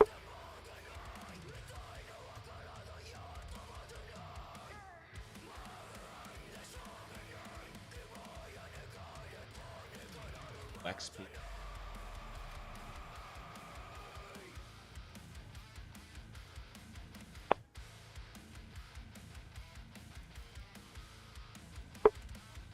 The Wex arm.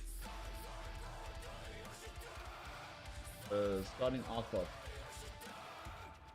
that's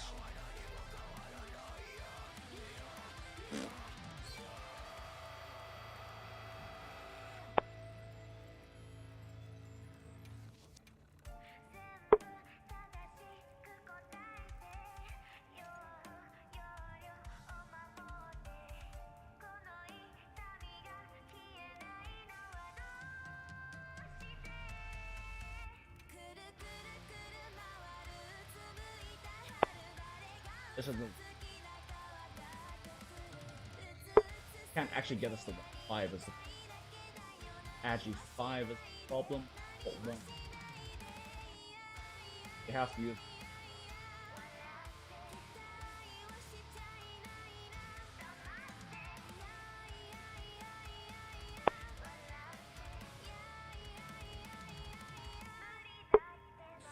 They're literally equivalent.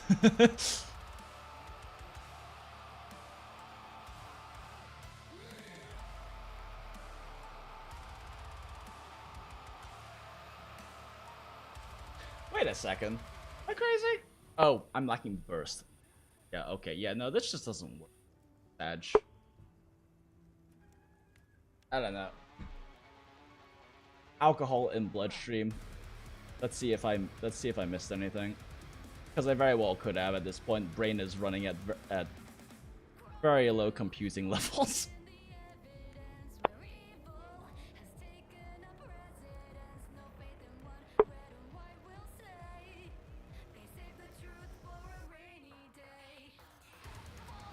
Yeah, that's why I thought it doesn't work, because unfortunately Blanco chest can't make up for things.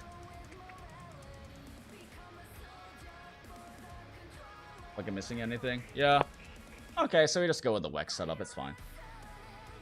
The Wex setup still hits 93 with 78 anyway, so it's fine.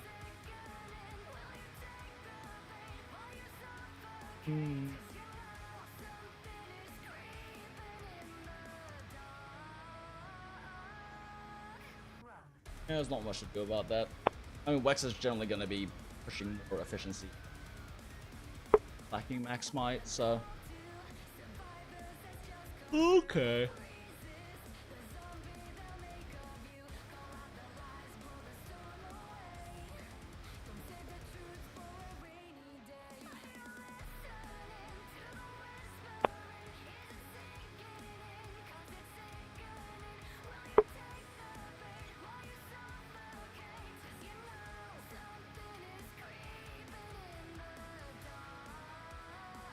Oh yeah, it seems like the most skill efficiency you can cram in really is just going to be this, because any alternative is dropping more skills than it's worth.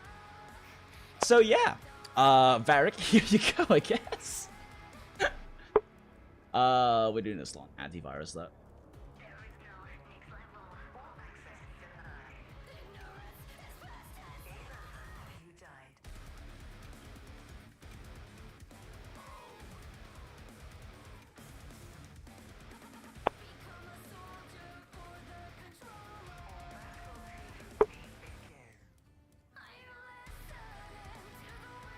So yeah, just pretend that this is a peak performance charm smile. Pretending this is a peak performance charm. Yeah, this does look like it's gonna basically be the best you can get out of it, unfortunately. Man, dropping max might is not that efficient. Really sucks for like max might, for like weapons that can't max might. That being said, how much stamina do you actually burn? Like, have you tried Andragore? A slot for shockproof, true.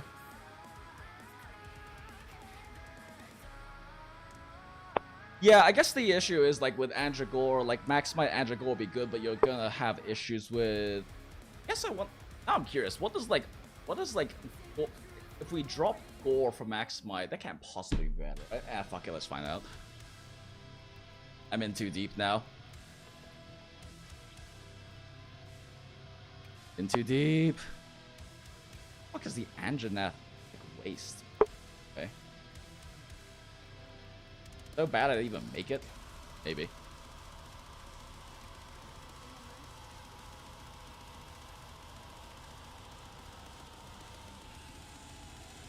There we go, Guardian Folger.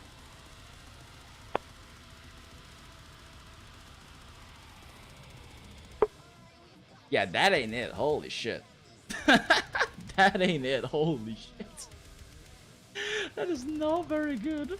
I don't make it anyway, but because I have too many parts. But holy shit, that ain't it.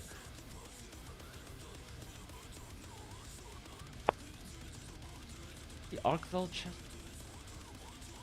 Very, very not good. Oh my god, that's so bad.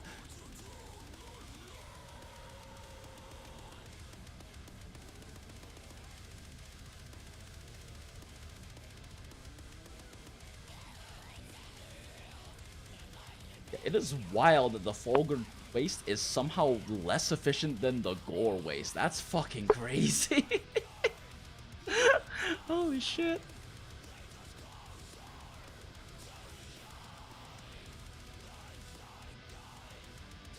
But these being like the primary two, like actually efficient.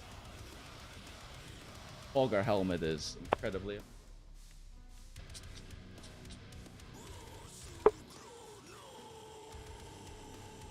And that's just not very good. Getting level 3 out of that.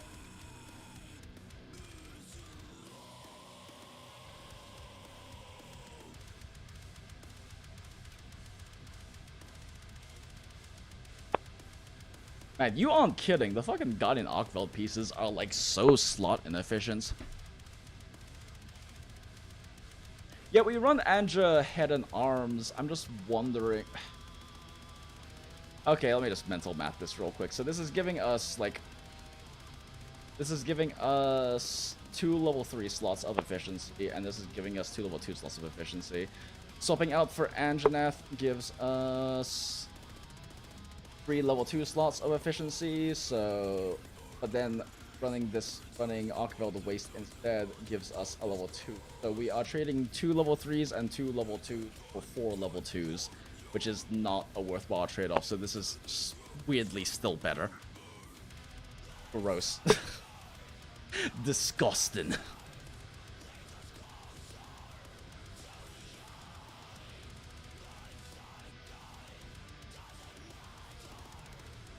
Disgusting. And the problem is, like, the only really truly efficient Guardian Arkvel piece is the arms, so it's hard to swap it out and gain, like, equivalent efficiency in such slots. But on the plus side, this gives us more level 2 deco slots to work with, so we can actually correct.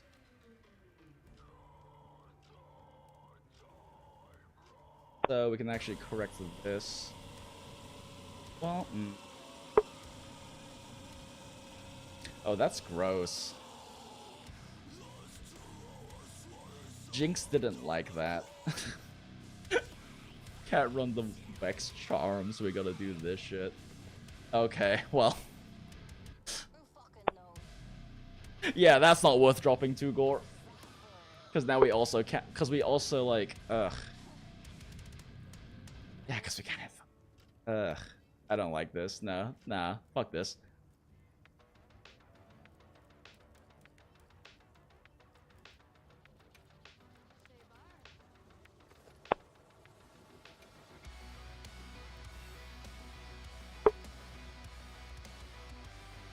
God, it's so inefficient. I hate this.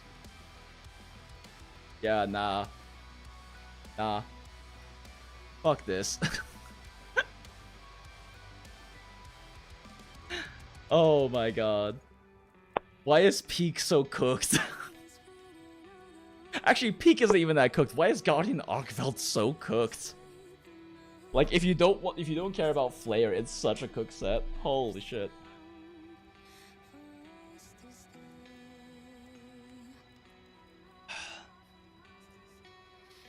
Yeah, nah, we ain't making 2 Angel work on this shit. Always happy to provide problems. Thanks, Varric. Yeah, no. So, like, this doesn't even exist, so we can just ignore this existing. It seems like pretty definitively this is just gonna be your best option. It doesn't really appear to be much else. Assuming you want to run, like, Hungor, where you have 2 Arkveld Hunger and 2 Gore. That's pretty much gonna be your best option. Actually, now I think about what the fuck do I have for my Hungor set? Like, I have a Hungor. Oh, wait, no, that's right. I have a no Gore Hunger set.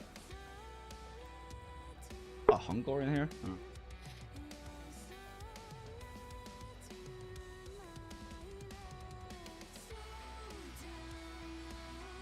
No. No. No, we do not. Sag. Well, yeah. I mean, that pretty much looks like that.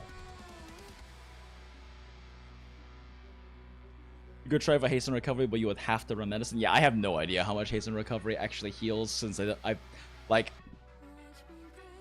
I've made sets that have it because you don't lose much efficiency for having it if you're not going for other set bonuses, right? Because, like, Arkveld pieces are pretty efficient. The arms are already used in a lot of different sets, so if you don't care about Anjanath 2 set or, like, Odo 2 set, you can run, like, 2 Arkveld Hunger and 2 Gore pretty efficiently. Just peak performance is weird and kind of cooked.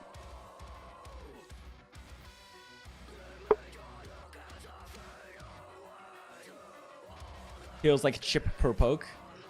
You worry for MR efficiency. Yeah, we'll see what happens. I am also, like, a little, like, question mark about MR efficiency, because, like, we're already stuffing a lot into these sets, right? Like, I think the best thing we could really do for, like, master rank efficiency is to stick some of the weapon skills onto armor slots. I'm not saying, like, make the decos. Like, I think it's definitely a good thing that the decos are separate, but having armor pieces that have, like, crit boost on them, or things, or, like, attack boost, or crit eye, or things like that, right? Or offensive guard, having armor that has that would allow for a lot more variety in build making overall. Versus like, every set getting to run the weakness exploit 5 agitator 5, max might 3, crit boost 5, 2 Gore, or whatever, right? MR, like, sees us get level 4 slots. I don't know how I would feel about level 4 deco slots. We already have 3 ones. Like, I don't know how I feel about level 4 deco slots. Lordy, lordy.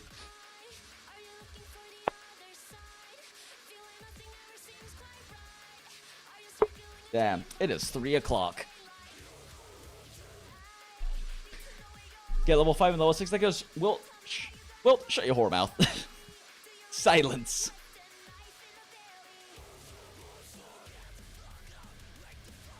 Level 4s will probably be a level 3 plus a level 2 skill. Yeah. Well, I mean, so level 4s would be like a level 3 and a level 2 skill on armor. At least. If we had level 4 weapon slots, I don't even fucking know. A 3-2 instead of a 3-1, I guess. Gross. Be gross. Like, I'm curious to see where they take this system, but we're definitely kind of at a point right now where there's, like, in my opinion, a neat little balance between, like, top sets, at least in terms of, like, Anja Gore versus Gore 4 versus really no Gore at all. There's a neat little balance that exists right now. But that could definitely get shattered by whatever they end up doing in Master Rank, because we already can run pretty efficient sets, and we definitely ran into the problem previously in I SWEAR where Master Rank brought around, oh, everyone just runs crit boost 3 and weakness exploit 3 and attack boost 4 and like agitator 5 and like all of these fucking skills put on because we can now just fit fucking everything.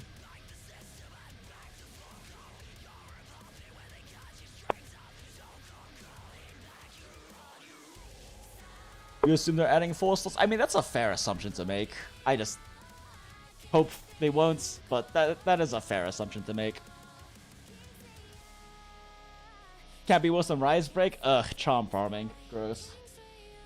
The big issue, I think, with charm farming was the fact that there did exist, like, these 0.002% chance drop, like, talismans or whatever the fuck they were called. I forget if it's charms or talismans in, Rise of Sunbreak. But they existed that were just slightly more efficient than everything else, so that had to be, like, that ended up being, like, this thing in speedrunning where like you had to be able to prove you got it naturally, otherwise you weren't allowed to use those because it was so statistically fucking improbable for you to get one of those to drop that the assumption is if you used one of those that had like one skills level higher efficiency, you had cheated it in.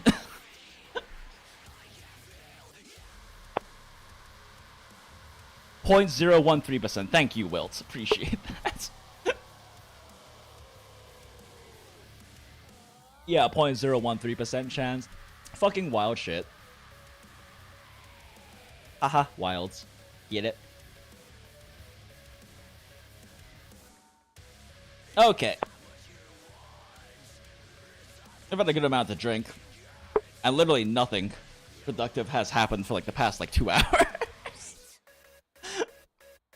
This is just me yapping at the void in chat right now. When the chances are that statistically anomalous mods become the exactly, that's part of the problem. Like, the problem with, like, the charm system was that because these incredibly just improbable to get charms existed, mods become the norm, or not allowing them becomes the norm, right? That peak armor set was predictable. I'm glad I could help out, Varric. Very inefficiently help out, because that probably should have taken me, like, 10 minutes max. But alcohol has happened. And I had dinner a while ago.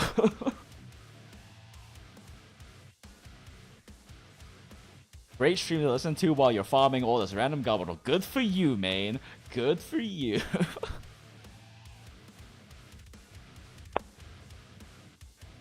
Rise was goated in game. You enjoyed the counter GS and SS. So, like, Rise did a lot of interesting things.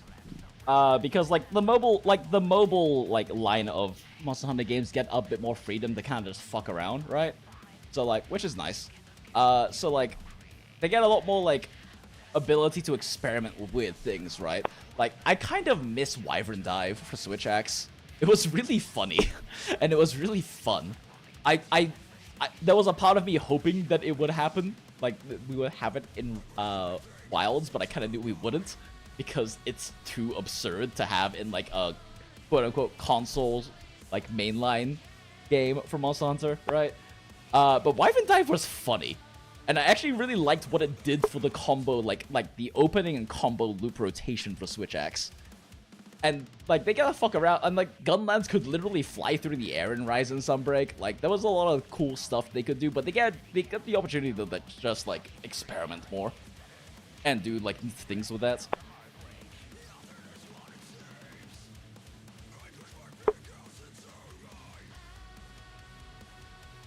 Didn't want to know how much damage you were losing for that peak setup. I mean, you weren't really losing that much. Like, you can't run Counter-Strike, so like, you don't really have much of like an option otherwise, right?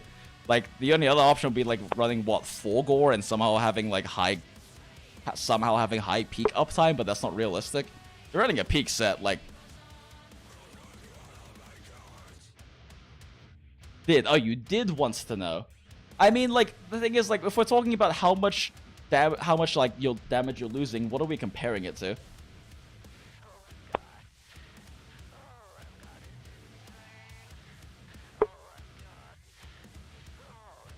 Like, are we talking like an Andragol max might setup? Because you can't run Counter-Strike with that, so you're 2 Andra, 2 Gore. Okay, gotcha.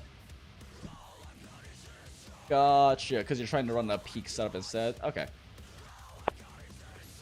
So, like, the issue with, like, Andragor is that you've got these level 3 slots for Counter-Strike, but you're not going to really be able to run Counter-Strike. So, the fuck do you do for Lance? I actually believe I have a...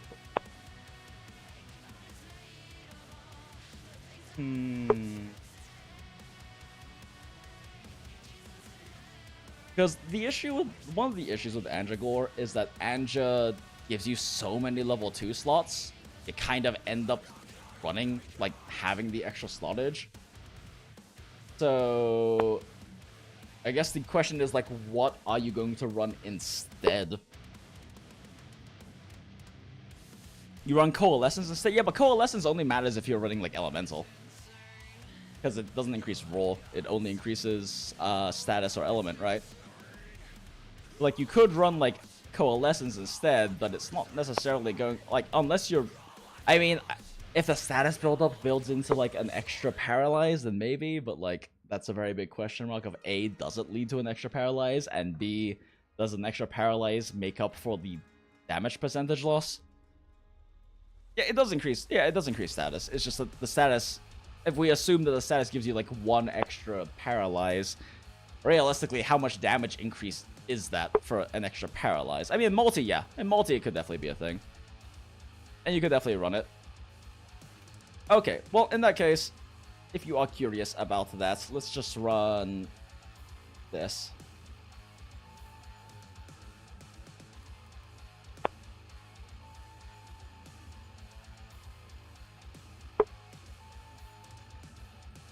Wait a second. Oh, there we go.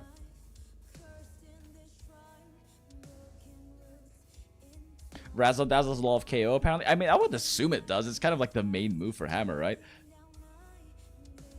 It's all built into that, it seems, Lamau. Oh, yeah. Yeah, like, the Razzle Dazzle on Hammer that Wilt's referring to, being like the, like, little, like, oh, I'm gonna swing my weapon around for a second and do the little 3-hit thing for Hammer. It seems like in like, Wilds, they put a lot, they, like, stocked a lot of motion value / like, elemental coefficient / like, KO, like, into specific moves. Wilds feels very focused around specific moves or combinations versus, like, World and Iceborne. Yeah, so it doesn't really surprise me that, like, Razzle Dazzle is gonna have, like, a lot of KO.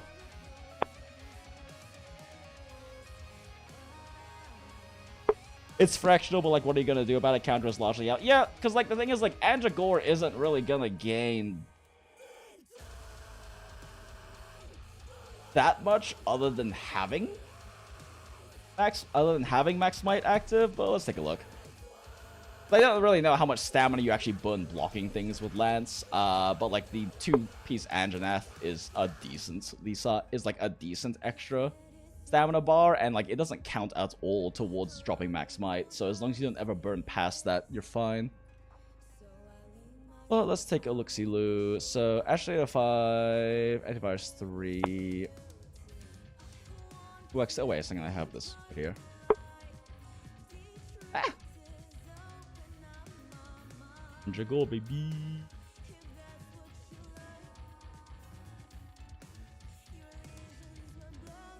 Or removing Counter-Strike for, like, Coalescence or whatever, right? Not a full Gore set. And these are the exact same uptime assumptions as we had otherwise.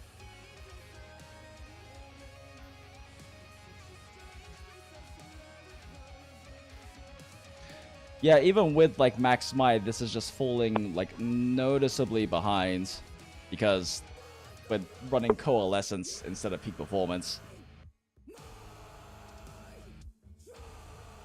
Max smite is stronger. Wait, that's right. Max smite 3, yeah. Max smite 3, weakness 2, wax 5. First one. Yeah, yeah. Oh wait, shit! I didn't put offensive guard in there, did I?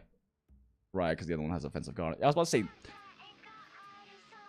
Oh mother. Okay, yeah, no offensive guard with actually the 5. Look, see, I was on the wrong sheet. That's my 3. No peak performance.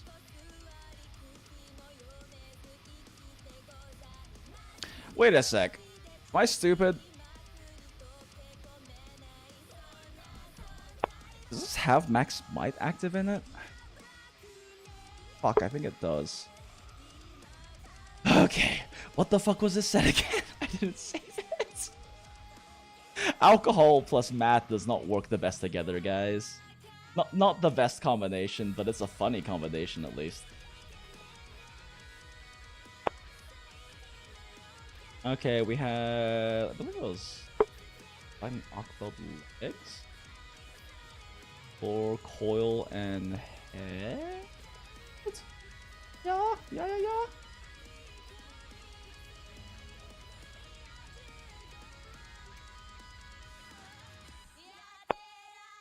Trying to remember what the peak performance set was, because apparently I fucked up something in the calculation. And then, yeah, we pretend this is peak performance too. Gives us, yep, okay, that's exactly what I thought it was. Okay. Don't know if I fucked this up or not, but let's find out. There, we have the, wait a second, it was, yeah. 5 wax, okay, 5 wax, 1 agitated, 1 burst.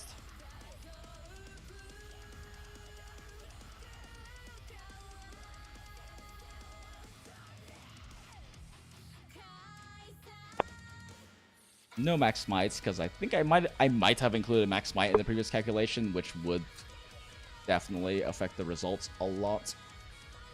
Yeah. Okay. Agitated 1, yes. Antivirus 3, yes. Burst 1, yes. It's exploit 5, yes.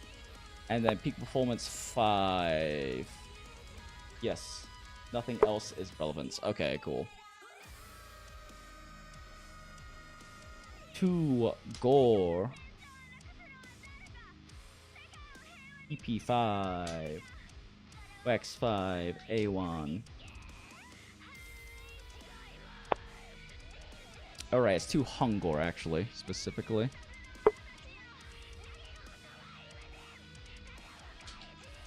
Hungor. Hungor.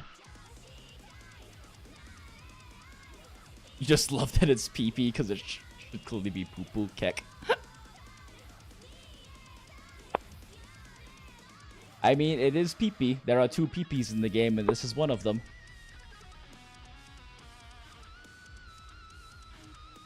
Pepe the Hue. Okay, that change. Why, yes, it changed fucking massively. I can't believe I left max might in that setup. But I calculated it earlier. Okay, yeah, this makes way more sense. I was like, how the fuck is this so high?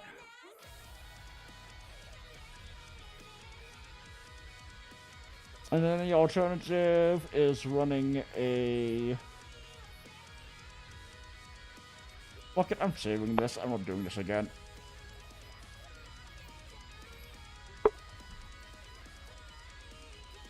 PP5, okay.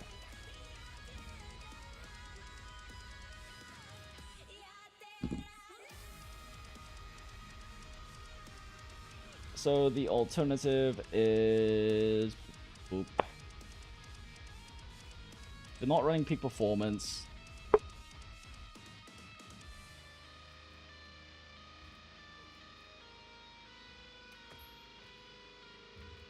Yeah, Antragore doesn't get much more efficient is the problem from dropping. I think you get like what? Let me see real quick. I think I have one right here. For dropping...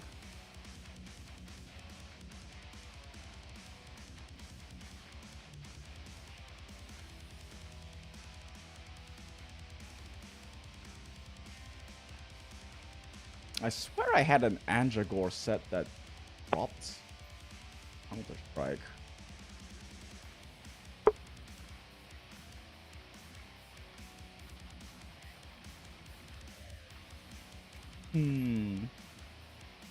I guess it's hard to drop Counter Strike though because you get so much level 2 deco slot efficiency.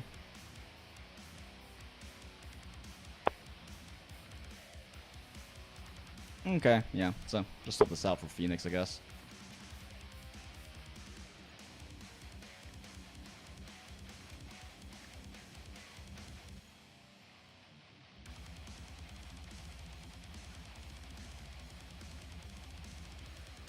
Roughly a 3 to 5% loss. I mean, what are you gonna do? Ambush? Yeah, that's the problem. Because I don't really know how like good resentment uptime would be either as an alternative. I guess you could do Destroyer. Your wound attacks will do more damage if it wasn't Bug Smile.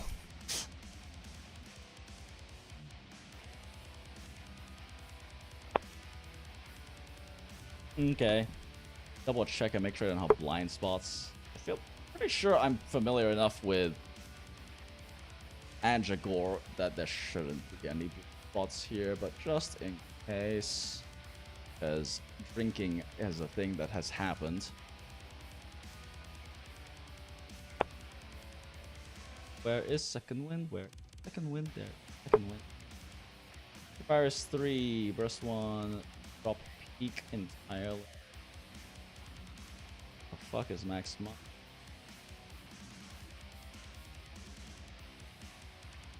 Max smite 3. Yeah, second winds 1.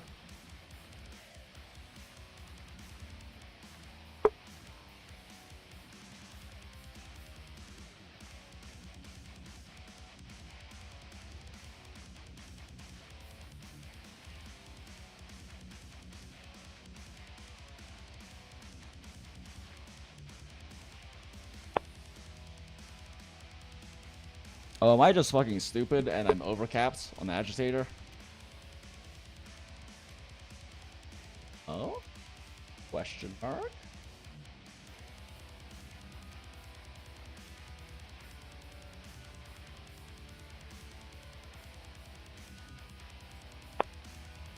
Question mark? Oh?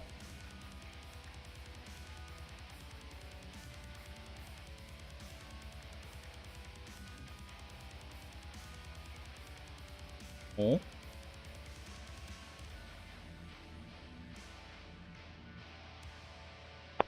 Oh, this is exactly what I'm running. What the... Wait, these all use alpha arms. Wait, wait a second. What? Alpha arms? Oh? Did I miss some efficiency in alpha arms that exist for a weird niche case?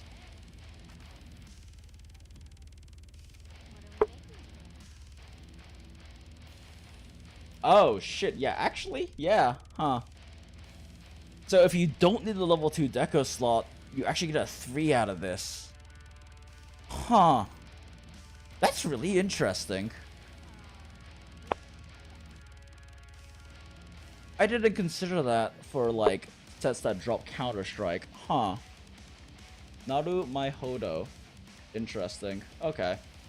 Yeah, this actually lets you squeeze in, like, an extra level.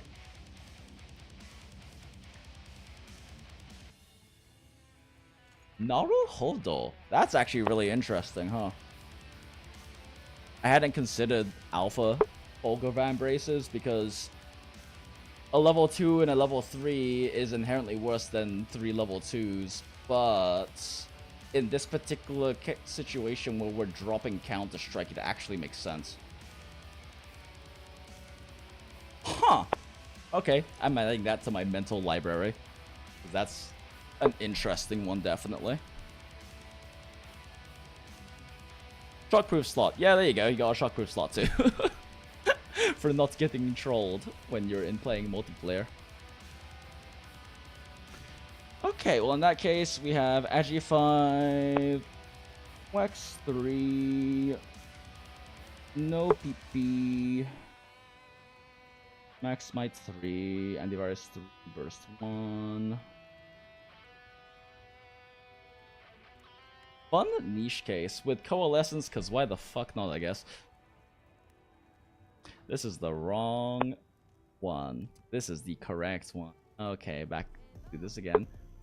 5, Burst 3, 1 Burst, no PP, 0.5, 5 Agitator, yeah, that's good.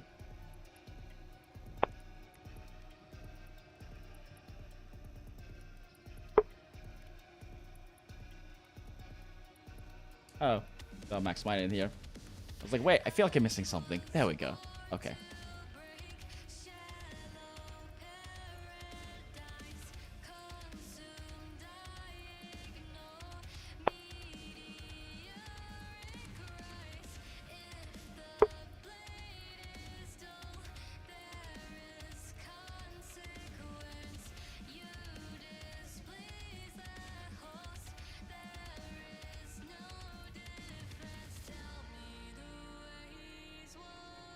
Okay, I don't really know what to...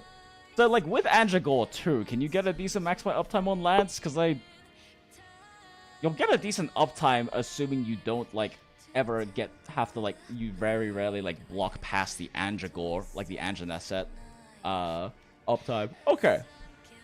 Nearly full uptime? Okay, we'll throw in 90% of that. That's what I figured. It's just I don't know how much stamina you lose on Lance, but, like, Anjana 2 set gives you a really good buffer.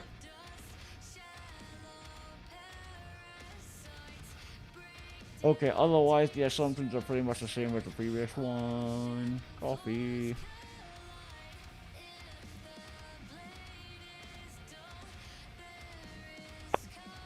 Damn, yeah, okay.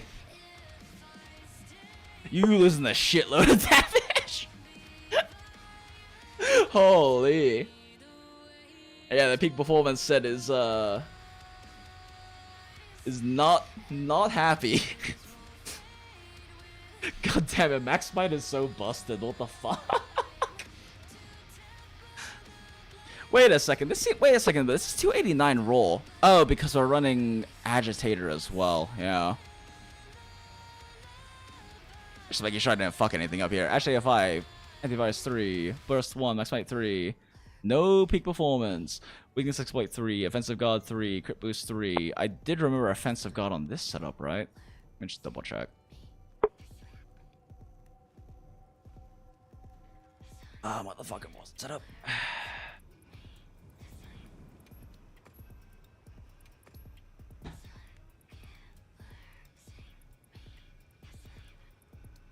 Max 5. Peak 5. No Max Might. Antivirus 3. Agi 1.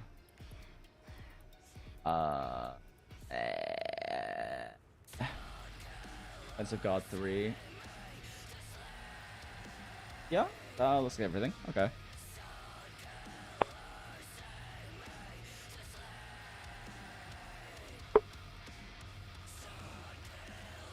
Making sure I'm not crazy, right? Yeah, no, that's still the same. Okay, I didn't forget Offensive Guard. That is a huge margin. Holy shit. Holy fuck, that is a huge... Yeah, so I think Agigor still... Wow, peak performance is fucking cooked. Holy shit. Why is Max Might so fucking good?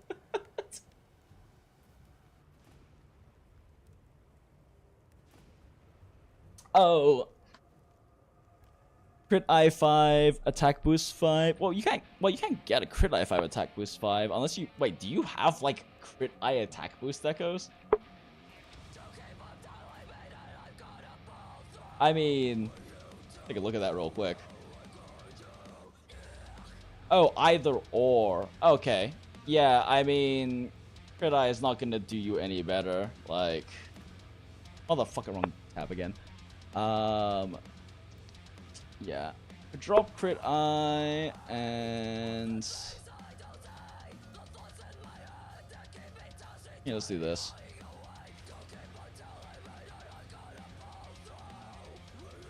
God damn it, Andragor's so broken. Andragor's busted as fuck, y'all. Chatto, Andragor is broken.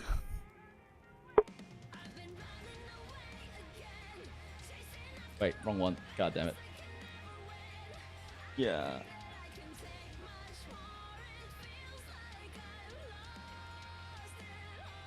No, crit I is notably worse on Hungor. Let's try like a 3-3 though.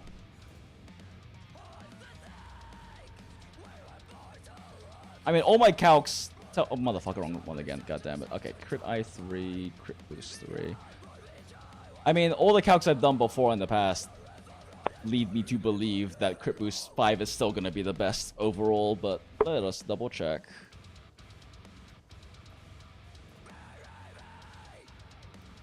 Oh shit! Okay, crit I3, crit boost 5, actually not... It's pretty much equivalent, but with your particular Arshan weapon is moderately ahead. But that is not enough to get close to this.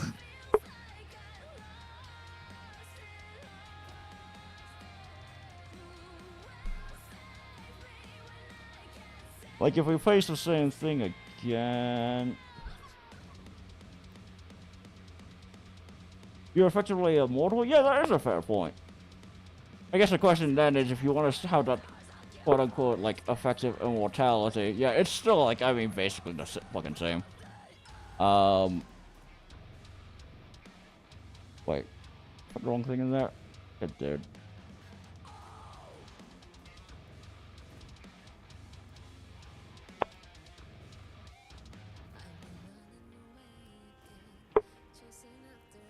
Oh?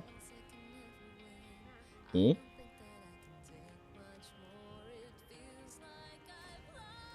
Am I crazy? 3%, 75%. Did I not copy the right thing over?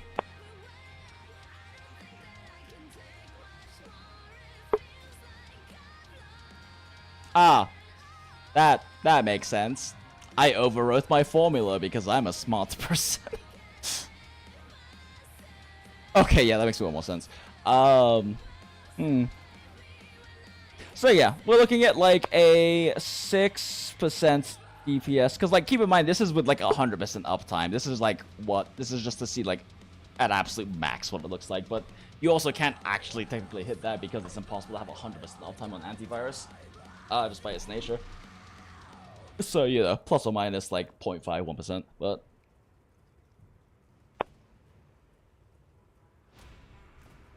is this gonna peel you out of Andragor? Absolutely not, champions. J7 plus 1 more damage. Let's go.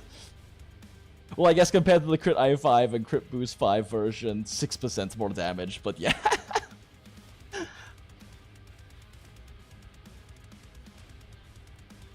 So yeah, I mean, that is what you lose from max smite. That being said, if you reset it enough, you'll have high crit rate just from a lucky run, right? Smile.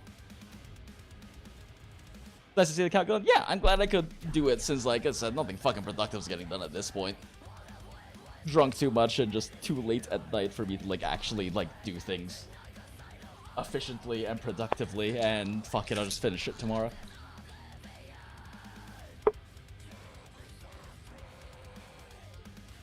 That being said, time to take my sleep meds so I can actually go to sleep relatively soon-ish and a kind of normal person sleep schedule.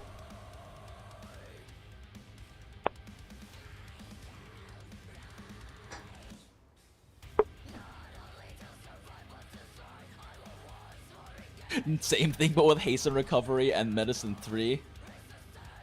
Actually, that would actually probably be easier because Arkfeld pieces are better.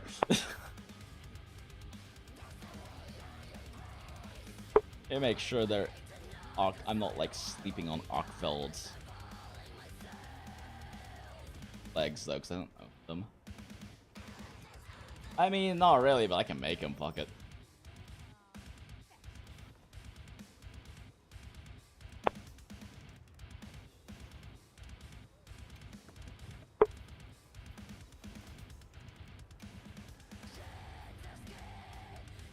Let's see. Ow! It's the same if. Well, it's less efficiency because convert element doesn't really matter, honestly.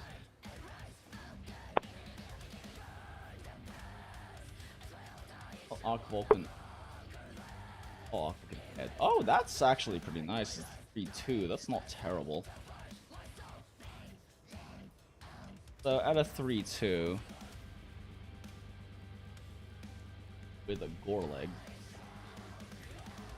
And then I mean we would run we would run Guardian Arcbolt arms if we wanted Wax, but the alternative would be running Androgol from Max Smites, but we're not doing a Max Smite setup. This is gonna be a peak performance setup, yes. Oh wow, you can actually fit recovery 3 in here, what the fuck? Why is this allowed?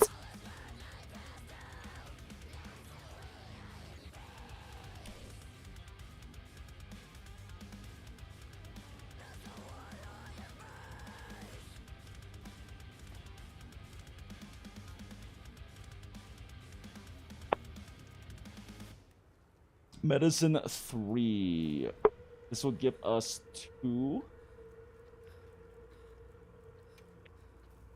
Flawless. And then we get the 2 from the Charm because for some reason peak performance only goes to level 2, which is fucking stupid. And then we have 2 chain jewels, so we can throw one of those in the agitate.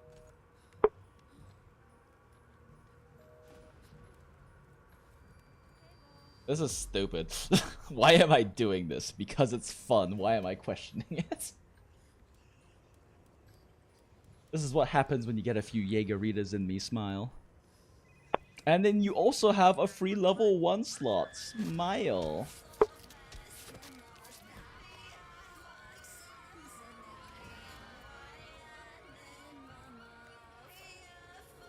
Maybe I should mercenary out my services and do like weird set calculation comparison things for super chats or something.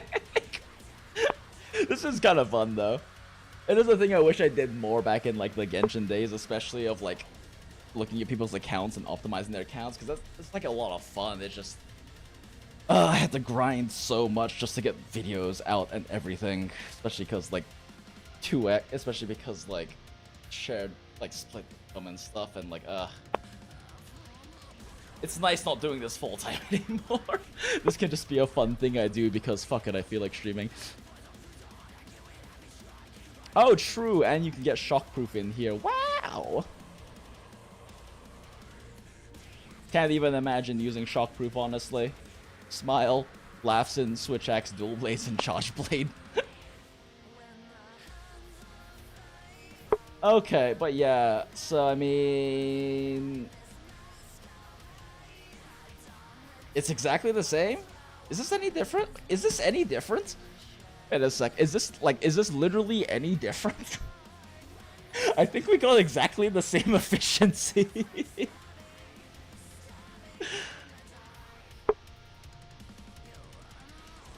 Yeah, I think we got exactly the same efficiency. We got Pink for once 5, Weakness Exploit 5, Antivirus 3, Agitator 1, Burst 1.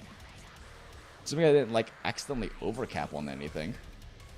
Nope.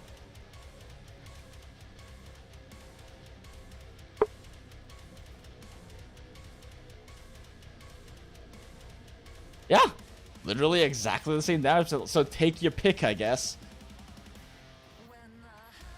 Take your pick. Out of the two 6% damage loss for healing sets, which do you want? Wow. Crazy. Let me make sure I don't have blind spots though. So let's like double check on this real quick. Because this has shown me blind spots in the past.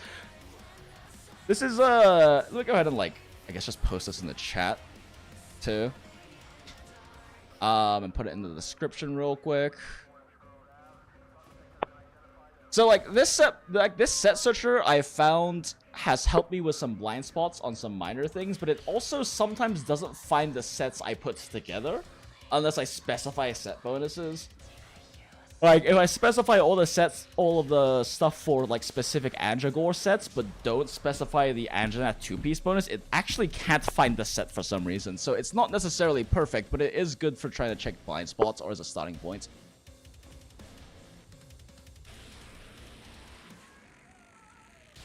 Let's see, set searcher, drunk, jinx, decided to use to cover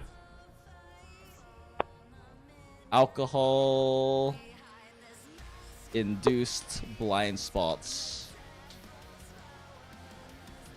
Like 5 hours in, smile.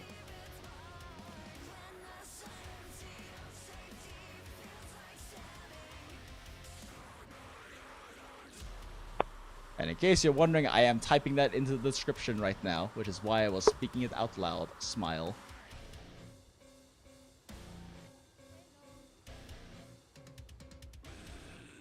Okay, let's see here. You use it too, you just want to torture me? Well, fair enough. And I am accepting said torture. Because why the fuck not at this point?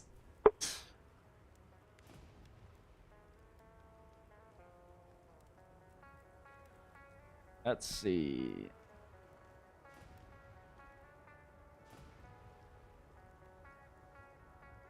Okay, we kill second wind, we add haste on recovery 1, go Wex 5, antivirus 3, burst 1, no max smite, performance 5, agitator 1. Oh, naruhodo. Agitator 2 possible smile.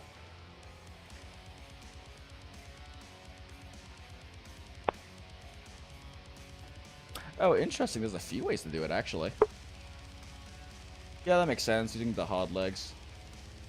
Man, I'm too tired for this shit. So, wait. This is actually slightly more efficient because we can fit an extra agitator in. I'm too fucking sleepy for this shit. Jesus Christ.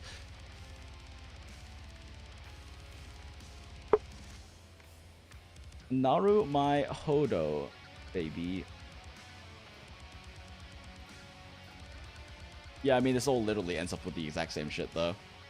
Minus, like, some random after effects things, like flinch-free versus convert element. Needs a whole... Well, let's find out. Is it a 0.3% or is it more? Agitator 2. Wow.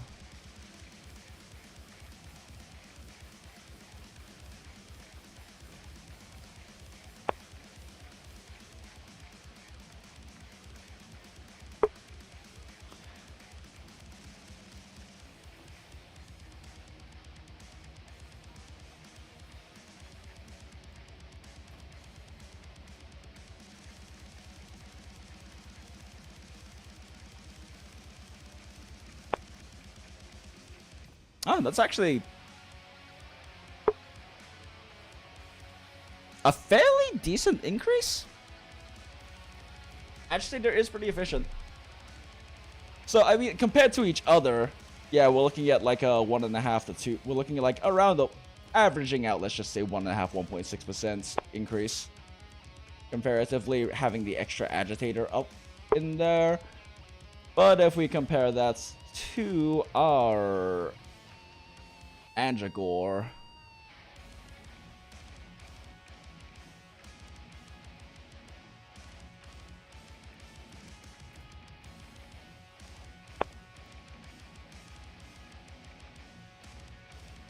And if we compare that to our Andragore, oh, well, we dropped from like 6% to about 4.5%. So that's actually a decent damage gain from the extra one Agitator. Agitator, pretty efficient, dog. Agitator, pretty good skill.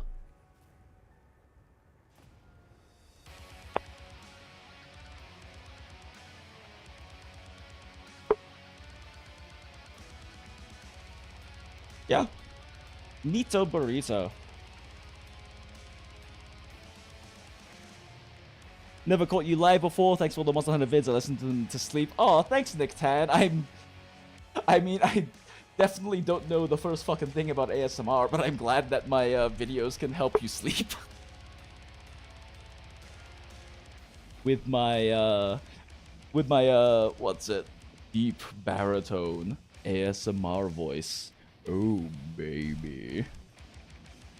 How low can you go? Although I probably don't talk like that in my actual... How do I actually fucking sound in my old videos now that I think about it? I have no idea. It's been so long since I've listened to recordings.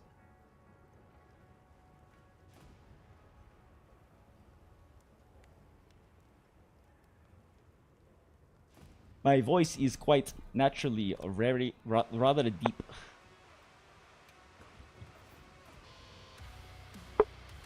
Might prefer it to be a slightly higher pitch, but we take what we get.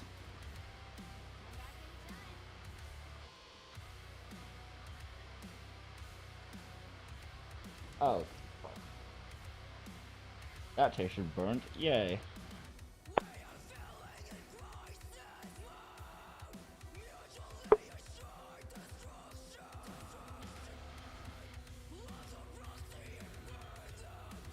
See the haste and recovery shit again? Smile, okay.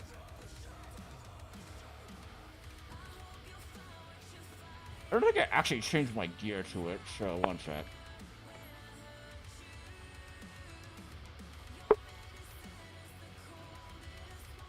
When with the hard legs at the hard. What was this?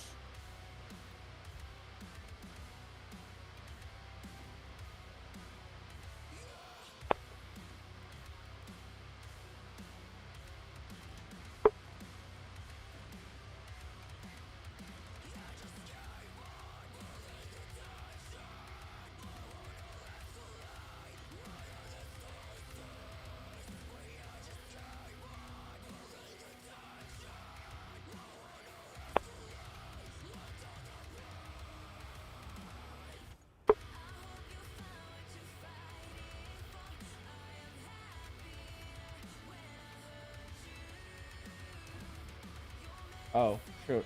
Door slotted. Where are my flawless jewels? That's not the flawless jewels.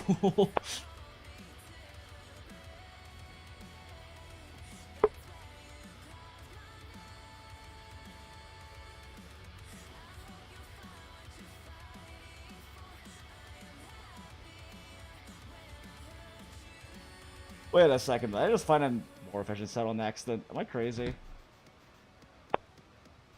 Alcohol and math don't mix very well, Smile.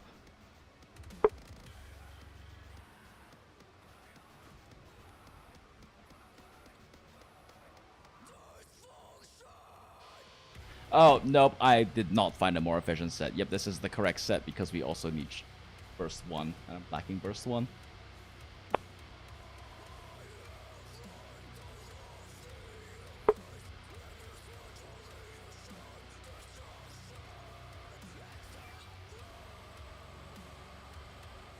Oh wait, no, this is not the right one. Wait.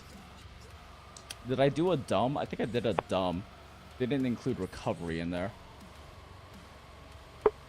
Okay, so maybe this didn't catch a blind spot of mine. Because I don't think we included recovery 3 in there, which is part of the whole deal. Antivirus. Burst.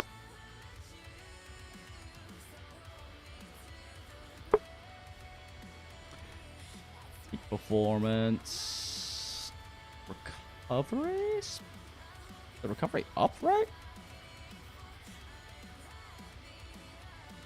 recovery up with Black Eclipse 2 and hasten recovery.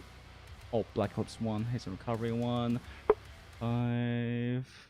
First 1. Antivirus 3. Ah, yes, I am in fact crazy. We did in fact not find a more efficient set because we lost the recovery 3. Never mind. It did not catch a blind spot. I just forgot recovery existed. Oh my god, welcome back, Missy guys. Oh, thanks, Kayloon. Appreciate you saying that. Yeah, so never mind. We did not. We. If you want recovery, you're shit out of luck, I guess. Oh, this can't even run antivirus 3. What the fuck is the setup that runs antivirus 3 then? Oh, right, it uses a fucking alpha piece, doesn't it?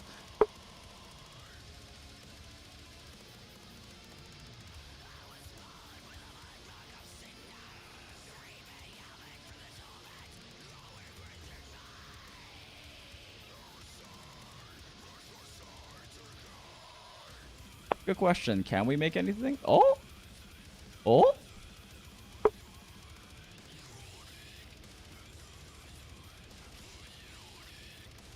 Naru Maihodo. Interesting.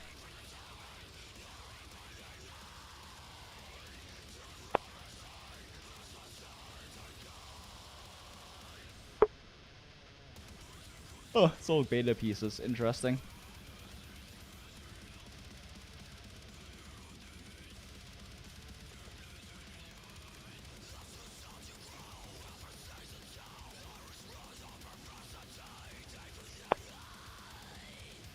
We love weakness exploit.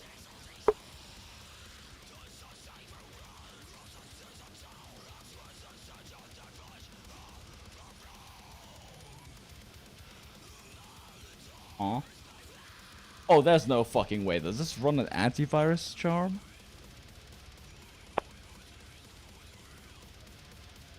Huh? I'm stupid. Never mind, ignore me. I had the wrong boots. I was like, how am I lacking slots? Where are my slots at?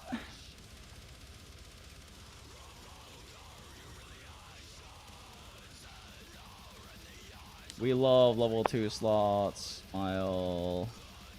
Oh my god, all my flawless are on other pieces now. I have like 12 of these things. Cry.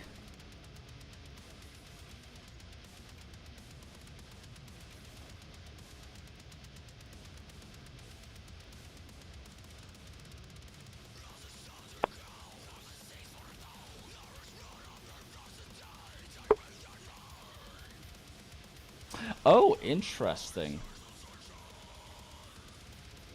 We either go at peak 5 or agi 3. Huh.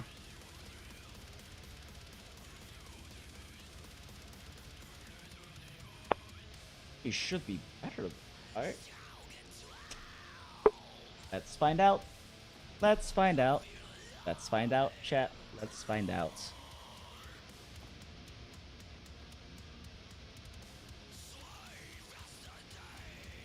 Okay, so we already calculated with pike performance 5. What do we do?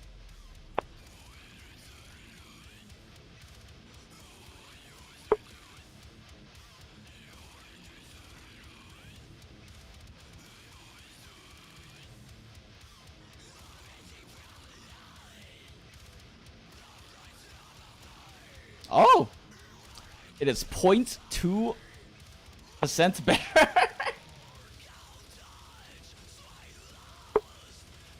Yeah, since peak performance is linear scaling, you're only losing 5 raw for another level agitator, which is better. So yeah, look at that. We found an even more efficient set that uses 2 points of recovery. Mile. Wow, look at that. Slightly, ever so slightly more efficient. We love 0.2% damage gain.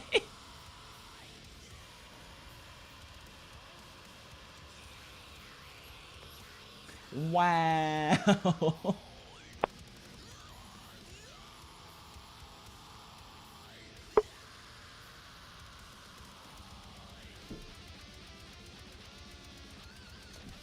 Oh, you can't see the helm because of the drink? It's Andrena's helm.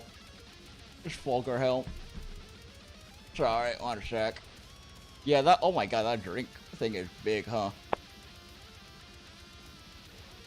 I need to like make an actual overlay so I can have the stuff without while not obscuring the fuck out of the screen.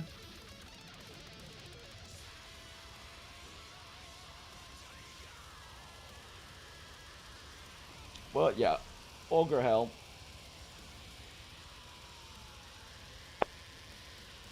Not crazy, right? This is overcap. Nope. Okay. Perfect. Cool.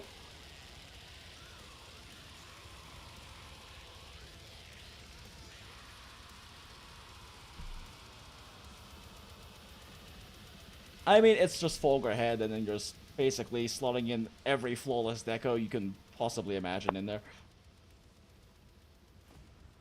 All the level 2 slots are flawless decos. You have a chain, and you have an agitator.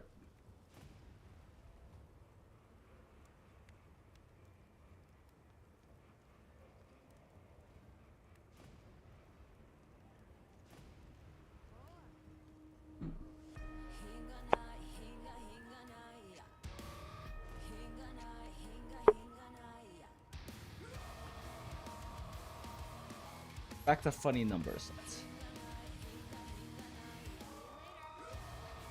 Did I hunt a thing? I think productive is happening at this point. I feel like I should hunt a thing. But I'm also sleepy, which means I'll be throwing. Maybe I should still hunt the thing. Ooh. Oh my god, we've been fucking around so long, I've gotten 10 more rounds of stuff from the gang. The peeps. The villages.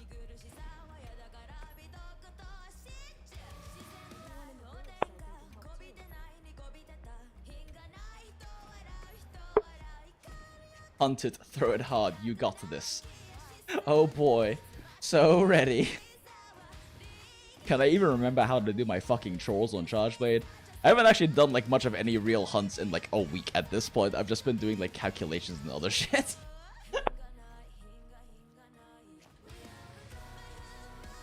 What do we have on the map right now?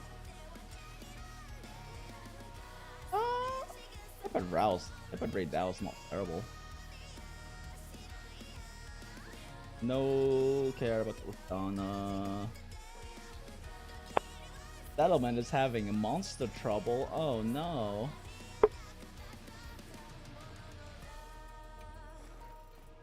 Sure, I'll cart to a giant fucking laser beam. Let's go Tempered Radar.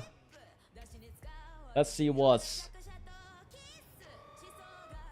4 to 5, I guess at this point. 4 to 5 drinks plus 4 to 5 drinks plus much tiredness and a week of not playing Monster Hunter Wilds. Let's see how badly I throw this fucking run against a Tempered Radar.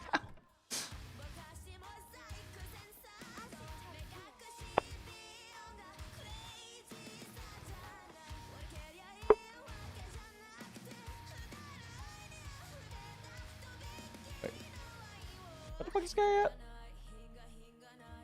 Okay. Take the peak spit for a spit. I don't have a lance.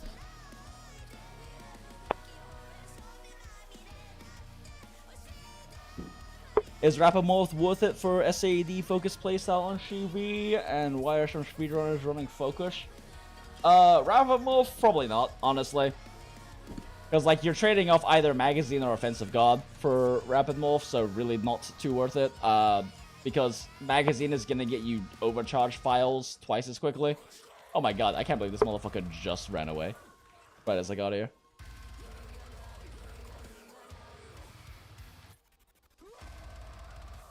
CB should be fine, yeah. No. No. It is not the same. You are not in shield mode very often on CB. Arrow bomb tech, let's go. Whee! Put on the Corrupt Mantle. Game, thank you. No, I did not mean to do that. We still got the Savage Axe off, it's fine.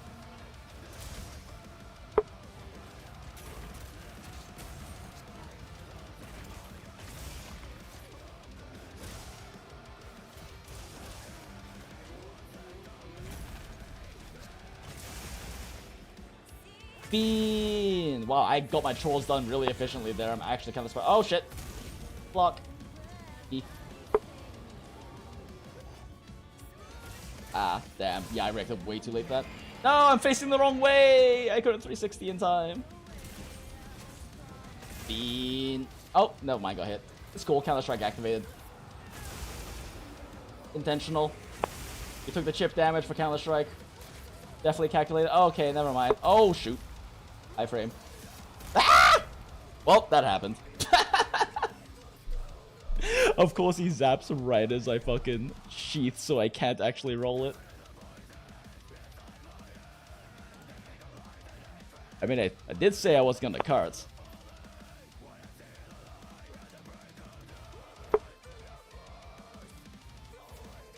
Damn, that was going so well.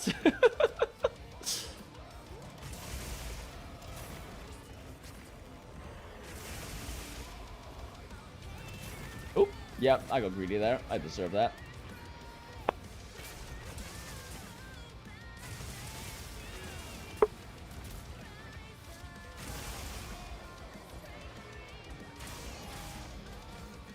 We love Anjanath 2 said I still haven't dropped max smite despite all the rolling. Let's go. Oh, there goes a KO. I was about to say the KO's gotta be happening soon, right? Oh wait, that's not a KO. What the fuck? Oh my god, and a what is happening? What is with my CC overlap right now?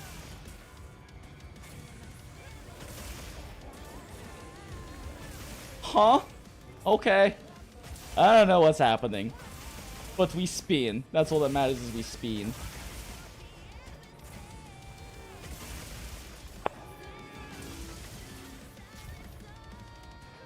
And we still haven't dropped max smite because Anjanath 2 said is great.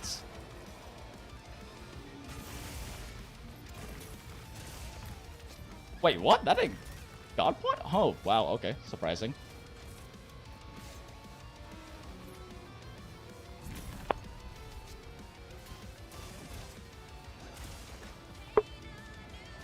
Game? Oh no. Game! Ah! Spin! I would like my files back, but now like I get a beat on him, so I guess we don't do files. Game? Okay, I guess I'm not pressing circle fast enough or something. Christ. Okay. That was weird. I should probably heal. Roll! That would have been bad. Oh, we snipe? No! The whiff. The whiff is so real. Ow. Yeah, I deserve that. Okay, I deserve that too. Oh, well, we might card again here. Oh god. Wiggle, wiggle, wiggle, wiggle. Well, that did not go very... Oh, he's already cappable. Oh, I could have just capped him. Huh. Awareness is not one of my strengths when I've been drinking. The prophecy!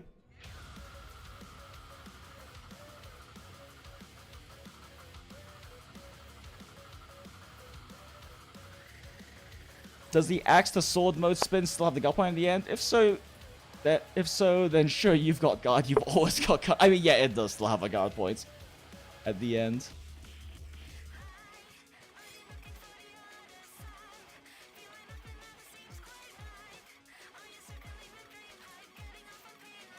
I mean, this run definitely could have gone worse. Let's see, according to Overlay, I have an 88.9% crit rate and 9.6% damage as fixed shelling, as fixed file damage. Lol, this is why I don't run. Oh no, oh. You know, I'm probably playing with fire here, not healing first, but this is funnier. Oh, no, I want to heal. Oh, okay, yep, okay, I should have healed. I just wanted to trap him. Okay, fine, game. We'll meme less.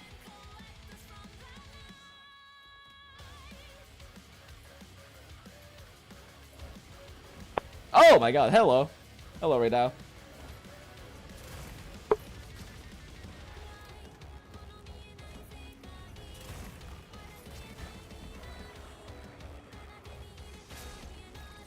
Oh, don't die to that.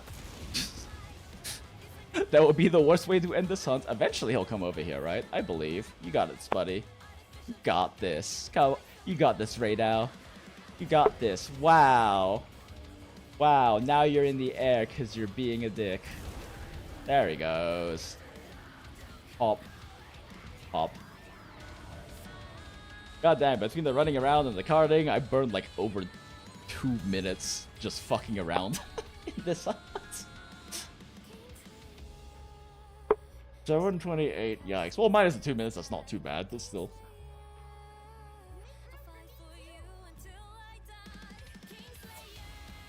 Login bonus, wow.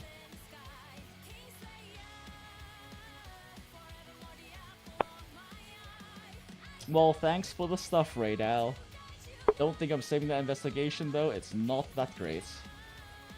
What is the settlement? What's going on with the settlements? Oh, wait a second. That's a fucking guaranteed gem Anjanath? I think I'm out of guaranteed gem Anjanaths. Here we go again. Time to bully the fuck out of an Anjanath. This one maybe? Smile? What was that occasional popping noise? It might be my vape. They did just hit my vape.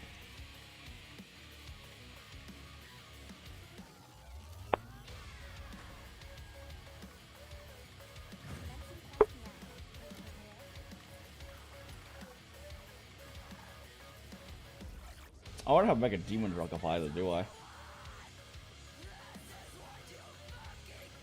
I didn't restock. It's fine. We'll be fine. Oh, I'm out of barrel bombs too. Well, that sucks. That should be me. No counter strike early. God damn it.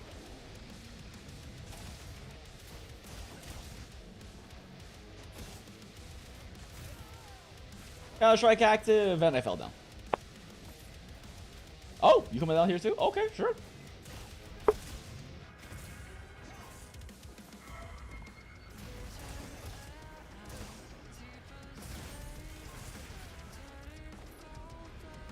Huh, interesting. Forgot he had a follow-up for that.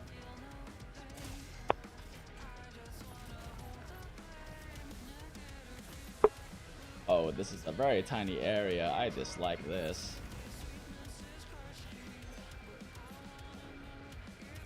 Alright, buddy. Ow. Alright, buddy, you got this. Come on. Thanks. Alright. That is... What? Did I press triangle circle next to... Oh my god. Oh, I'm throwing. That was supposed to be a Savage Axe proc. Well, now I need my files again. Oh, that hit me? Huh, he must be a small boy. That hit me from that angle. Game, please. I'm pressing wrong buttons.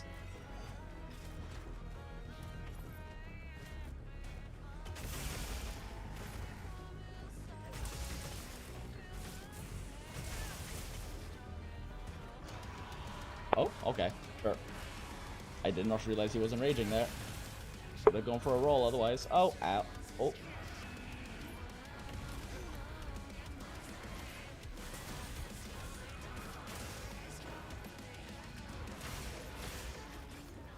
Bean. Okay, now we got stuff going. Now we got things going. Okay, maybe we don't have things going. Oh my god, he's so high up. Why? Oh my god, he's so high up on the ledge. So much whiffing.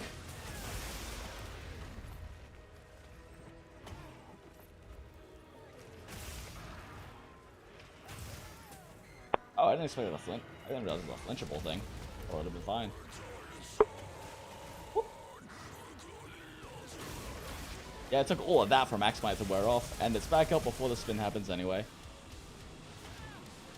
Oh, I cut the tail off already? Huh? Can I snipe this? Nope. I need to be a little further forward. Wow, okay. Sure, stay back over there.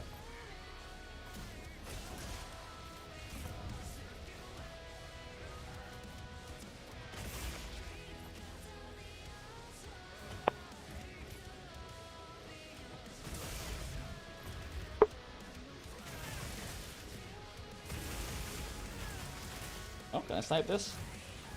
Nope.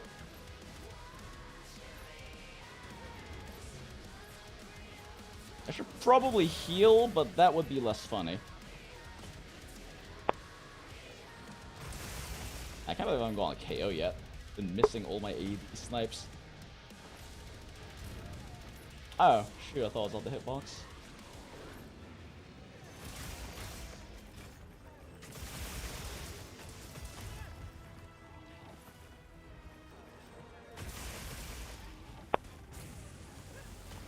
Oh my god, I overflicked. God fucking damn it.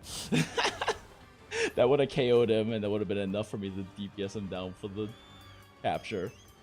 Some bitch. Where's the tail? That's the tail.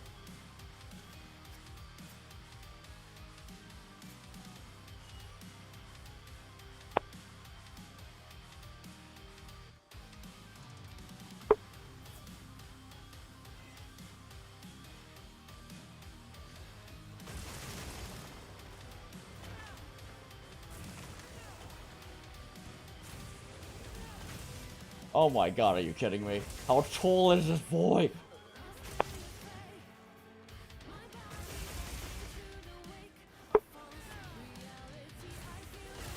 What is he do? What is actually happening with this Antonath right now?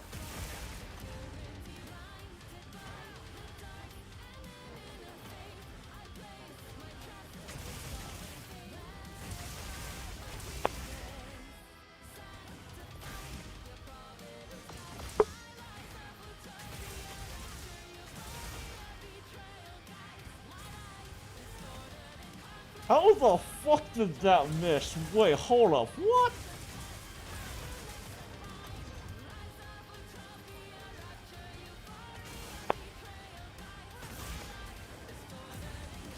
Oh my god, that actually KO'd. I was about to say, I'm out of fire, I don't know if I can KO him.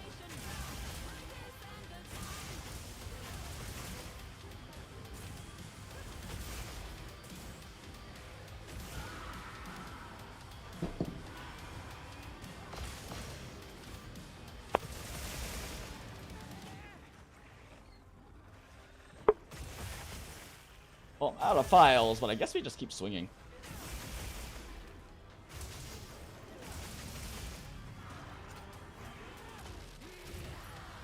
Ow. Well, I'm actually kind of surprised this guy's incapable yet. Whoops.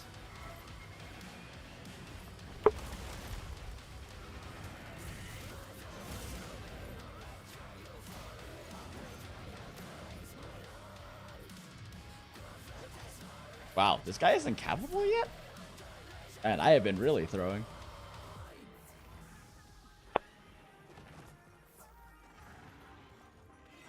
Oh, I guess I haven't run corruption against him yet either. What the fuck? Oh, hi, Zhuwu. Zhuwu.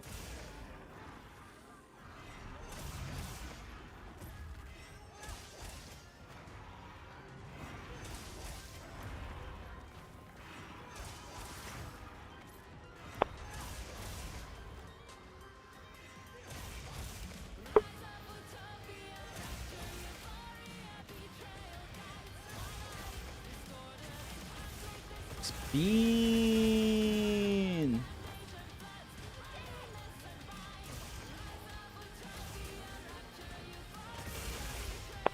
Oh, now he's capable. Wow, it really took that little extra to cap him? Okay. Ah! Just let me throw a shock trap down, you ass! No!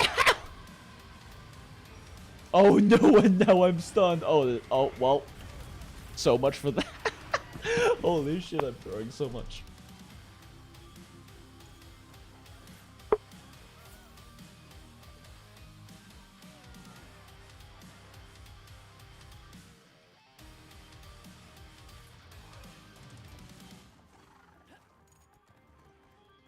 Ten out of 10 gameplay could be a speedrunner, true and real.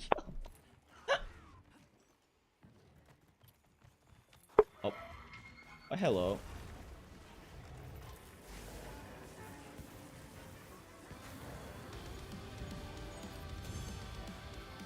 Goddamn. So inefficient. Also forgot to use Corruption Mantle Smile.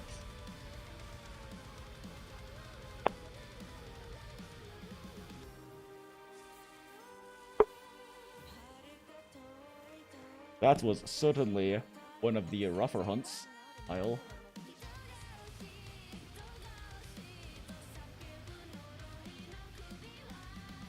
I also whiffed AED so many times I actually exhausted him somehow, which is kind of funny. I don't think I've ever seen that happen before.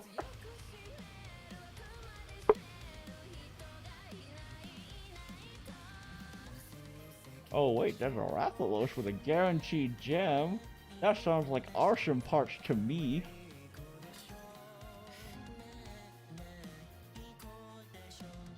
You think weapon balance is being screwed via Corrupted Mantle? Corrupted Mantle is doing a weird thing with weapon balance. I mean, at the end of the day, like, what is even weapon balance? It's a PvE game, right? And, like, bow and bowgun are still as busted as they've always been. But it is weird how, because they decided to make Corruption Mantle have extra motion value on triangle attacks, it's just so much better on certain weapons than it is on others. Game lied to me? Oh, he is right here. It's just still kind of far away. Huh, okay. Tiny treasure.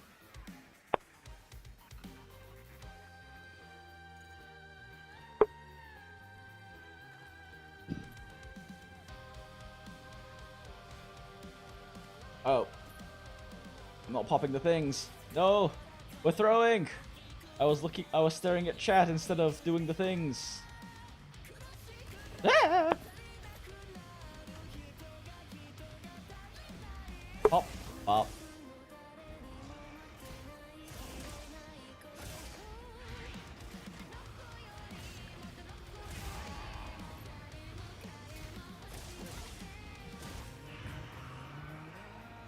Oh my god, the buffer window for that charge input is so tiny. Come on, dude, roll so I can fucking get my Savage Axe going, Jesus. Well, I fucked up the timing of that, great.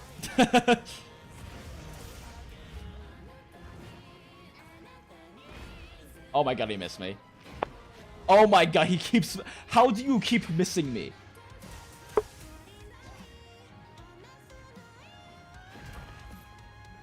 Okay, that was just my bad.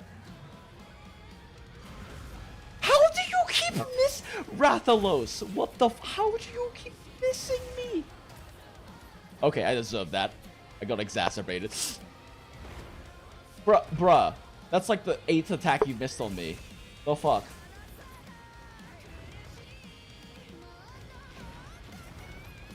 Huh? And see, this is a thing that happens at Charge Blades. Oh no, I'm stunned. Well, there goes the cart. Holy shit. I got so fucking exacerbated from him not hitting me for my fucking Savage Axe proc that I just got stunned and white. That's actually fucking comical.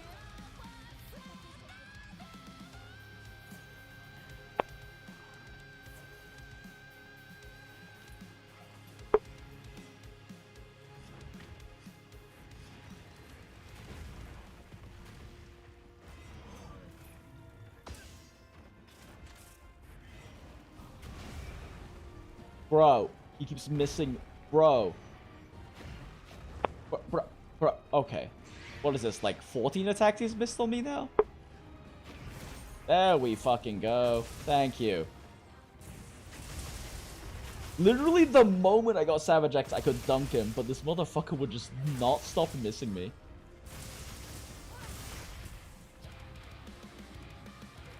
Huh? Game? Okay, it didn't read my circle input, I guess. I don't know. Whatever.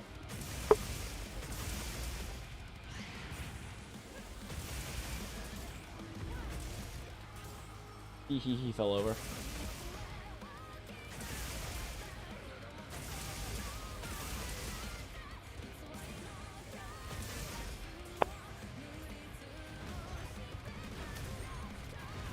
Oh, well, I got baited.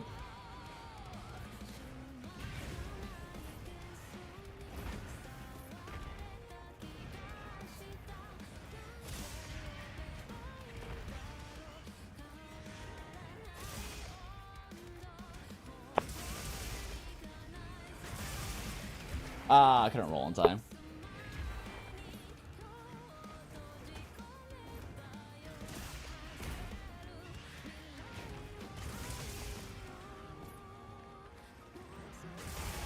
It's so easy to dunk Rathalos now with Charge Blade. Holy shit.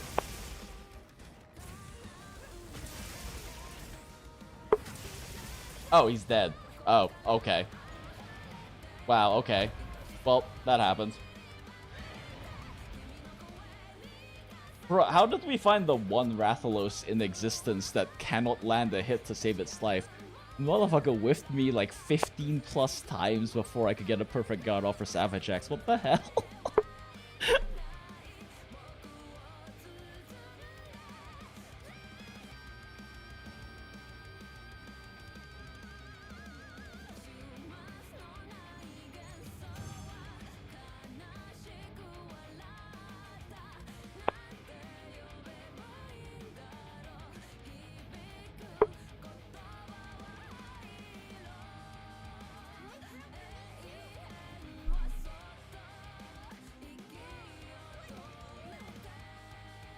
Oh, yawn. It is late. I am tired. Oh, I think at this point should probably just hop off so I can like sleep and get ready for actual meta set stream tomorrow. Got like a tiny amount of calculations done and fucked around and had fun and chatted with chat. Smile. Okay, everyone. Anyway, appreciate all of y'all. It has been a fun stream. Thanks again for joining us. And like I said, all the background music that's been playing all stream, all of the VTubers and the VTuber artists who are in it are in the description of the video. Please go give them a go check them out. Send them a nice little subscribe, thumbs up, listen to their music. It's all very, very good. And spreadsheets is in the description as well if you feel like making a copy to fuck around with your own calculations or check my math or anything like that. But yeah, it is late. I am going to sleep. When is the stream? I don't know. I'm not a very prepared planning person. But probably late afternoon, evening, I would say. For Mountain Standard Times, live in Arizona. I mean, realistically, probably close to like 7, 8 o'clock or later, but since I got shit to take care of first. Anyway, thanks for joining, everyone. It has been a fun time, but I'ma go eat some leftover ramen and go sleep. Alright, nighto. Bye.